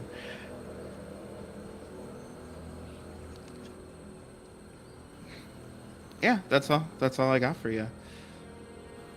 As you all head into the village square. Who messed up last time, do you think? Was it Haxus? Did Haxus not roll high enough? Or was it Chick? Or was it David? Maybe it was Bori. Who knows? It was Ramsey. I don't know how, but it's his fault. Somehow Ramsey's here too. Ramsey's just like, I just bolted in. Apparently you giving the yes for you brought me in here with you, David. Great. You can't just you don't want to just ruin my life when we're awake. You also want to ruin my life when we're asleep. Great. That's just fantastic. So I get my weapon ready. Please take me back. Take me back. Baby, come back. The way It's like, oh my god, you're pathetic. the way to the village square is just overrun with cocoons, like not wrapped up dead bodies. Most of them are still and unmoving. There's also some dead bodies lying around. You don't look too closely at them unless you want to. You recognize some of them. Very familiar faces. Most of them are Derek, so it's okay.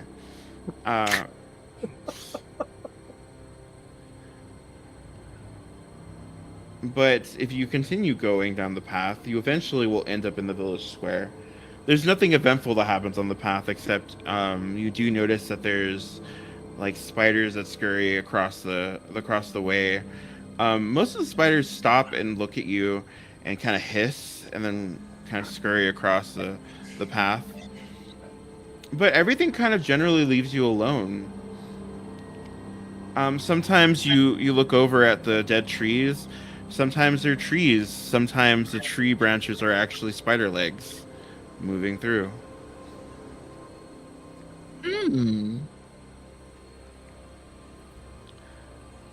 My oh my. But the village square is also riddled with dead bodies. Some hang from the trees wrapped in webs. Others have their head drooped low, stuck to the sides of trees and the buildings. Some of these bodies may be alive as well, because you do see movement every once in a while from the ones encased in the webs. And at the edge of the village square, a large pillar of floating stones sits at the edge of what used to be a bridge. The stones seem to be held together by some sort of magic, as they do an elaborate dance around each other, floating with energy holding them together.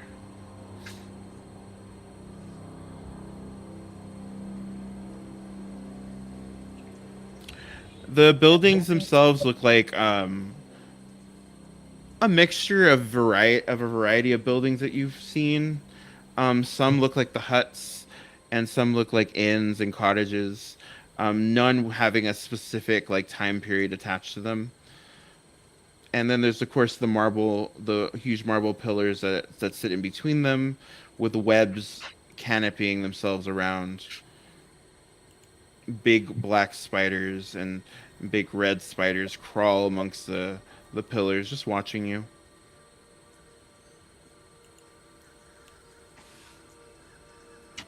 Can I do a perception check to see if we are like, is there anything else than spiders around us? Sure.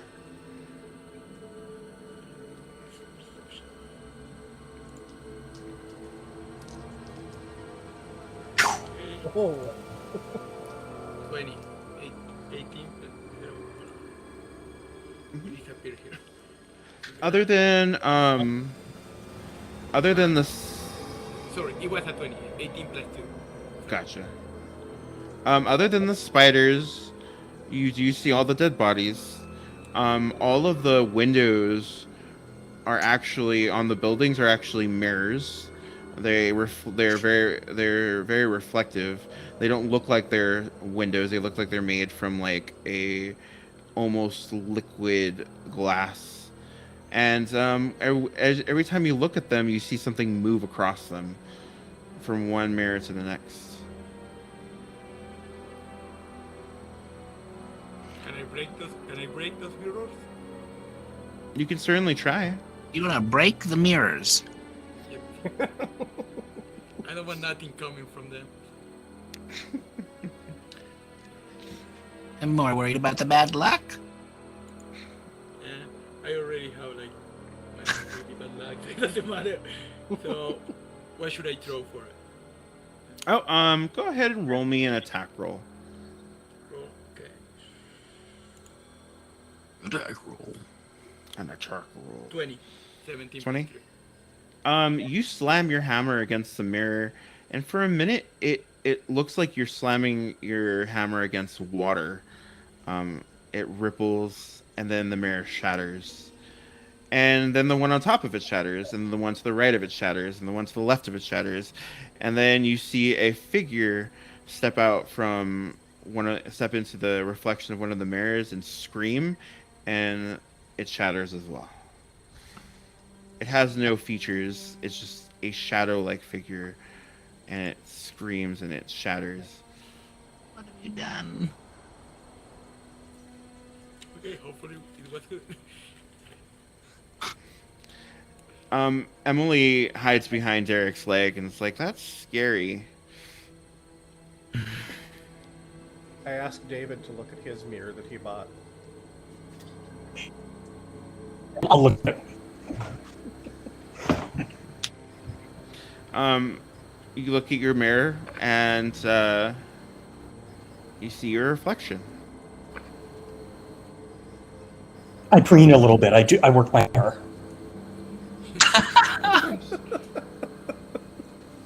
Well, you never know who you're going to meet. You do your hair. It looks nice, and you as you're doing your hair, your reflection stops and like looks at you, and it's like, no one will ever love you.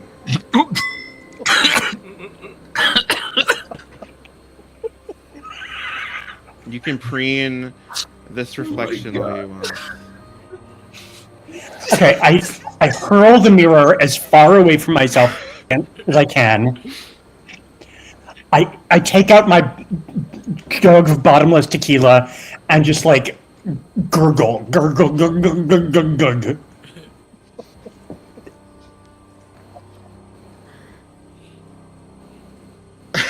You all witness this. David just hurls the mirror and starts chugging.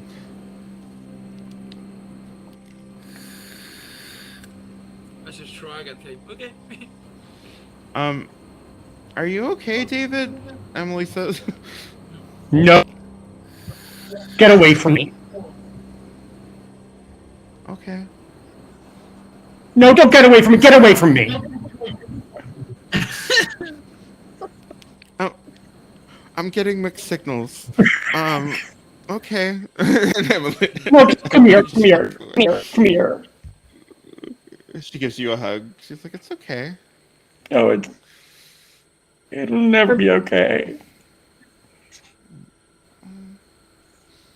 Everything's gonna be fine. What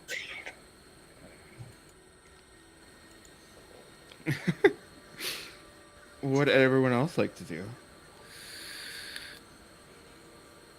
Did the mirror broke? Yeah, it shattered. I asked him what happened. Nothing.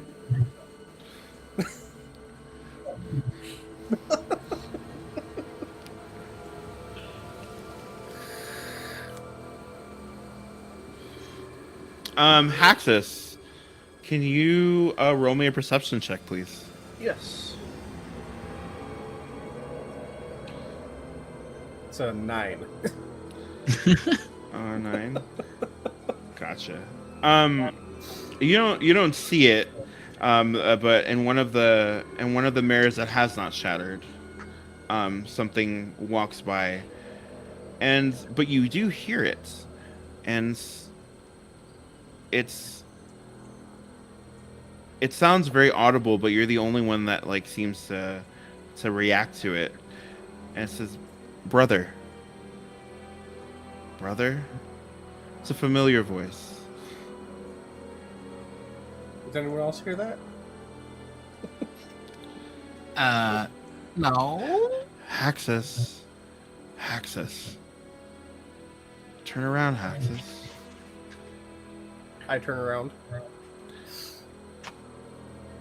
You turn around, and one of the bodies that's wrapped in a cocoon looks really familiar, and its eyes are wide open, and it's looking at you. And it says, "Why'd you leave me here, brother? To die. You left me here." Nope.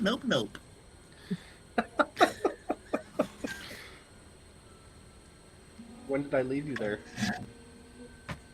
You left me long ago. Are you ever gonna Who come are you back? talking to, Axis? Are you ever gonna come back for me?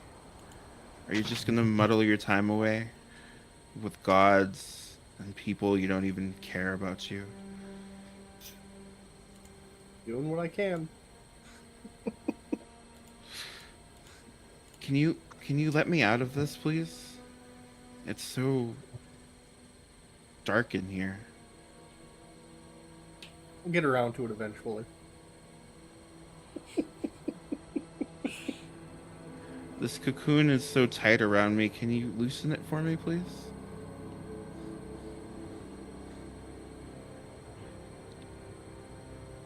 Haxus. Please, brother.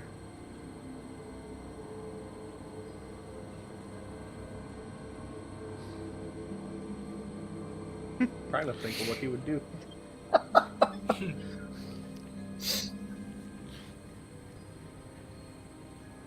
Hey, Bori, also roll me a perception check. Yeah, sure.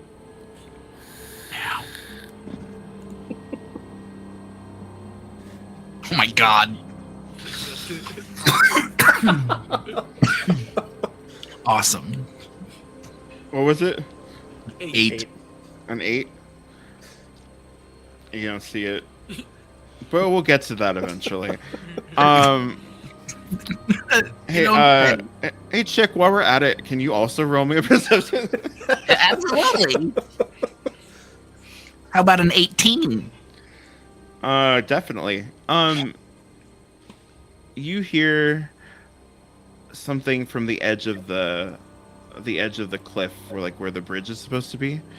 It's familiar. It's a chittering sound. Something your people used to say long ago. I try to tune into it and try to my antenna adjust to try to see if I can get a better reception on this noise. It's a calling. They're calling you. They're calling you back home, chick.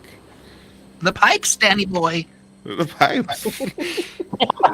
Calling you, chick. Just look over the edge, chick. I walk to the edge and peer over the edge of a cliff. The screams are overwhelming, loud and in unison as you hear it in your head, deep in your mind, as you see all of your people burning.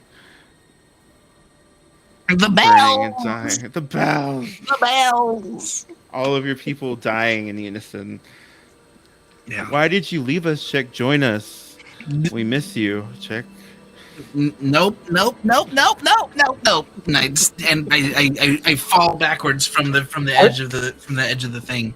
You okay? I don't even know right now. That was absolutely the most intense feeling I've had in many years. What is going? Join us, What? check. I can't even hear myself think. Now. Haxus. Let me loose, Haxus. Free me from this. It's so loud. Can I investigate the cocoon? Yeah. You go up to it. Roll me an investigation check. Got a 15. 15. You look at it, and your brother's wrapped in the cocoon, and he's asking you to let him go, and he's like struggling against it. You see that that there's a lot of movement, like he's looking to move his arms and trying to let himself. He's like, it's too tight, brother. Can I just The cut cocoon his looks arms like- loose? Gotcha. He's wrapped in like webbing, and you reach down and you start cutting into the web, and it breaks free relatively easily. You pull and you pull. Are you just trying to cut his arms out? Yeah, just to give him a little relief. Yeah. His arms move, and he lets out his arms, and he says, "Thank you." And he reaches out to hug you. Thank you, brother.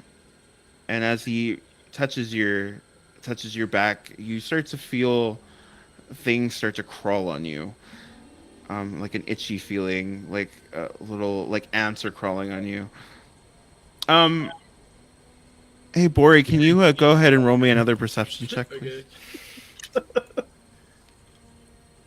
Natural 20. Oh jeez. No, hold on. It shows natural 20 on my screen, but it says 16 in the other. Oh god, do you have a -4? to No, your- he has a plus No. 2, so I got Plus plus two. 2. Yeah, that's so Yeah. weird. It showed me like a 20 on the dice, but in the text says 16. Split it. The- Go I ahead. go with the 16. You everything's kind of going crazy around you. Chick is screaming, David's crying, and Haxus is currently embracing a thing that's moving around his neck. And as you look at it closely, you see that he's covered in spiders. Okay. And the body that's touching him is out of like holes in its skin, like almost like you would imagine like a rotting tree. Splitting. You see that the spiders crawling out of the dead body that he's embracing. Yeah, I get close to him and try to like kill the spider with my hands. Gotcha. While we're at it, can everybody roll me initiative, please? Yes, we can. Haxus, you're gonna roll with disadvantage, and so are you, Chick. But David and Bori can roll regularly. got a 10. 13. Hold on. Let me pull this up really fast. Damn. Oh.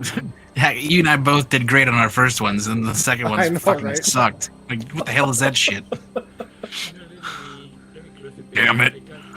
I cannot roll. Oh, this is gonna be fun. I rolled a 13 there. Bodhi. Gotcha.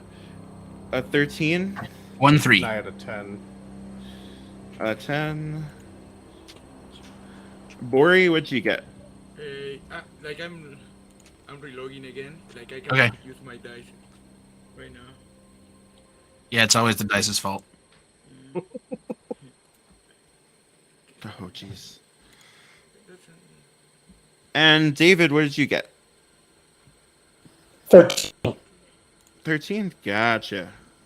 Okay, not letting me. Okay, sweet. I'm back. No?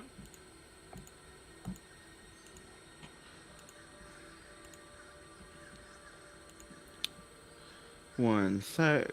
Yeah, it's not letting me. Everyone, save that roll for me. I have to really quickly adjust something really fast. Sorry. Save that roll for me. no, Make sure you I'm not keep saving track of it. Oh, rude.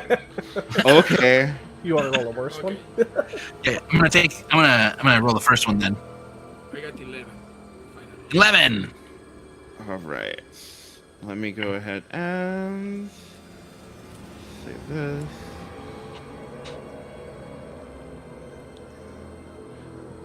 All right. David, what did you get? Mr. Levi? Is 16? 16? Nope. 11. 1 3? You and me both, huh? 13, and then a 13 for Yep. Chick. And Haxus, what was your roll again? An 11, right? 10. A 10. Gotcha. And then Bori I'm got- also rolling. I'm rolling for Emily. One sec. Bori got the 11. 11 for Emily. Poor Emily. She had a good life. That's okay. She'll be Alright. fine. She'll be fine. Okay. So as Okay. okay, she'll be fine. It's okay.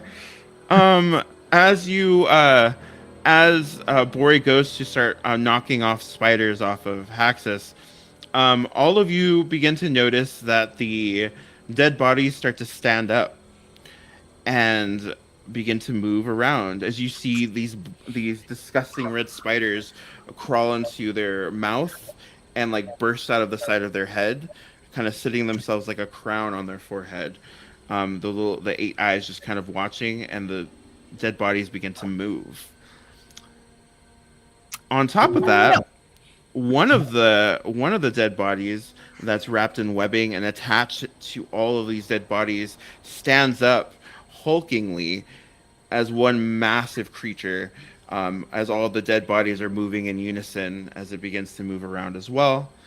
And spiders begin to crawl out of the spaces in between the webs and start to kind of file themselves around it as well. So, the one currently attached to Haxus is going to go first. All right, Haxus. Let's see. This thing is going to attack you. Does an 11 hit you? It does not. Oh. And it misses both as it tries, as you realize that the thing that you're hugging, that's your brother, turns out to be the rotting corpse of some version of you at some point that came through, and it starts to claw at you, but it is not able to penetrate your armor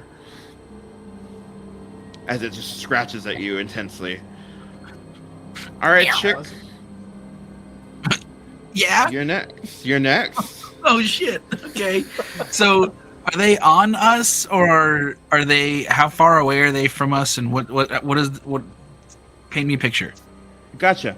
So you're standing next to the edge of the bridge. This hulking undead mass that is just a combination of webbed together dead zombies is about 10 feet away from you, and it was attached to one of the buildings, and it kind of moves itself and is about 10 feet away also from Haxus and Bori. Emily and Derek are standing a little bit farther away from you, about 20 feet away, and so is David. The other zombies, one's attacking Haxus, and the spiders that are crawling around are right next to the big zombie. Okay. So, I want to take I have a couple crossbows, and Gotcha. so I'm gonna use one crossbow and shoot it at the farthest thing, whatever it was. I guess within 30 feet, right? So like I'm gonna shoot my crossbow at that. Gotcha. So you're shooting at the big one or the? Yeah, the big one Gotcha. with a 9. With a 9, it hits, Oh, but it does shit. no damage because it just hits the webbing and sticks there. All right. You did not hit its AC, but it's got an arrow stuck in it now. But I've got two. But as a fighter, I've got 2 weapon fighting. Gotcha. And since I have another arm, I'm going to use that other arm with the other crossbow that I have and hit him again, shoot at it again. Fuck, with an 8. It's just Ow! hits you, and this thing just like moves around. but And I it's look with all of its eyes of the Click on the zombies back. on it. It's just looking at you. but I also have extra attack, so I can attack twice.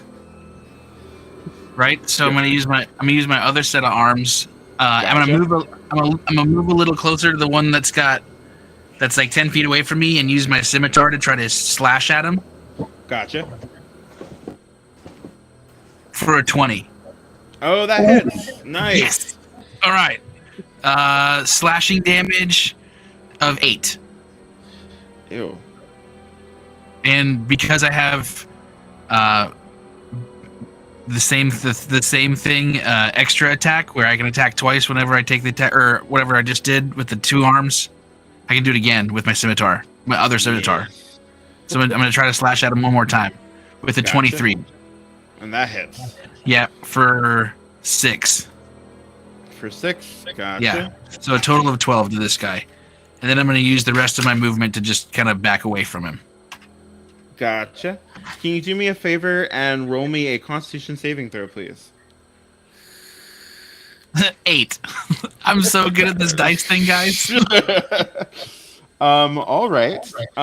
You are, as you begin to move away from it, this disgusting stench fills your lungs, and you are going to take some damage. No!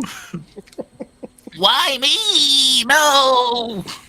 You take 6 points of poison damage if you're immune to poison, and as the stench fills your lungs and you begin to like retch, yeah. It's my sympathetic gag reflex.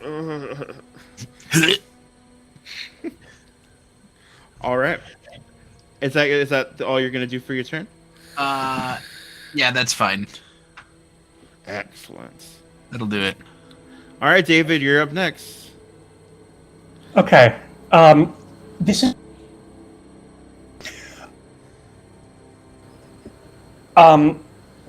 Dip my crossbow bolt in oil, set it on fire, and shoot the big thing. Nice. Excellent. Tequila. Oh, Oil or tequila. Why did I give you a bottle of tequila? yes, tequila. I want to dip it in tequila, and then shoot it at the Gotcha. set it on fire and shoot it at the thing. And Bori, like, speaks some Dwarvish right as it happens, right? Going across, streaking across the sky. Oh my gosh. You're gonna roll for your attack. Yep. Just a sec. Okay. That's a 17. A 17? That hits.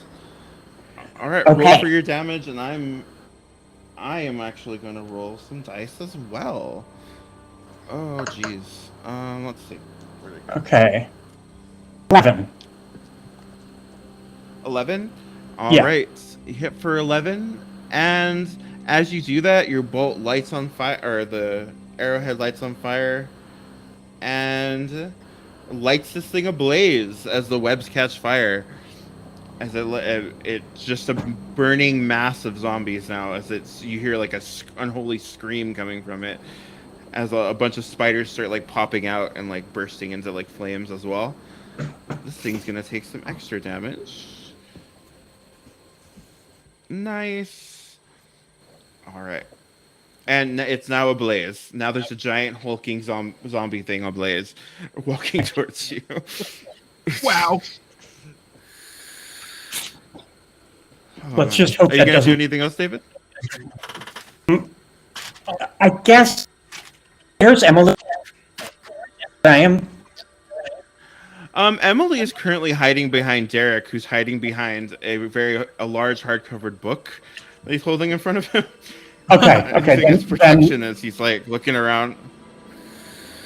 I'll go and sort of hang out by them in case they, like, in case I like they need I need my reaction to like jump in front of them or something.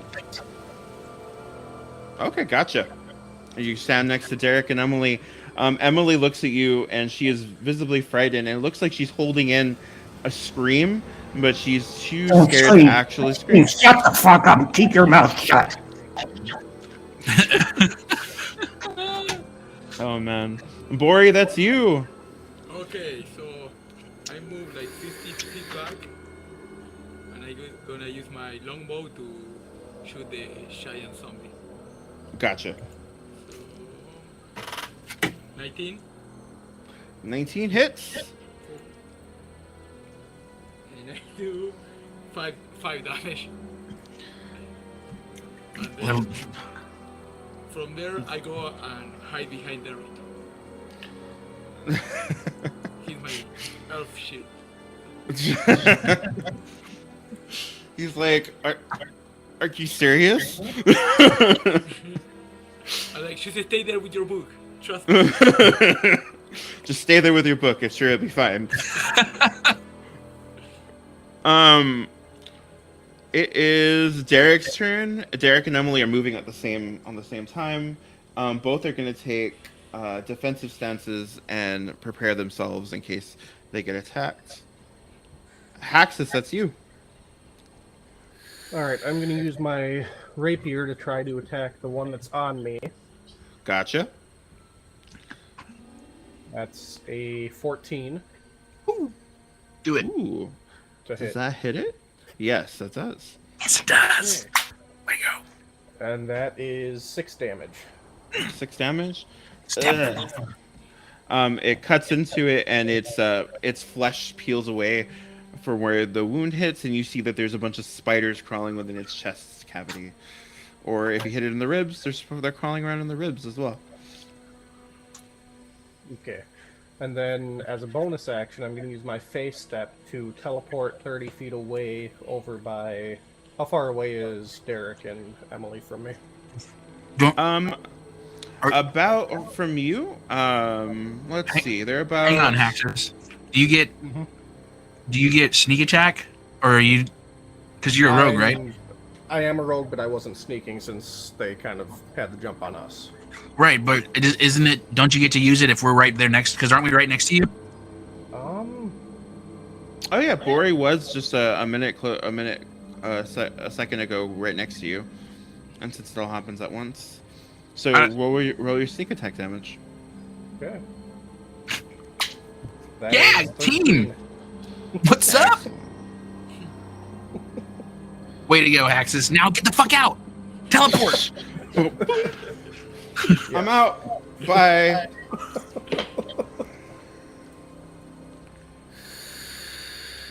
Yeah, I teleported out to be by Emily and Derek. Again, are you using Derek as a human shield as well, or an elven shield as well? No, I'm just getting near them so that way if they run that way, that I can help defend them too. Gotcha. All right. This is the hulking zombie's turn. That hulking zombie is still on fire, so it's gonna take another point of damage. That is a lot of damage from that fire. That was actually a really good call. I was like, I wonder if anyone's gonna piece together all the web, is the thing, but thank you. The zombie is going to attempt to attack Chick. It's gonna bring one of its hulking fists down. Let's just get the zombie. No. And it's going to hit because I'm pretty sure your AC isn't over 20. No.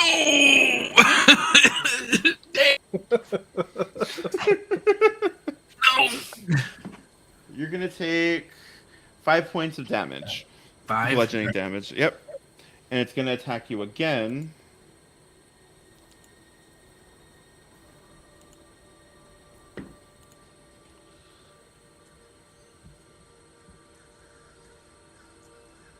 Oh, actually, I'm so sorry. I underrolled that. You're taking more points of damage. My bad. Oh damn. I was like, why is it so weak? That's the wrong stat block. That's why.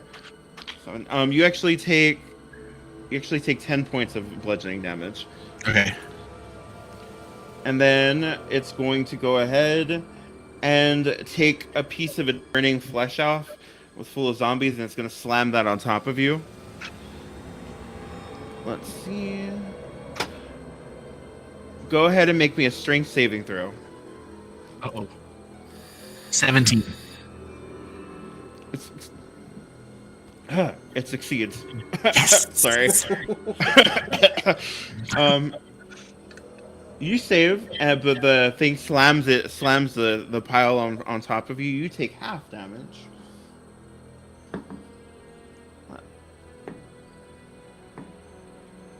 That is going to be, you take 8 points of bludgeoning damage. All right, but I'm gonna use my reaction for my psionic power protective field, and cast like a force push kind of looking thing up, and spend one of my psionic energy dice to reduce my damage by 1d8 plus 2. So hang on.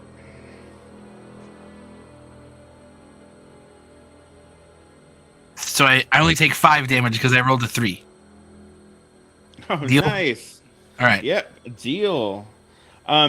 You are not restrained by the dead flesh, but now there is a pile of writhing zombies stuck together by webbing and spiders, and it's just like there, Ew. and it's moving. Feels like home. All right. One of those zombies is actually going to rip itself free, and is going to take a lot of damage from being on fire. 1 second. Oh, that is terrible. Terrible. And another one's going to rip itself free also, and it's going to take tons of damage from being on fire. All right. And that's going to be their moves. And lastly is those swarms of spiders. Both of them are going to go towards you, Chick, because you're there. All right. They are going to attack you and miss terribly for the first one. Ha ha!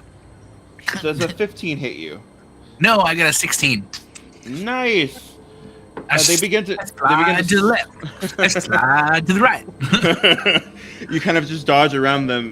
The swarm does act as like its own like being, so it starts to like reach out towards you, but it's unable to like pierce your armor as spiders begin like swirling around you. Ha! Start using all 4 arms to like spat them off. Ugh. And then that zombie that was hugging you, Haxus, is going to stand up and walk towards and make its way over to where you all are, to where Derek and everyone's standing. I think that's going to take all of its movement since it's a zombie. Oh no, it reaches you. It's going to attack Derek. Did anybody have any actions to protect Derek, or are we just going to... Can I use my reaction to do something to protect him?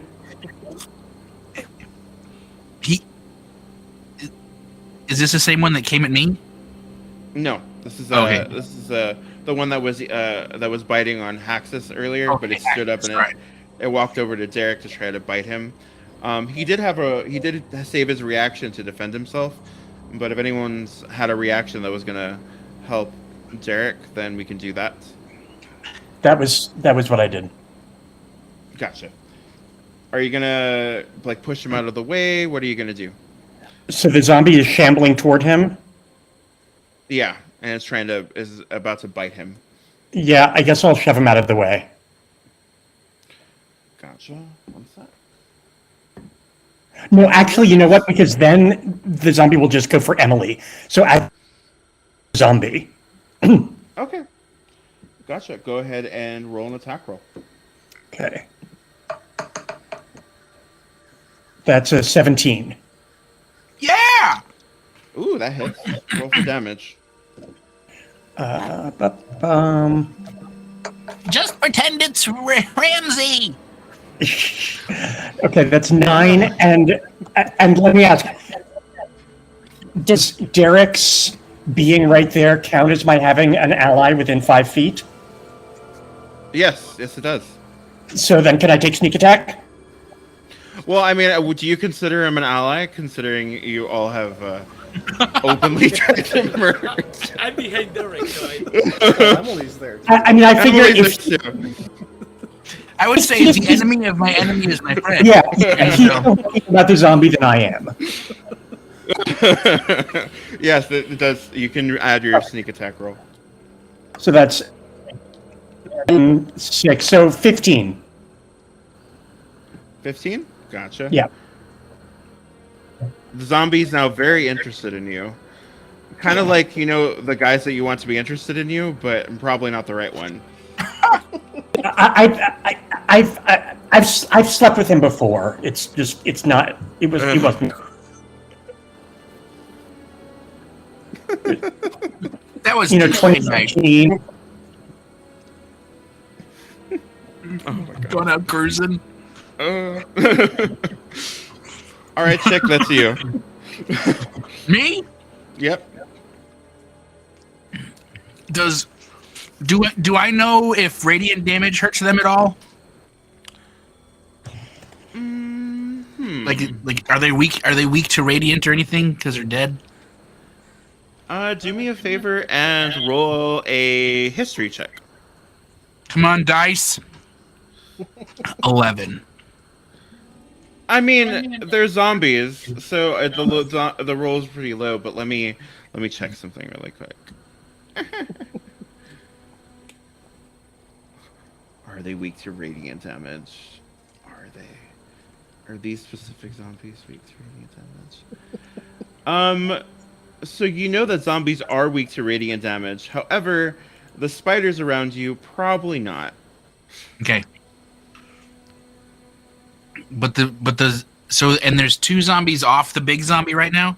Yep, 2 zombies off the big zombie heading towards you. You got two swarms of spiders surrounding you, and you got the hulking one right behind those smaller ones. All right, so I'm gonna cast Sacred Flame on one of the zombies that's running, the little ones, Gotcha. and they have to make a Dex save of 13.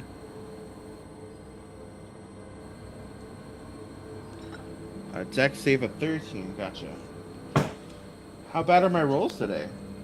That's terrible. My rolls are terrible. I can answer that question for you. All right. They got a 7. Yes, that's a win for me. All right, so then they take 2d8 radiant damage, so they get 10 damage. Nice. And since they're weak to radiant damage, they get some more. love it. And is Both of them do, or just one?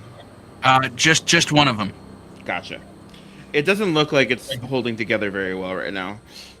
Yes.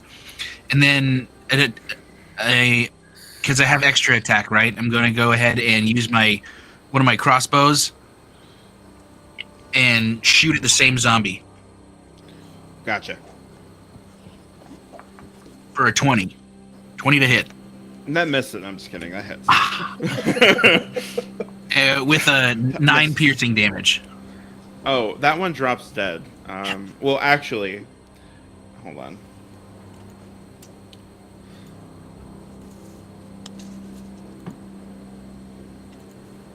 Oh, you puncture it and it looks like it's gonna fall over, but its undead fortitude kicks in and it remains standing. Well, okay, but since I have 2-weapon fighting, I'm going to shoot at it again. Gotcha. For a 19 That hits. with 6 damage. Gotcha. One sec. Oh, it failed so badly that time. Okay, now it's dead. Got him, guys. It's dead. Got him. As it keels over and it falls over, and that spider that's in its head kind of drops out and explodes.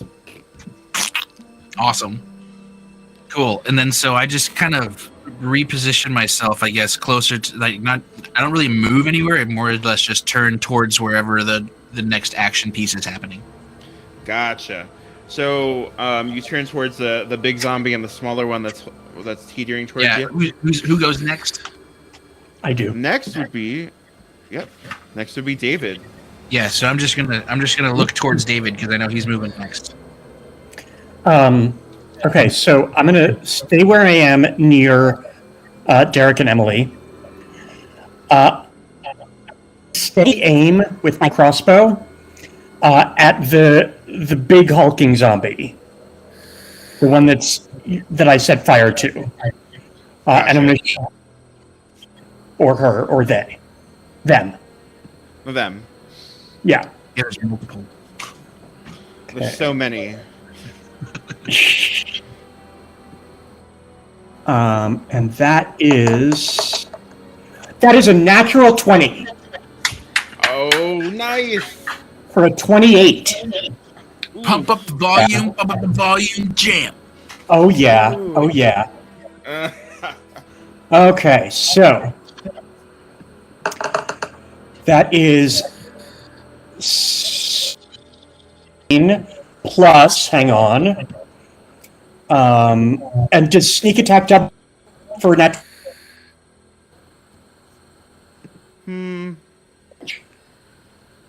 Go ahead and double your sneak attack damage. Okay, cool.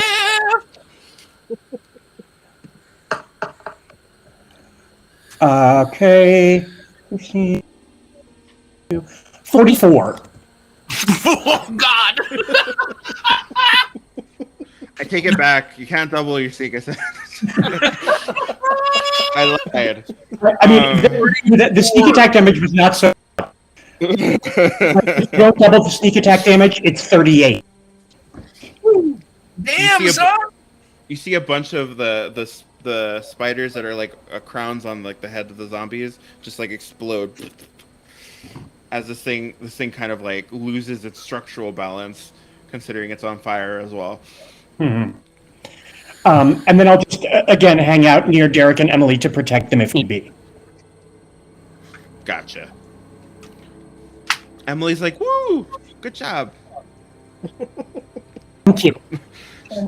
It's like, shut up. And somebody appreciates me. Don't talk to me. All right, Bori, it's your turn.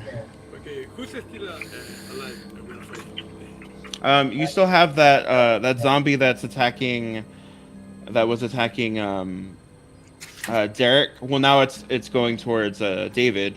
You have the giant hulking zombie. You have all of the swarms of spiders that are attacking Chick, and you have another zombie that's attacking Chick as well. No, Smaller. no. Okay, I go for the hulking Jugular. Ooh, the hulking one. So, 11. That does not hit it. Like, I shit. aim at it and I put my arrow back. I was like, nah. Nah. Nah. No, I'm good.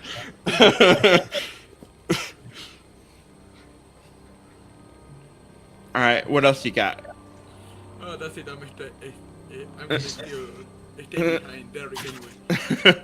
Use Derek as an elfin shield. All right, it's Derek's turn with Emily moving with him. Emily is actually going to kick the zombie, Yes, she is. Come on, girl. You can do it. and she's going to fail miserably at her life. No. And Derek is going to take a defensive stance to be ready to defend him and Emily, if need be. Haxus, it's your turn. Okay. So, how far away are each of the zombies? Well, since you are standing right next to Derek, there is one zombie right in front of Derek, Emily, and David. Further away from you, about 30 feet or so, is the bigger one with the smaller one that's attacking Chick, and then the swarms of spiders. Okay, I'm gonna attack the zombie standing next to us with my scimitar. Or with my Gotcha. rapier. Gotcha. And that is a 22 to hit. Oh, that misses. No, that hits. Things. And that is a 6, and then I'm gonna do my sneak attack damage as well.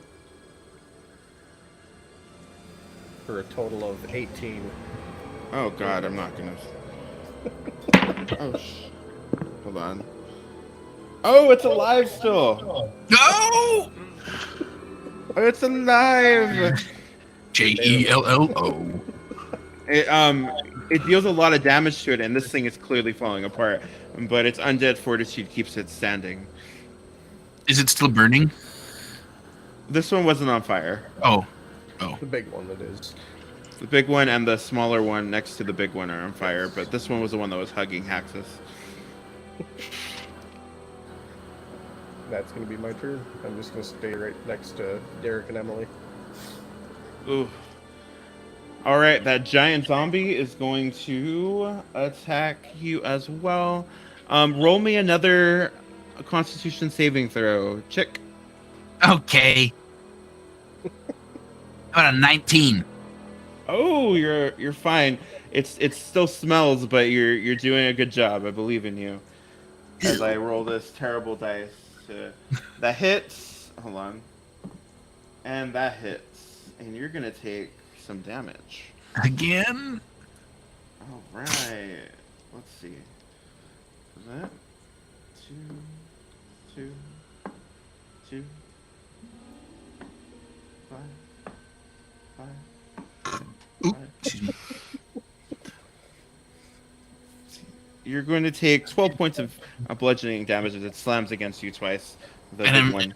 And I'm immediately going to use my protective field again and roll my D8 plus 2 to take some back. Oof. Fucking 10! So I only take 2 points of damage. Oof. And it's also going to take it's going to take some damage too. Hold on. But it's on fire. All right. This thing is losing its structural integrity slowly. All right, that other zombie's gonna take some damage before the start of its turn. Okay, because it's on fire, Fire! and it's gonna attack you. Again? Well, yep, the smaller one. Stay away, you piece of shit! Let's see. That's a hit, and that's a hit. All right, you're gonna take 6, 7, 8, 9 points of damage from So- its bite and claw. And I only get one reaction, or do I get how many reactions? How does that work? Oh, you only get one reaction per for your like Turn. for the round. Okay. So you spent For the your round. react. So as soon as it comes back around to me again, I'll have my reaction back. So this is act. And you said it was 9? Yep. Okay. And then the swarms of spiders are gonna go next, and they're gonna bite you What? and miss. Yes. And does an 11 hit you? No. Ah! Not even. My poor swarms of spiders, they're trying their best. Damn spiders. Oh, God. Stay back. David is going to attack David. Look out, David! That's a hit also. Because it rolled an 18 and a 16 plus 5. Alright, let's see.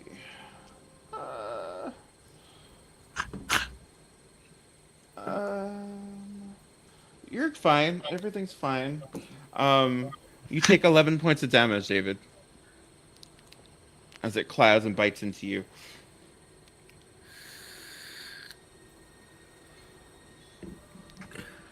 Are you okay, He's David? muted. I'd say there are people who than me. Why don't you go bite him? I mean them. I mean them. He's like, I thought you were.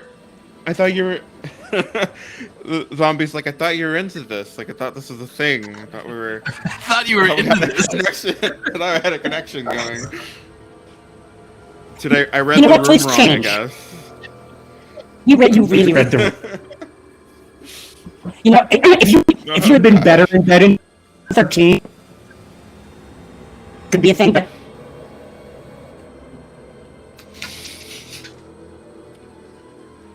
I'm an ageless being. All right, Chick, it's your turn. All right. All right. How close am I to somebody? There's one like on me, right? Yep, and there's a zombie on you, and you do have those swarms of spiders around you, and that giant hulking one is also in front of you. All right. This is gonna take a second. All right. So I'm gonna use my scimitar to try to slice at the one that's right in front of me. Gotcha. For a 12. For 12, that hits. All right. 9 slashing damage. Ooh, nice. It's not And looking so- good. Since I have 2 weapon fighting, I'm gonna hit him again with my other scimitar. Gotcha. Oh, for another 12. Nice, that hits. For 10 slashing. And one sec. Gonna roll something. It's still alive. It's alive. I have extra attack, so I get to take 2 whenever I use the attack. I attack twice whenever I take attack action. So I'm gonna do the same thing. We use both scimitars, and I'll just roll both of them if that's cool. Gotcha. So 20 and 14. So both of those hit. Both of those hit. So 9 and 18 more.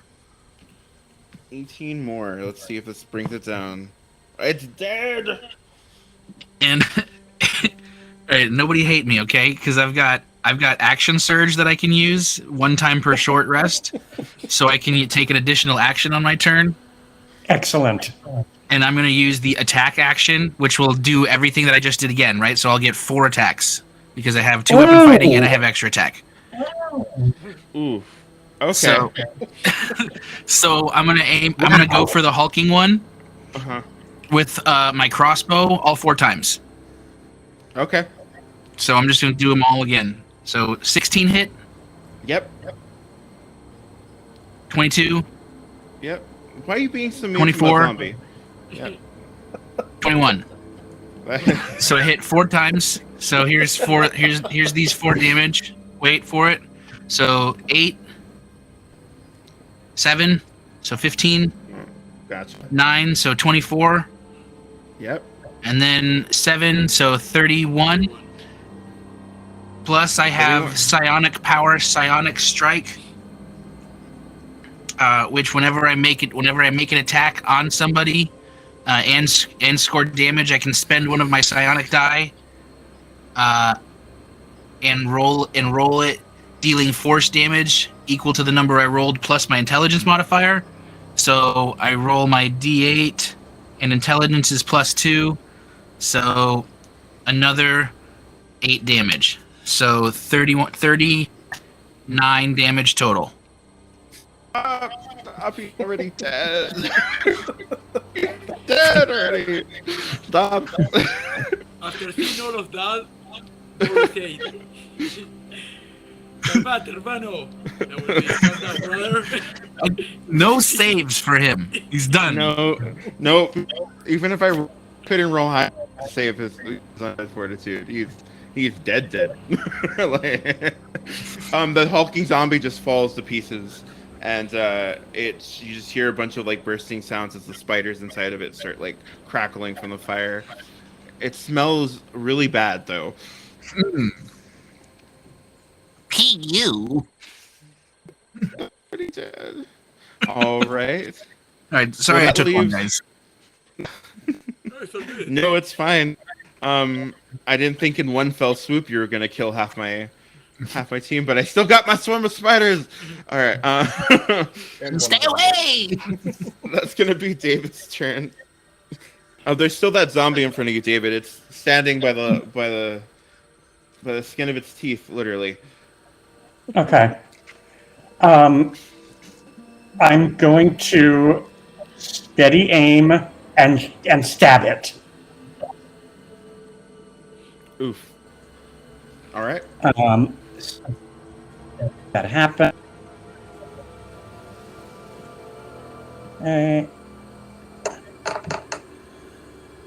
Ooh, 14.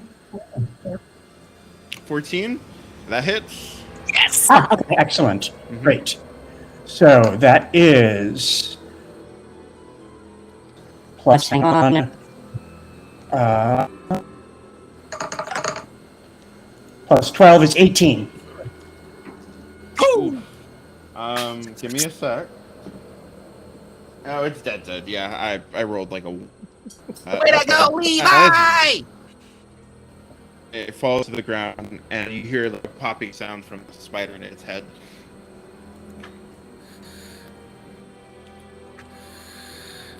If I'd known you were a spider, I How wouldn't have far am sent you in the first place. I mean, at least he was a good spider, right? Like, What, was I a good spider? what, the best spider. The best. Take my scythe and walk away.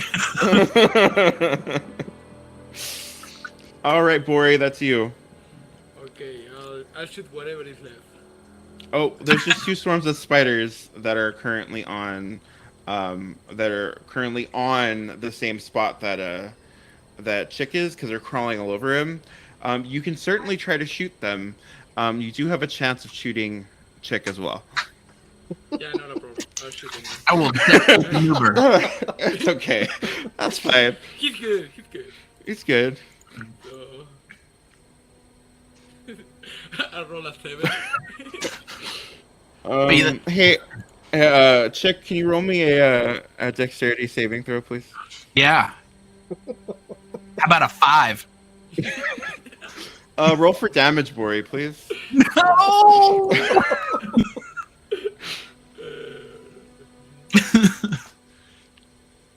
No, hold on. You went the wrong one. Oh, what's that? Oh my god! 5. I roll a 3. 5. You take 5 points of damage, Chick. Fine! From behind, what's his name? Derek, I yell, "It was Derek's fault!" Derek! Derek's oh! Yeah, I just He turn around. pushed me when I was shooting! Derek's like, it wasn't me! This is all your fault! Oh my gosh. It's Derek's turn. Derek is going to remain protecting Emily. However, Emily's going to do something interesting. She's going to reach into her pocket and she's going to pull out 3 eyes. The frog! Fling the frog at the spiders. And 3 eyes is going to land next to the spiders, and he's going to eat one and fail badly. He's going to spit it out and go, bleh, bleh. Ribbit. Bleh.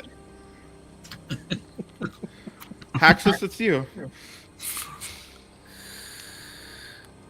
I'm gonna move up next to Chick and try to attack them, one of the 2 swarms with my rapier.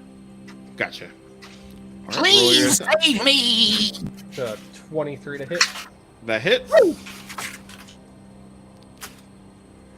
5 damage there, and I'm gonna roll my sneak attack as well.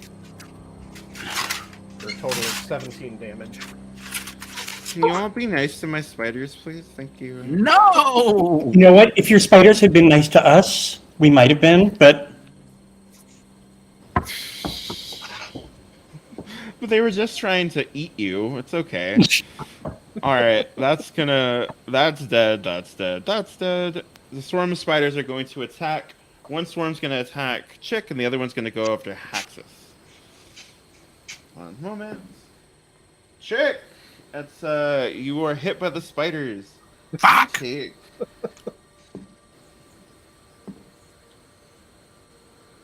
Points of damage, piercing damage. 7? As 7. I'm doing my thing. Gotcha. Oh, that's the wrong die. But it worked. I was 8. like, oh. Yeah, no, yeah. alright. It's the same. It would be a D8 plus 2 anyway, so 8 damage, 8 points. So I don't take any damage. Gotcha. You don't take any damage from their bites. However, because they were able to hit you, they start to burrow under your skin. Ew! Ooh. You start to feel them burrowing underneath your exoskeleton. My You are carapace gonna just take- starts changing colors because I'm so uncomfortable. You at the start of your turn are going to take 3. Me? Okay. All right. Swarm's going to go after Haxus. And is your AC possibly lower than an 8? Thought I'd ask. Cool. Doing the most. They're doing the most. All right, Chick, it's your turn. You're gonna take 3 points of piercing damage as the spiders burrow under your flesh. And how? So in order for us to call up a dream slug, we hand hit the ground, right? Is that an action? Is it a bonus action? What is that? That's an action. Okay. All right. So in that case, I've got these spiders in front of me, right? Yeah. Are they like right in front of me, like 5 feet? Well, they're actually on you. So the cool thing about my swarm of spiders, they can actually occupy your space. So they're very close to home. All right. So I'm gonna take my scimitar and take one in each hand, right? And then just go like trying to scrape them all off of me. So Gotcha. because I have 2 weapons, I'm gonna do it twice. 19 19 hits and a 20. and a 20 hits. So that would be a 10 and another 20 damage total of these spiders. Gotcha. The first swarm is now dead, but you still feel spiders crawling under your skin. Okay. I still have them crawling under my skin. As my bonus action, I'm going to use my second wind, and so once per short rest, I can regain 1d10 plus 6 HP. Gotcha. So I'm just gonna throw down a d10 real quick. Fucking 1. Awesome. So plus Jesus. 6. So I get 7. I get 7 back either way, but fucking 1. Nice. Awesome. So that was for the one time I get that. And I try to run towards the group away from the other swarm of spiders if that's possible, even if they're in my space. Gotcha. You can. They're gonna get an attack of opportunity on you because they're right on you. Bitches. But, I didn't think that through, did I? but they fail miserably, as all of my rolls have been apparently. And even though they're right on top of you, they like fall off and they're like, They they can't pierce my bug skin. little ant, where are you going?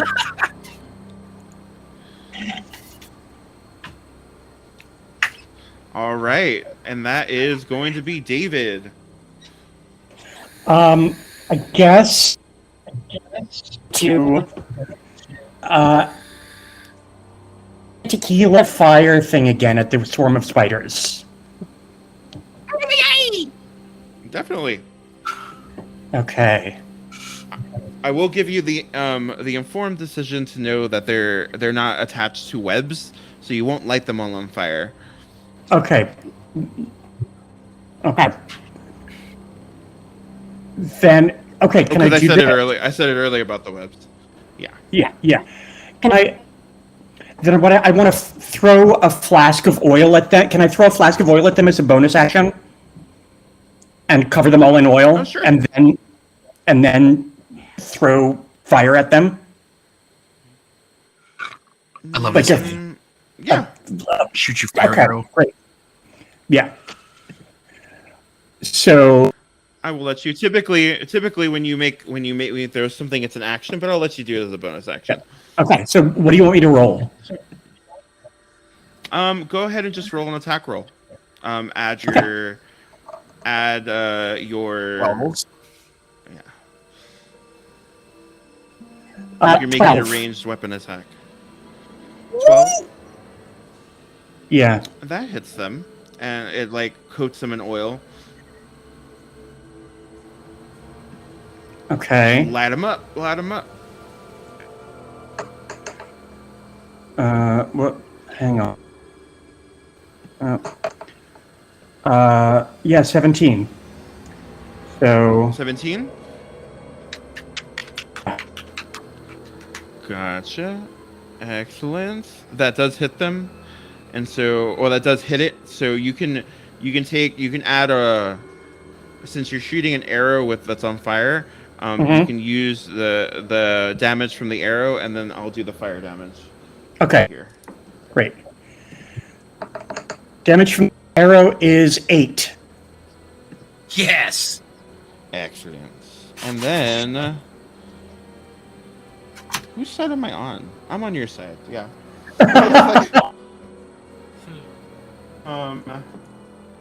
And yeah, they're on fire and dying, so they take damage from that. The swarm is significantly smaller now. Way to go, David! Oh, little ants, we're still inside you. I'm still burning on the inside. Bori, that's you. Okay, I'll try to hit the spiders again. Oh, good. This time they're not on anybody, so Just in me. I'll try it's just inside. 9. 9. Gotcha. That misses, oddly enough. Okay. And to just go engulfed in flames now, your arrow. I should throw some more wood to the fire. That was Here my you plan. go. More fire. We need more fire to kill the spiders. All right, that's going to be Derek and Emily's turn. The frog is now on fire as well, and Not the frog. And Three Eyes has died. Three he is Eyes! engulfed in flames, and he is on fire right now. Emily is going to take a moment to mourn her dead friend, while Derek is still going to aim to protect her. So he's going to take a defensive action. Haxus! Come on.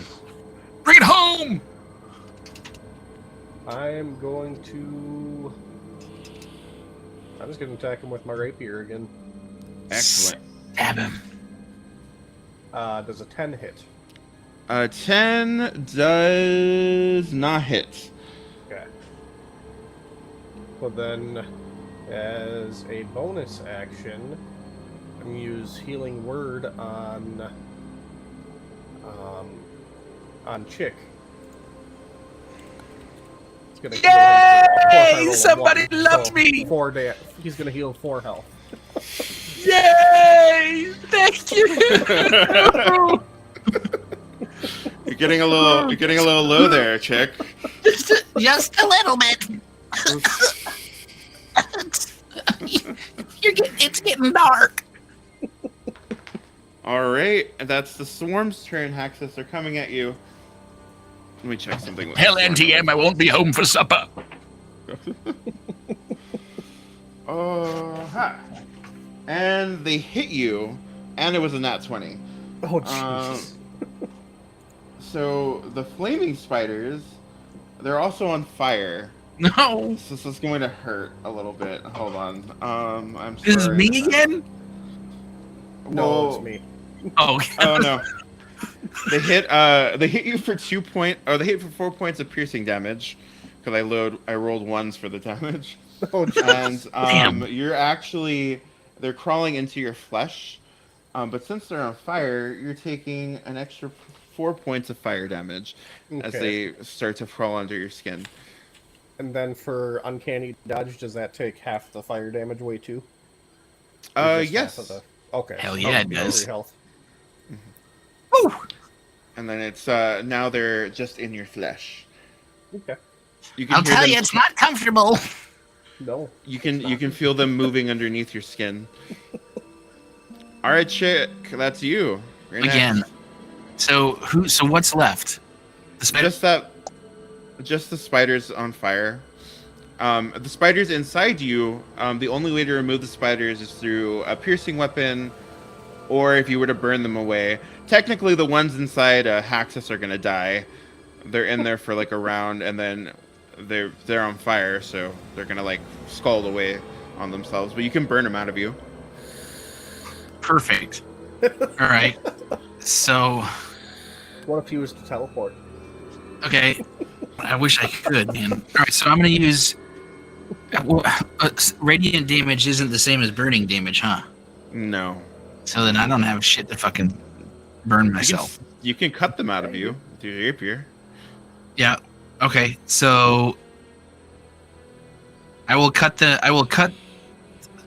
spiders out of me. I definitely. Can you describe what that looks like for me, please? Yeah. So I peel up my chest plate because I have like layers of it from like a beetle's belly, right? So I peel one of them up and I take this scimitar and I just kind of it like right through into the splorch it. And then put my thing back down and go and then just slap it on and chop it right in half on top of whatever the ground is, whether it's whatever it is. Ooh. Take a point of piercing damage, but you no longer have spiders inside you. Yes. However, when you are moving them, you notice that there's like webbing like attached to your wound. Like you're like peeling like the web out like a string. like one of those long spaghetti rolls, right? Like, Yeah. yeah, and then I realized how sticky it is, right? And so I use it as more of like a bandage at the end. So like I just kind of use it, slap it on, and like kind of close my wound up with it because it's sticky. And then, since that was my one attack action, I'm gonna use my extra attack again, and then shoot the rest of the flaming. Am I close enough to hit the rest of the flaming spiders with my scimitar, or should I shoot them? I should probably shoot him. All right, I'll shoot at him. Yeah. And since I have 2-weapon fighting, I'm taking 2 shots at him. Nice. A 7 and an 8. That misses. Shit. No. All right, that's that. Oof. All right, the spiders are still going. Going strong. Just going strong. All right, David, that's you. Fucking spiders. Okay. I'm gonna steady aim at the spiders with my crossbow and shoot them. Fucking spiders. Jesus. Let's make this happen. Just a sec. That is a 20. Oh no, that misses. No, that hits. Okay. I thought you were giving it. 6 plus. Hang on. I'm not going back downstairs. So that's 12. 12 damage. That hits. That does it. The spiders die a flaming death. In the aftermath of this, as you all kind of settle in as the spiders die, that fire you started has engulfed all of the buildings around you. This village square is now, all the webbing is now entirely on fire. You see massive spiders crawling out of like the crevices and stuff and moving up into the canopy of web above you, as the fire kind of trails through the whole buildings and lights everything aflame. So, Chick, are you still alive? What was this fire anyway? Me? Barely. Hanging on by a thread. By the skin of my shell. I'm gonna knock. Or battle's over, right? We can knock on the ground and get the and so a dream slug pops up. You do this before me because I forgot. This is the dream slugs are gross to touch. They are sticky and covered in mucus. In order to take this healing potion, you have to consume the entirety of this This is like essentially, this is like a delicacy for me back home. and it acts as a healing potion, a potion of healing. So you can roll you roll 2d4 plus 2.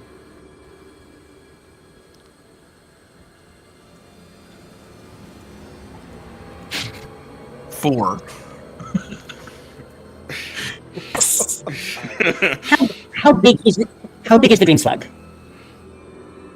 The dream slug is big enough for you to hold in your hand like a baby. Oh my god! God. You have to like Okay, then I'm just gonna Well, hold on, wait. Is anybody else? Are you Hexus? Are you? What kind of shape are you in? Hurting. Okay, then I'm gonna cast Cure Wounds because there is no fucking way I'm putting that in my mouth. A slug. you're just Chick is just like Oh.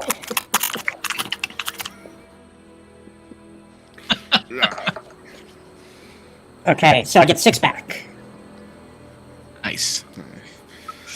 it's you can since you are eating them, you can only like you can't just eat them one after the other. You'll eventually get full. So you can only eat like enough to let me see. I mean, how many babies can you eat? It depends on if they're from Cambodia or not. Oh god. You can only eat a maximum of my dice love you guys. A maximum of 3. I rolled a d4. You got a 3. Good job. All right. Good luck with that with the slug eating. I'm gonna eat another slug. Okay, go ahead. You gotta make the weird like sounds when you eat it. Yep. Unfortunately. Okay, it is 2d4 plus 2. Yes. All right, 6. Yeah, so I get another 6 back. Nice. Yes, I'm starting to breathe again.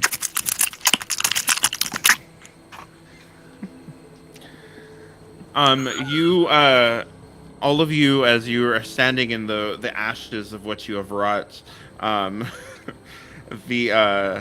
you hear a voice like in your head, like a little whisper, and it's like, I know you're here.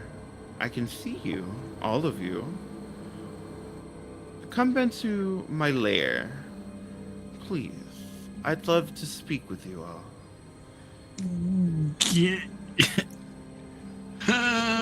Okay. Can we take like? We should just sit here and stand here and take a short rest, guys, before we go. Yeah, let's take a rest. in the dream world.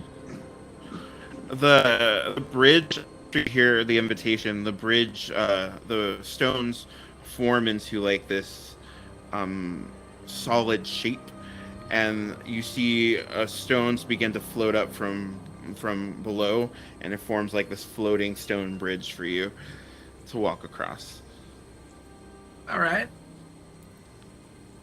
What do you guys want to do? I mean, I feel like we should take a short rest if we can. I'm okay. I didn't take any damage. Yeah, I was like, I didn't Sorry. do pretty much anything. So. I'm sorry. I wasn't expecting somebody to light my zombies on flame, like in the middle of everything. Yeah, I didn't use any spells or anything. So I'm good. I was. That was really good. I really applaud that, Layla. You remembering that webbing was flammable. I didn't even know. I just figured it might be. Nice. All right. Do y'all want to take a short rest? Movies. That helps. That really helps. I was like, awesome. They're not gonna know that. No one's gonna remember that web's flammable. And I was like, oh, all right. Sorry. Well, there it is. No, Alright, so I'm amazing. Yeah, you We're all short- take a short rest. Okay. While you're doing that, Emily digs a little hole and she buries her dead toad, her dead frog, in the hole, and she puts a little like thing. I comfort her, even as I'm disgusted with myself for doing so. Emily hugs you and she's like, "Thanks, David. I appreciate it." Don't hug You me. told him you'd break him. Shut up. Well, I didn't know he was. Okay. We're gonna say a little prayer for him. Say a little prayer for him. How's Forever. everybody feeling, by the way, before we move on to the next part? Everyone good? So much better. Oh my gosh, that was such a rough time. Thanks Is for letting me everybody- take a breather. Of course. I mean, I was debating it. I rolled to see if you guys would be able to take a breather, but you can. I'll allow it. But is everybody doing okay? Like, Yeah. I know we're about to hit 11 o'clock. I just want to check in with everyone before we hit 11. How much Haxus? longer do you think we'll go? Yeah, I'm good. We have one last piece to go through, and then we'll be done. Okay, because it's midnight Okay, here, but yeah, whatever you need. I'm good. Well, Oh, it's midnight there. That's right, because you're in a different time zone. It's 11 here. Yep. But Just like I'm just checking in. We can go through the next part pretty quickly, so I promise. All right, you ready? Everyone done with Absolutely. their short rests? All right, let's do this. Okay. So, are you all gonna cross the bridge? yes. Yeah. Mm-hmm. Excellent. You cross the bridge into another clearing. This one is a lot closer to that giant statue you all saw at the beginning of the Spider Queen. It is in the clearing itself. It's surrounded by those massive marble pillars, and the Spider Queen's legs basically encompass it like a cage almost. Of the Spider Queen's like statue. It encompasses like a cage, and you're right under the abdomen of the statue itself. Inside, though, you see a cage at the center of it. The cage is just floating. It's floating, Cage. basically held up with magic. And inside, you see this little glowing orb with a little face on it, and its eyes are shut, and its mouth is shut, and it looks like it's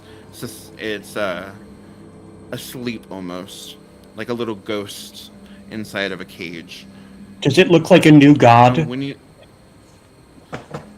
I don't know what a new god would look like. Okay. Have you ever seen a new god? all- But I mean, it could be Okay. all the time. The I mean, I saw one with 2013. Puny. No idea. Wasn't that good? Oh God. The cage, the thing suspended in the cage opens its eyes and sees you as you walk into the clearing, and it tries to like mouth words, but nothing, like you can't hear it speaking, like it's been muted. As you kind of come into the clearing, a single black spider is sitting on top of the cage. As you get closer, you notice that it's like sitting on top of it, and it eyes you all, and it says, welcome to my web. Hello again, Chick, Bori, Haxus, David, Derek. Oh, we have new blood here. Emily. Hi, Emily. Don't you We look at haven't her. met. The thing kind of moves around, like as it moves around the cage, like crawls around, but always facing you. Just moves to the side. Straightness. So hold on. And There's the it's- cage. There's the cage, the glowing thing in the cage, and then a black spider sitting on top of the cage. Yes, sitting on top of it, like, and it kind of moves around the cage as it's I see. floating. Okay. And it's the spider that's eventually- talking to us. Yes. Okay. Cool. And it eventually moves its way around the cage to the bottom of the cage, and it lets out like a thread, and it kind of just drops itself down from the thread and lands on the ground. And it says, "Well, you've made it this far again. Again? Shall we talk about what we talked about last time?" What did we talk about last time? Well, Well, last time I gave you options, Okay. of course. Why don't you give us some options? Listening? You can leave now, if you'd like. I will allow you to leave. You leave this new god here for me, and I won't kill you this time, and you all can just walk out of here. Or you can pledge your allegiance to me, if you'd like. One of you already has, so I'm not too worried about that. I look at Derek. we've done nothing of the sort. None of us have done such a thing. Oh, one of you in your deepest, darkest moments has sworn yourself over to me. I've already won. You just don't know. I But if refuse you'd like, to believe this. so be it. But if you'd like, you can certainly attempt to get this new god from me. I will throw everything I have at you, and we can do the same thing we do every time. Restart, do this again and again when I defeat you. Or, like I said, leave this new god for me. You have no bearing in this war between us gods. You have no bearing in what it actually means and how what this could actually do in the grand scheme of things. You can be concerned with your lives, your small, insignificant lives. And I'll let you leave, and you'll all be free of me and free of this new god. And if you let get out of the time loop, Yes, once I consume this new god, yes, you will. And do we get the bodies of the 5 quartals that we need to rescue so we can get paid? Sure, you can have them. Okay, I'm good. So we can get paid. You can have them. I mean, I can tell you where they are. Okay. I wasn't even the one who kidnapped them. who was? It's just happy. It's just happy circumstance that I ended up here. Wait, They who were was the one who kidnapped by. They were kidnapped by some hired goons for some people that you know. But I'll let you discover that when we're done with this. Can you put like the bodies all in one piece so we don't have to go around looking for them? Wait, You're asking a lot of me. wait. It's a fair deal. Were they hired by who? The consortium? Oh, you mean those messy amount of wizards that hired you to look for them in the first place? Yes.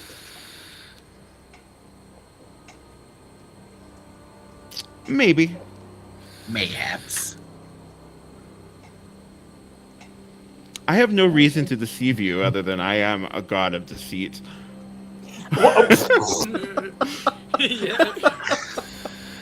Perfect. I'm gonna make a perception check. Go ahead. The perception save is 27. Yeah, 12.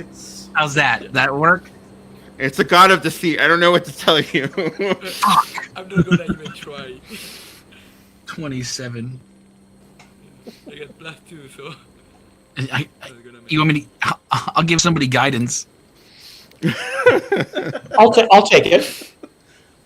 I'm giving guidance. I'm giving David guidance. Get a D4. Ugh. Nope. Shit. Nope, that's a 12. Oh well. If we give you Derek as a sacrifice, will you tell us who killed him? Are you? If we A give you Derek as sacrifice. a sacrifice. A sacrifice? Yeah. Do you know how many people I get sacrificed to me on a daily basis? But 4? People sacrifice millions to me. On this world, on the next, in the afterlife. I am so good without your little sacrifice. Okay, how you can I say just that? shoot her? I should pat Derek on the back. Look at him. He's like a fine specimen for an elf. Finest specimen. I mean, you can. Do you wanna shoot the spider? I don't know. I mean, what should I do, guys? Okay, I'm gonna think for a minute. Can- So, Is there a way that you can kind of like maneuver behind it maybe and kind of flank it? Or if Haxus is behind it or something? I mean I don't remember exactly the geometry of the room, but I thought it was like a circular kind of thing, and it was in the it's a center. circle. It's a circle. There's nowhere to hide. It's a full barren circle with the cage is about. You guys walked in. If you keep moving up forward, you're about 15 feet away from the cage. Yeah, but if David's in there talking to her and keeping her attention, maybe Haxus can like sneak around the back and do some sort of like flank attack or something and get some sort of advantage. can you try to lockpick the cage? Lockpick the cage. Yeah, With- get Is the the gun cage out locked? and give it. Well, she's kind of on it. Are we going that close? No, she's on the ground now. She's on the ground now, underneath. Oh yeah, We don't definitely. need Let's to go close. No. Because I can cast Mage Hand and pick the lock. Legend Main Dan. Ah, yes, arcane tricksters. Ah. All right. Well, what is everyone doing? The spider's like, the decision's yours. I mean, we've played this over and over again.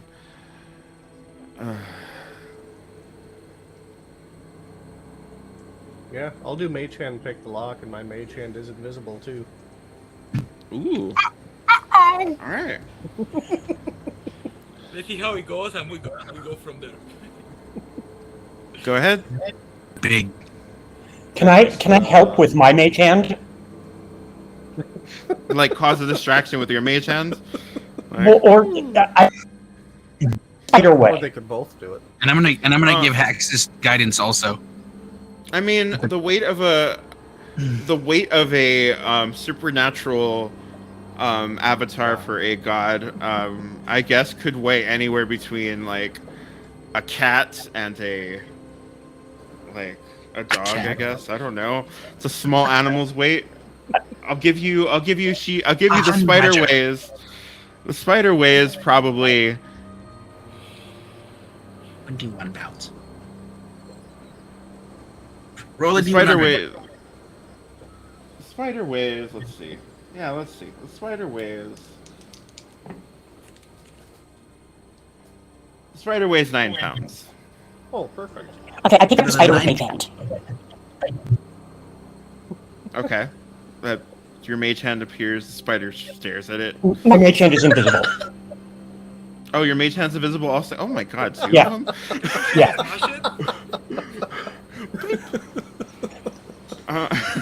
You pick up the spider, and the spider's like, "Oh, thank you. I appreciate the ride."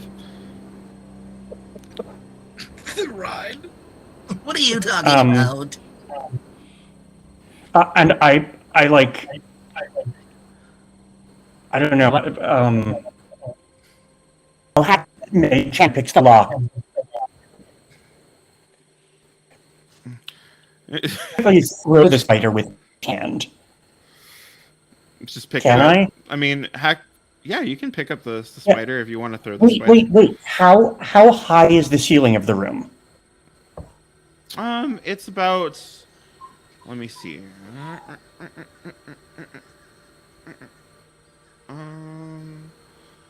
I'll give you. It's like. It's 30 8 hands feet up. high. It's 8 hands high. It's about 30 feet up, so you can like You can pick it up While all the way he, to the top. while Haxus is picking the lock with his mage hand, I'm gonna take up to the top of the ceiling and drop her. Okay. Then Axis, what do go I ahead roll and- for lockpicking. The lock picking, I believe, is a sleight of hand roll, isn't it? Yeah. Okay. Perfect. Come on, Rogue. That's a natural 20 plus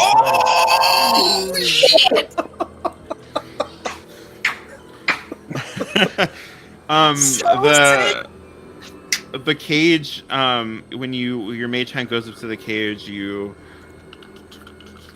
as you pick up the spider, you're gonna drop it. You drop it, and it's as you let it go, the spider just kind of looks like it's going to fall, and then it kind of floats.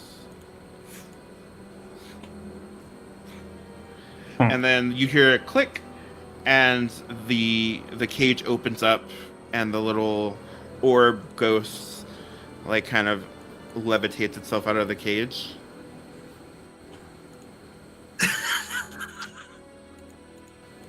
The spider kind of lands, and it doesn't make any move, like it doesn't like fidget, it doesn't make any move to grab the little thing, and it falls to the ground, and it looks up, and it's like, okay, so what's next? Well, You've let the new god out. You've got the orb. You've let the new god out. What's your plan? What are you gonna do? Kidnap the god and take it to Morpheus.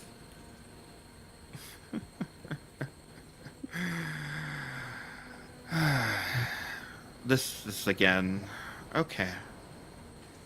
Huh. Well,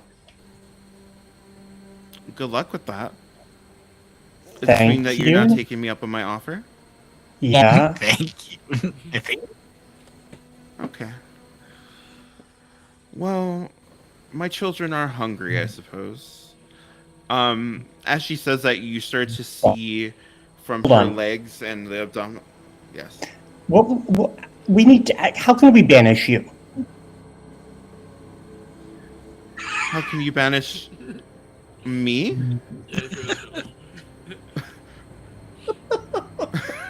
Yeah. Bori, you hear in the back of your head, you hear Morpheus like whisper ever so slightly, the statue, the statuette. Oh, And think for a minute. I think, oh, let's destroy the statue. Oh, which statue? The one that I have for the. The one with the writing on the bottom. Oh yeah, okay, yeah, that one. Okay, yeah, I can do the. Yeah, I had to write it down. What to do? So I can do the incantation if you guys cover for me. Yeah, we'll cover it for you, Yeah. man. We'll cover for you. No problem. Hey, Bori, you can cast spells, right? Yes, Okay, I got cool. 4 spell slots for the 4 first level spell slots and 2 second level. Gotcha. Total of 6. To perform this ritual, you're gonna have to pump in. You're gonna have to pump in magic into this thing, Yep. and maintain concentration on it until you can pump in 4 spell slots into it. Any spell slots that you choose. You're gonna have to spend your turns pumping magic into this thing. Not a problem. All right. Get ready to protect him, guys. What was your Uh, what? Can we kill the new god? Because if we What? do that, it's over. That's it too. The new god, the little god. I think we should you not can do certainly that. try to kill it. I think we should not do that. Okay. It's a good idea, but I mean, Just let's in case we need a plan B, you know, somebody going straight for the god. plan B. I can go with plan B, sure, but let's stick with plan A for right now. Okay. Yeah. Yes, Yeah. Okay. Yeah, actually, give me 2 minutes. Okay. No problem. Okay, I gotta go get something to drink then, really quick. Okay. I promise we're almost done. I appreciate you all staying with this adventure with me. It's all good. Sorry about that. All right. That's fine. They had to step away for a minute anyway. I appreciate Oh. you staying on this adventure with me, Joel. I appreciate. I know it's 12 midnight. We're almost done. I promise. I'm having a blast. Excellent. Though now I'm confused because my dog was whining to go upstairs, and I took her upstairs, and now she's whining. Oh, she wants food. Spiders. It's the spiders.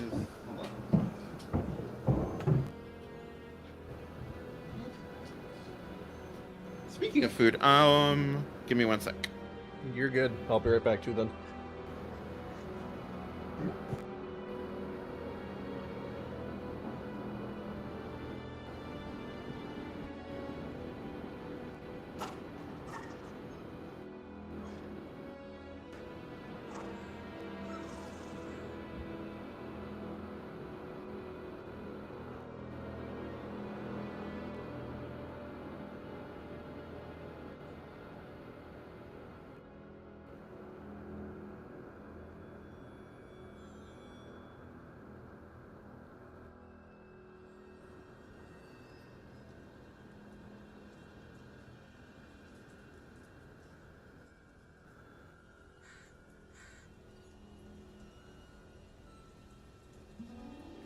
Whew.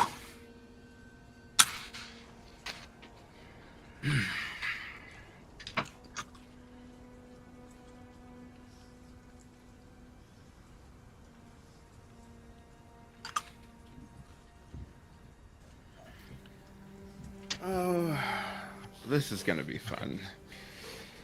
Dude, you're This killing it. Specifically, is going to be wild. All right, let's do this. I appreciate it. Thank you. I'm having a lot of fun, but I'm stress eating. That's how nervous I am for what is going to happen. Yeah, right? Like, what the fuck? Yeah. What's about to happen? Oh.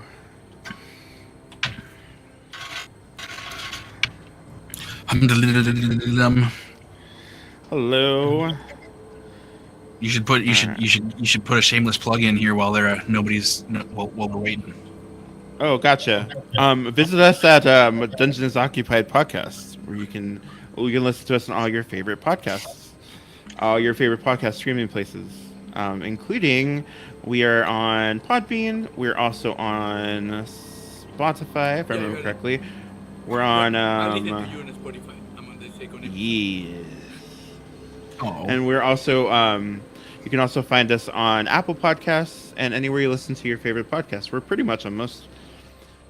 This Dungeon is Occupied podcast, where me and my co-hosts actually talk about tons of D&D related topics. So it's like a entertainment education podcast.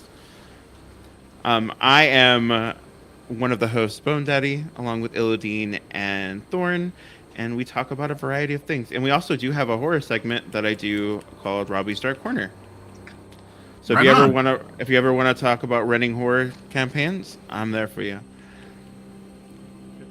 it's Robbie's Dark Corner. Yep, Robbie's Dark Corner.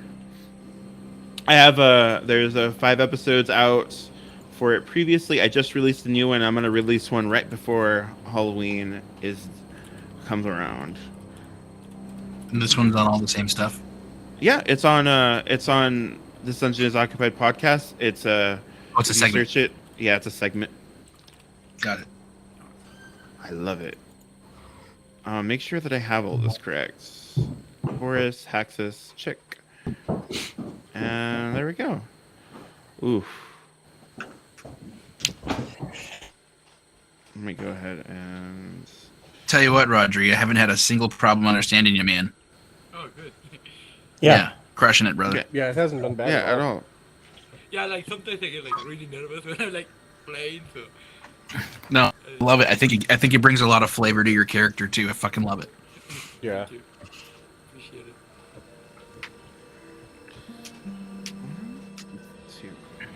Excellent. All right. Joel, that was a lot of milk you drank there. You had like two giant glasses of milk earlier. Well, Just I mean, chugged it's them not down. dumb. Ounce glasses. In one And there sip. was- And there was a lot of ice in each. Okay. I love milk too. I would do the same thing. I'm like, It's because the only other thing I drink is Diet Mountain Dew, and if I drank Diet Mountain Dew now, I would never ever sleep again. It sounds like a crime. Diet Mountain Dew. I gotta have the full fat. One oh. sec. You know, I'm sorry, Brandon. It's been good playing with you, but we now have a problem. No longer friends.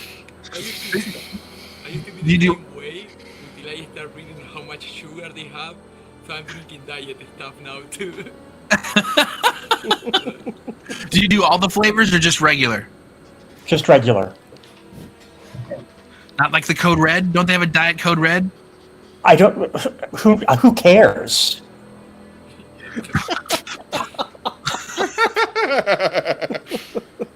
So Lol sits there and she says, "So you've made your decision. You're going to fight for this new god that has no actual bearing on you."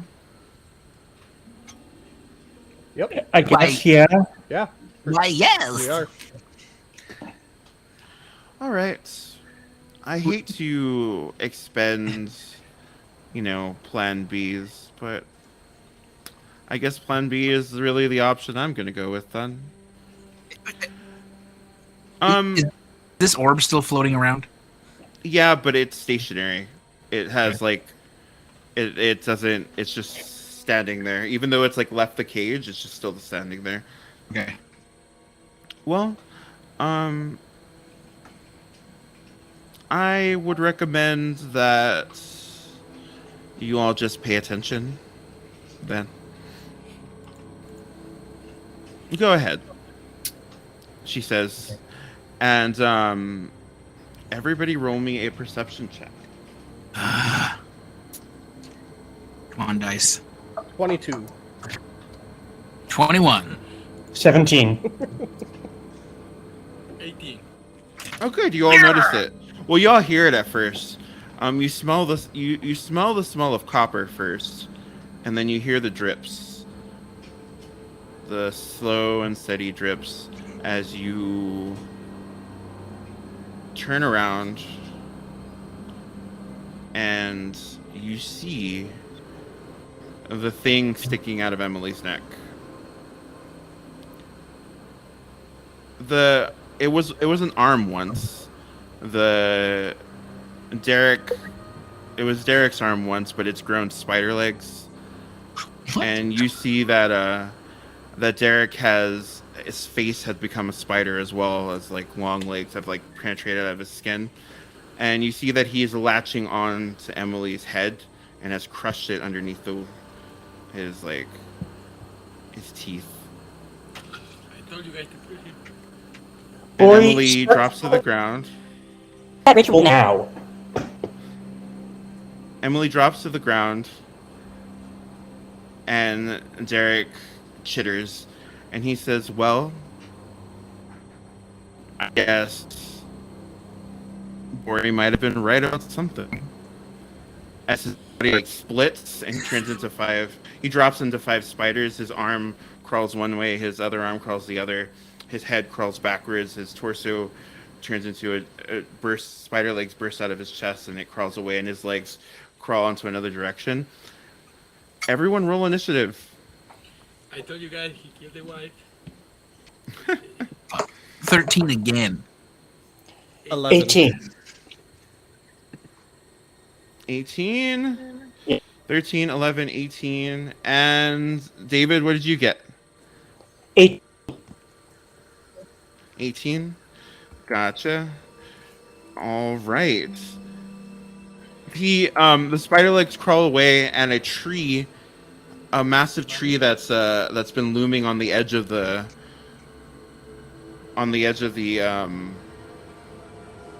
like circle.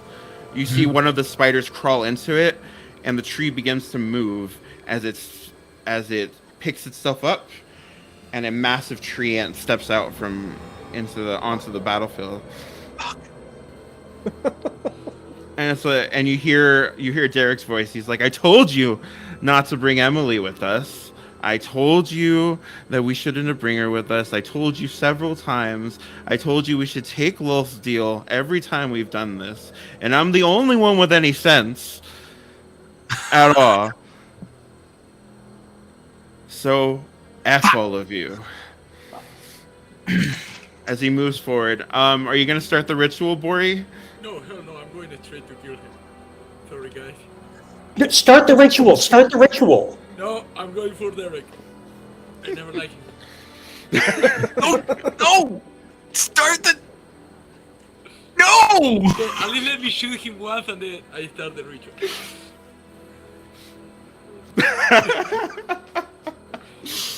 Oh. All right, it's Derek's turn first. His mouth, the tree opens up, and you see his head spider, like sitting there. It looks like the thing from the thing, like it's the upside down head, and there's like spider legs sticking out of it. And he says, "You all never made any sense whatsoever, and I'm going to kill you here for my queen." And you see that spiders start to crawl out of it as two swarms of spiders appear. The swarms rush forward as they get an action, and the first swarm is going to attack David. All right, David, you ready? It misses because my rolls are terrible. All right. The tree ant is going to move forward, but it's going to attack. Let me see. It's going to try to stop Boro from doing the ritual. It's going to attack him. Those both hit, and I'm just going to use the average. You take 16 points of damage, bludgeoning damage, as he slams both the tree trunks against you. And it's Bori's turn. Start the ritual. Nope. I'm gonna put Hunter Mark on him. That's an extra 1d6. I'm gonna attack him. All right. Does 18 hit it? 18 does hit, oddly enough. Okay, do 9 plus, let me throw 6 for the hunter. Oh, wait.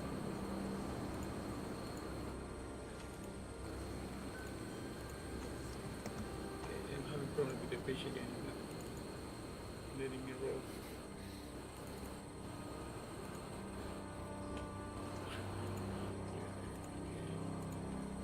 Okay. Plus 3, 9 plus 3, 12 damage. 12 points of damage. Gotcha. All right. And then that's going to be David's turn. Okay. I'm gonna steady aim my crossbow at the head spider because I want him to shut the fuck up. Gotcha. And then I will shoot him. Ah, And that is a 20. that hits. Oh, that hits so bad. Jeez. Okay. So that is, hang on. 10 plus, hang on. 6, so 16. 16. Gotcha. All right. Excellent. that's going to be the second swarm's turn. The second swarm is going to go after Bori from doing the ritual. Hits, and Bori, you're going to take 7 points of damage. And spiders are now crawling under your skin.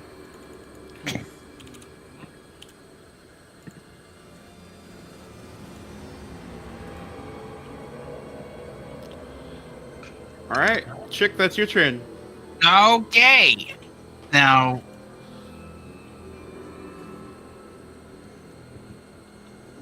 all right. I'm gonna shoot the head spider with my crossbows. So I'm use my 2-weapon fighting and try to hit it twice. 16 and a 22. That hits. 11 damage total. Oh, I'm sorry, 9 damage total. Ooh. All right. And then I'm going to use my extra attack and do it again to. He's not dead yet? No. All right, I'm going to do it again. So a 10 and a 25. 25 hits. 25 does hit. 10 doesn't, right? No. For another 4 damage.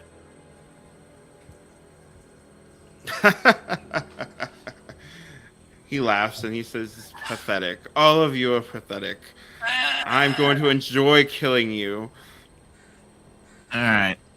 And then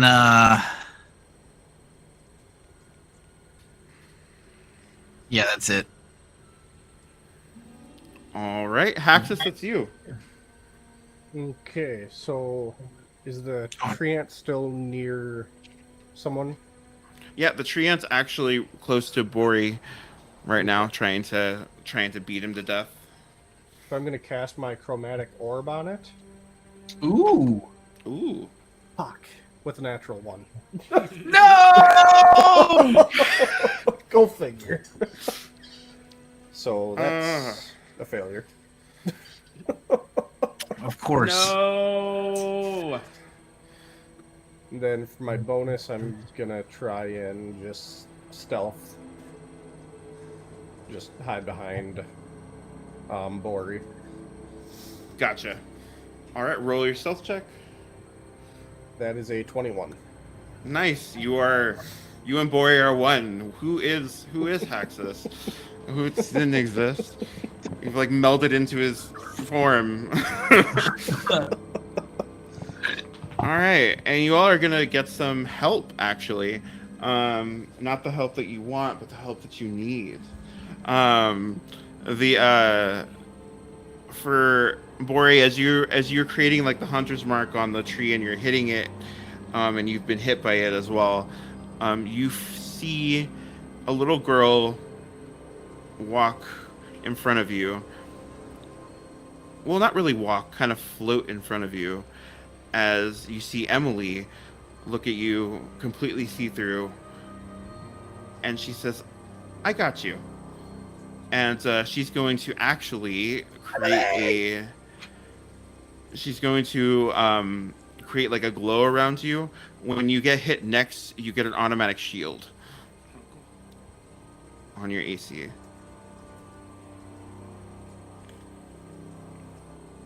All right, that's going to be the Swarm's turn. Swarm's going to attack David and fail miserably. All right, that's the treant's turn. Bori, that's coming for you. One of those hits, and you take 1 sec. Let me roll.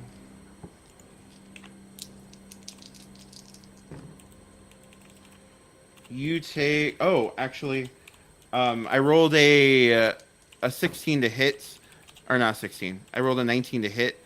Did you want to burn that shield? No, not yet. Okay, 19 to hit. That damage was 12 points of damage. Okay. All right, Bori, it's your turn. Okay. Okay, I'm I gonna believe try in you, to Bori. I'm gonna try to move away. I think it's 25 feet. Yeah. Away from the tree and start the incantation. Okay. You're gonna burn one of your spell slots, Yes. and the first piece of the incantation is complete. All right, We're cutting it close here, Borbor. David, that's you.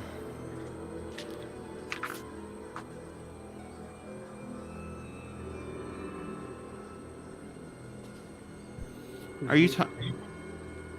You're muted. Shit. Just grab your tequila and make a ring. I'm gonna do the same thing again at the head spider. Gotcha. Did you hear Bori? No. Should grab your tequila and do a fire circle. Oh, yeah. It's true. That's what I'm gonna do. Can I, as a bonus action, can I just like throw tequila on like the spider swarms and the spider heads and shit? Yeah. You can. Okay. I'm gonna do that, and then as my action, I'm gonna like shoot it with a fire arrow. Okay. How are you lighting your stuff on fire? Do you have like a flint on you? Yeah.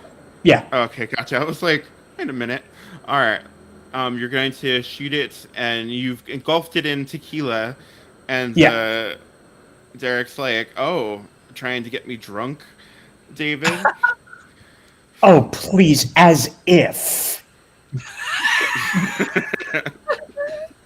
I don't work. Brutal. Oh no! The And that's burn happened, but it wasn't because of the arrow.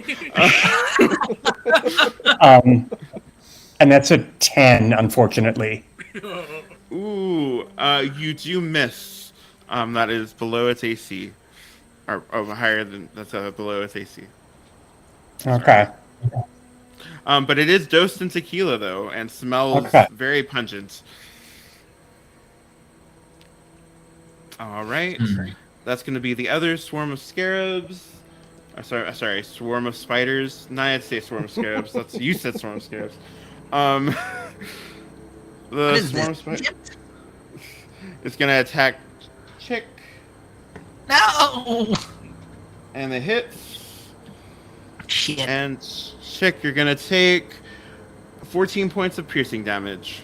As I use my force shield, whatever it's called, my protective field, I'm gonna reduce my damage by 1d8 plus 2, so 14 goes down to 10. Nice. You take 10 points of damage. I'm gonna roll percentiles. Because you use the force shield to stop it. Stop some of the damage. Yeah. The spiders aren't able to crawl under your carapace this time. Yes.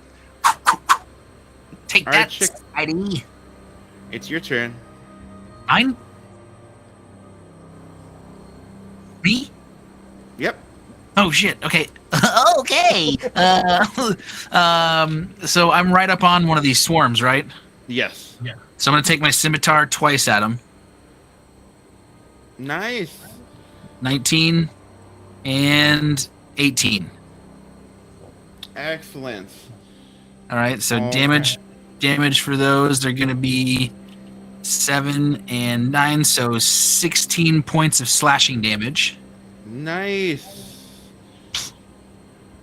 Plus, I can use my psionic strike, which propels my weapons with psionic force. Immediately after I hit a target, I get to roll another d8 plus 2 force damage. Ooh. Do it. So 5 force damage. Oh, nice. Huh. I almost put 50 force damage. Whoops. All right. I wouldn't say anything. So, I'm not going to stop you. All right. Haxus, it's your turn. So, since I'm right behind Bori, am I able to help him concentrate and do the ritual? Okay. So you're gonna attempt to speed up the process. Yeah. All right, burn a spell slot, and the second piece of the ritual is complete. Done. And then I will just stay hidden. Gotcha. You're one with Ori. One. Let's see. Emily's ghost is going to move up to David, and she's like, "David, you're beautiful of love," and she's Shut going up. to give you she's going to give you a one turn bless. So for the next until the next turn, you're blessed. So you can roll a d4, add a d4 to your attack rolls and your abilities checks. All right. Emily's ghost doing the most. So for how long? For one round. So until Yeah. until Okay. the end Yeah. of the round. All right, Swarm of Scarab is gonna go after you, David. And He's it like, hits you. okay, and then he leaves. Bye. come at me, bro. All right, David, you take 7 points of piercing damage, and the swarm is now under your skin as well.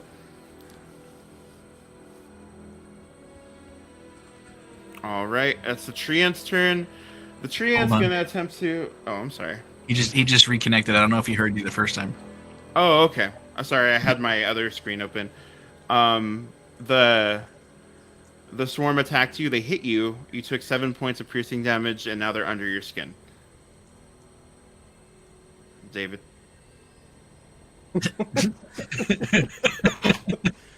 He's stunned. There we go. You're moving. Welcome back. No. Maybe not. There he is. Okay. There Fingers we go. crossed. Fingers crossed. Okay. So Okay. when last we spoke, Emily had given me Bless. a 1-turn bless. Yeah. A one-time bless. One-time use. Yeah. And she, you got hit by the swarm. The swarm dealt 7 points of piercing damage, and they're under your skin now. Okay. They're inside you. Great. All right, the Treant's Well, gonna you attempt know. to attack. Bori, they're coming after you. The Treant's gonna attempt to attack you. Yep. I'm gonna use the shield. You're gonna use the shield. Yeah. Okay. Right. What's your AC again? Oh, 16. 15. The shield gives you +5. Oh, they both miss as Emily's There you go. shield radiates around you, and it slams down. Yeah. All right, Bori, You it's had your it. turn. Okay, I'm gonna just burn another spell slot for the incantation. Gotcha. All right. One more to go. David, it's your turn. Okay. This time, shoot that fucking head. So I'm gonna steady aim and light the thing on fire and try again. Gotcha. Yeah. So let's make this happen. And that is a 26. That's 26. Gotcha. All right, that hits. Yes. The thing's Okay. on fire. And so that is 11 plus 10, so 21 damage. He's not looking great, and now he's on fire. All right, let's see.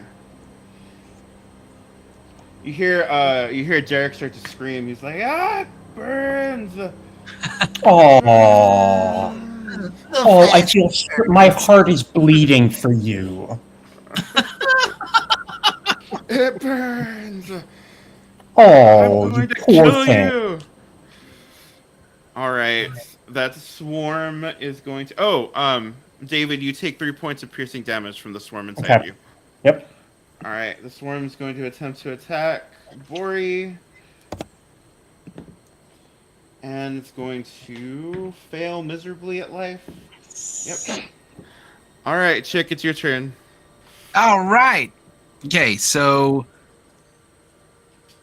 is this swarm still in my space? Yes. All right, so I'm gonna do the double scimitar on it.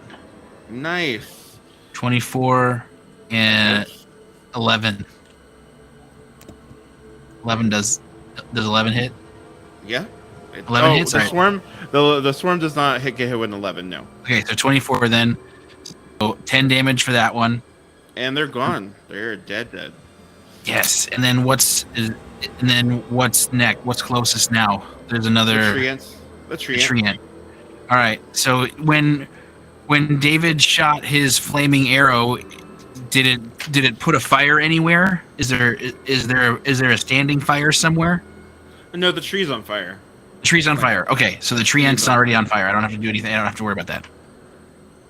Yeah, All I right, mean, so it's I'm gonna- not dead yet, but it's on fire. Yeah, no, I was going to try to light mine on fire like by shooting through it if I could, but since it's already on fire, I don't need to try. All right, so then I'm going to take my extra with my other 2 arms and do the crossbow. And 17 hit and 16, 17, either of those hit? The treant. Yep, the 17 hits. 17 hits. All right, so for 7 damage. And then I'm going to use my psionic strike in order to be able to deal an extra d8 plus 2 force damage. Nice. So another 8. So 15 total. He's not looking good. Like it's like the tree's starting to crackle and blacken, and you hear the spider like scream inside. Derek's like, ah! And then this is we've got 3 charges into the thing, right? Yep. All right. So as my bonus action, oh wait, never mind. That's an action. Okay, no, I'm done. Gotcha. After your turn, Haxus, you're gonna hear a voice in your head. Loltha's gonna be like, if you do that, Emily will stay dead. You put the last charge, Emily will stay dead. There will be no restarting this day. I can't do the last charge anyway. I'm out of spell slots. Darn. Have you? Have you? Well, I'm just gonna kill that treant then. I'm gonna Okay. attack it with the rapier, and since I'm stealthed, I have advantage, right? Yep. Thank God. Yeah, no kidding. Oh no! Oh, shit! 13. 13. Oh man, So- that missed. I'm just gonna try to stealth again. Okay. For my bonus. You're gonna With a move. 13 again. You're not so much a one with Bori anymore, but you're there. You're like 1.5. You're like you're there. You're not following his movements directly, but this is where we're at right now, so it's okay. Emily's ghost is going to move up to the spider, and be like, "Don't tell lies to my friends." And she snaps her fingers. The psychic connection between Wolf and you is all of you is destroyed, and she can't speak into your mind anymore. You just hear like inaudible like hisses from the spider as it like tries to attack Emily's ghost, but Emily kind of like floats around. Stay out of my Alright. brain! And Bori, that's actually your turn. Okay. That is my last slot then. Complete the ritual. All right, you complete the ritual. What do you want this to look like? Okay, so everything around me start glowing, like with a pentagram or something. Oh. And then you get an explosion of light. And the explosion of light. Derek dies. You hear Derek saying, "No, Say, fuck you! fuck you." The explosion, and you, for a moment, all of you kind of feel weightless as the world starts to just fall apart. You hear Lolth scream, and she's like, "This isn't the last you've seen of me. I'll be back again. Don't worry." As all of you kind of are weightless right now, Morpheus appears and says, "Congratulations, you didn't die this time." And he's holding the orb, and he looks at it, and his mouth mutates into a giant, like, alligator mouth, and he just chomps down on the orb and consumes it. And he says, "There we go. I'll keep this one safe. And I'll welcome back to your lives, everyone." And he snaps his fingers, and all of you wake up at the Kuatoa's village, minus a Derek and an Emily. The Kuatoas stop their chanting, and they look at you, and they're like, "You're alive. You're alive. You made it." Barely.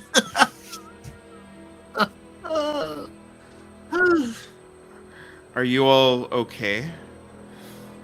Nope. No. Not really. You're muted. I really want to hear what you're saying. No, I'm not. Let me tell you about how Ramsey treated me. Ramsey. We had character development, David. Character development. Emily told you she loved you.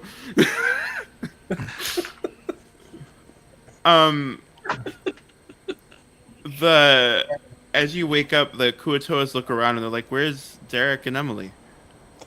He was a spider. He killed her. It was a whole thing. You thought you eradicated all the spiders, yet one was living right here in your village. That's sad. But I'm glad you all are okay. It says a I mean, lot it's about your unfortunate. spider traps, that's for sure. Well, now that you've banished Lolth, what are you going to? And as he's like about to ask, what are y'all gonna do? You each get a like a thought like in your head that said Morpheus is like, you hear Morpheus in your head, and he's like, "Go to the marsh. I'll show you where the Kuatoa are." And we'll do that. That's what we do. We're gonna make good on our promise from before. You go to the marsh where you left the crime scene last, and the trees open up for you, with no one really moving them. It is just open up for you, and you see that there's a small like ship that's like sitting in the marsh that was like invisible from all the trees. Ah, shoot! I just dropped something. The ship has a couple cages in it, and you see that there's just a bunch of dead mercenaries like sprawled across like the top of the ship. Upon further investigation, you find all the Kuatoas minus one, with no real way to actually get because the bag of cooling was with Derek. You're not going to be able to revive that Kuatoa, unfortunately. So there's a dead Kuatoa. But there are 4 that you find alive and well. One is better everyone- than 5. 1 is better. 4 is better than 5. So, I mean, you still have 3 other dead bodies and 1 live Kuatoa. The live Kuatoa is found in the fetal position, traumatized, of course, from the event. Years of therapy. And praying, and as you pick him up and you try to like talk to him, he tells you, he's like, "I can't feel my God anymore."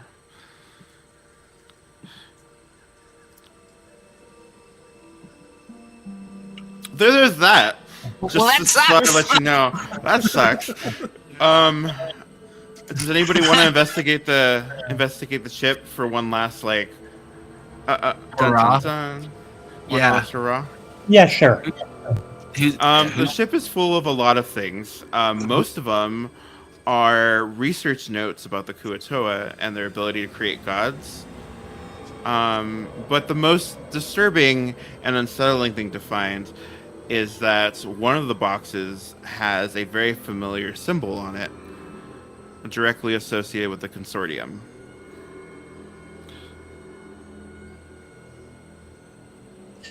So obviously, all the people in the consortium.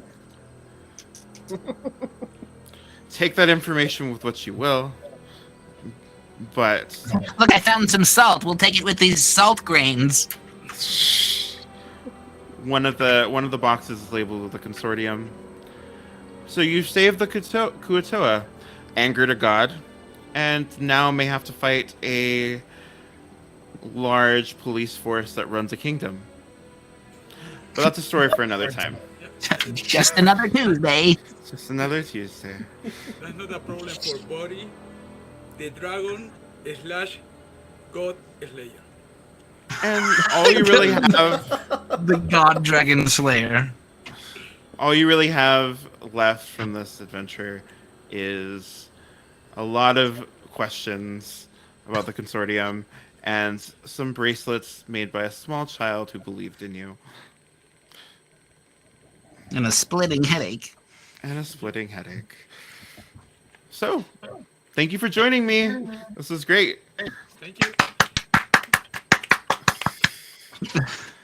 Well, I really appreciate. I really was worried there for a minute because I really thought Bori was not going to do the ritual, and I was like, I literally, shit. I was like, okay. Guys.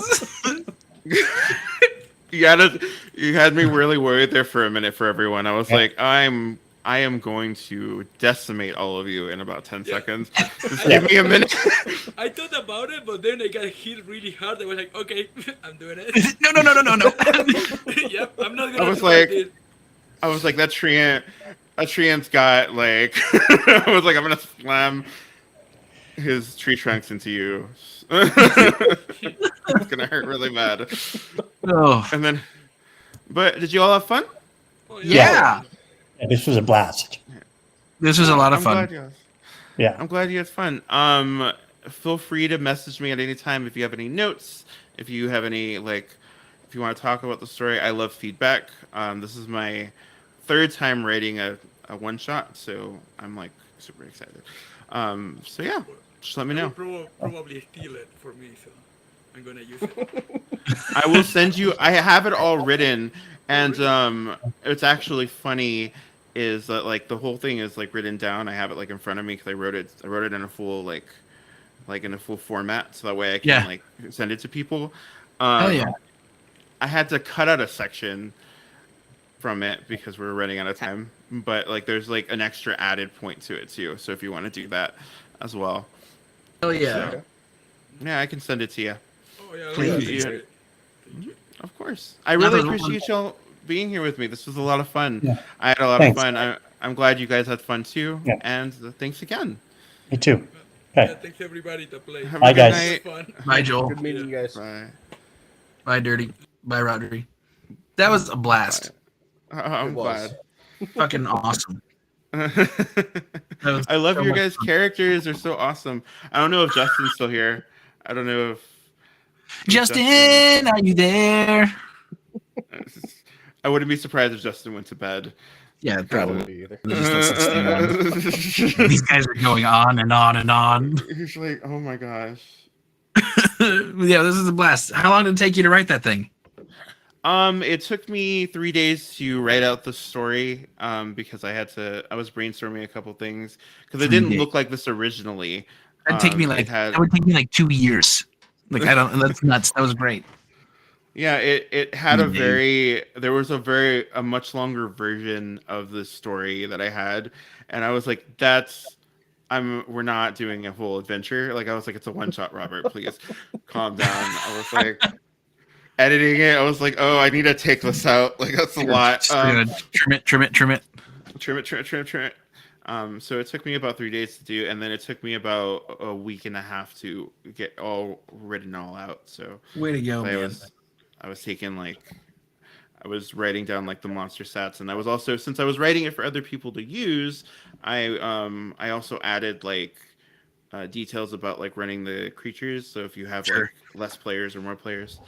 But I was really surprised. You all did a lot of stuff that I wasn't expecting. So that's really great to have. So what was the biggest twist for you then? Like, what did we do most that you didn't expect? Lighting my my people on fire. I didn't realize how many people I had that were weak to fire damage. In my, like, how many creatures I had. I like when I brought the treant out, I thought about it and I was like, they're just gonna light my treant on fire again, aren't they? Shit. And I was like, oh, there it is. But yeah, I had. Yeah, that was great. You were actually like the ending, because I had to cut the ending a little short because I know we're running out of time. But like originally, you all were fighting 5 treants. Oh shit! There were 5 of them because he had split into 5 parts and he was going to take over a tree. And I was like, let's cut it back a little bit. We're gonna prune it a little, if you get what I'm saying. Yeah. See what I did there? Yeah. So it's treants, pruning. I was like, I thought for sure everyone was gonna take the deal to like leave because everybody was kind of like, why are we doing this anyway? And I was like, well, here's the deal. But you all surprised me too, so it was great. Yeah, that was a blast. Yeah, thanks. I'm glad you guys had fun. I'm really happy you all had fun. I don't even know what kind of feedback I could give you because it was just great, right? I mean, like you made it so inclusive of everybody. You kept asking individuals like for their input and whatnot. I mean, you did a really good job of describing everything that was going on, making sure that we understood what the environment that we were in and stuff. So, it was great. Thanks. I really like you. I couldn't have done anything without all your amazing character backgrounds because I fed off of that a lot too. I was like, excellent. Give me your backstories. Let's do this. So that was great. Thank you. I appreciate all of you. All right. Well, I'm gonna check out. I don't know. I guess I'll message Justin. I'm not sure if he wants me to like stop recording, but we'll see what happens. Yeah, so, maybe. Otherwise, we're gonna run till morning. Who knows? Yeah,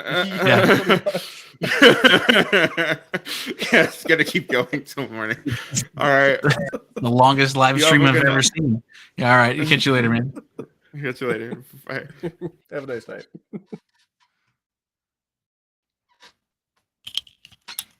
Bye.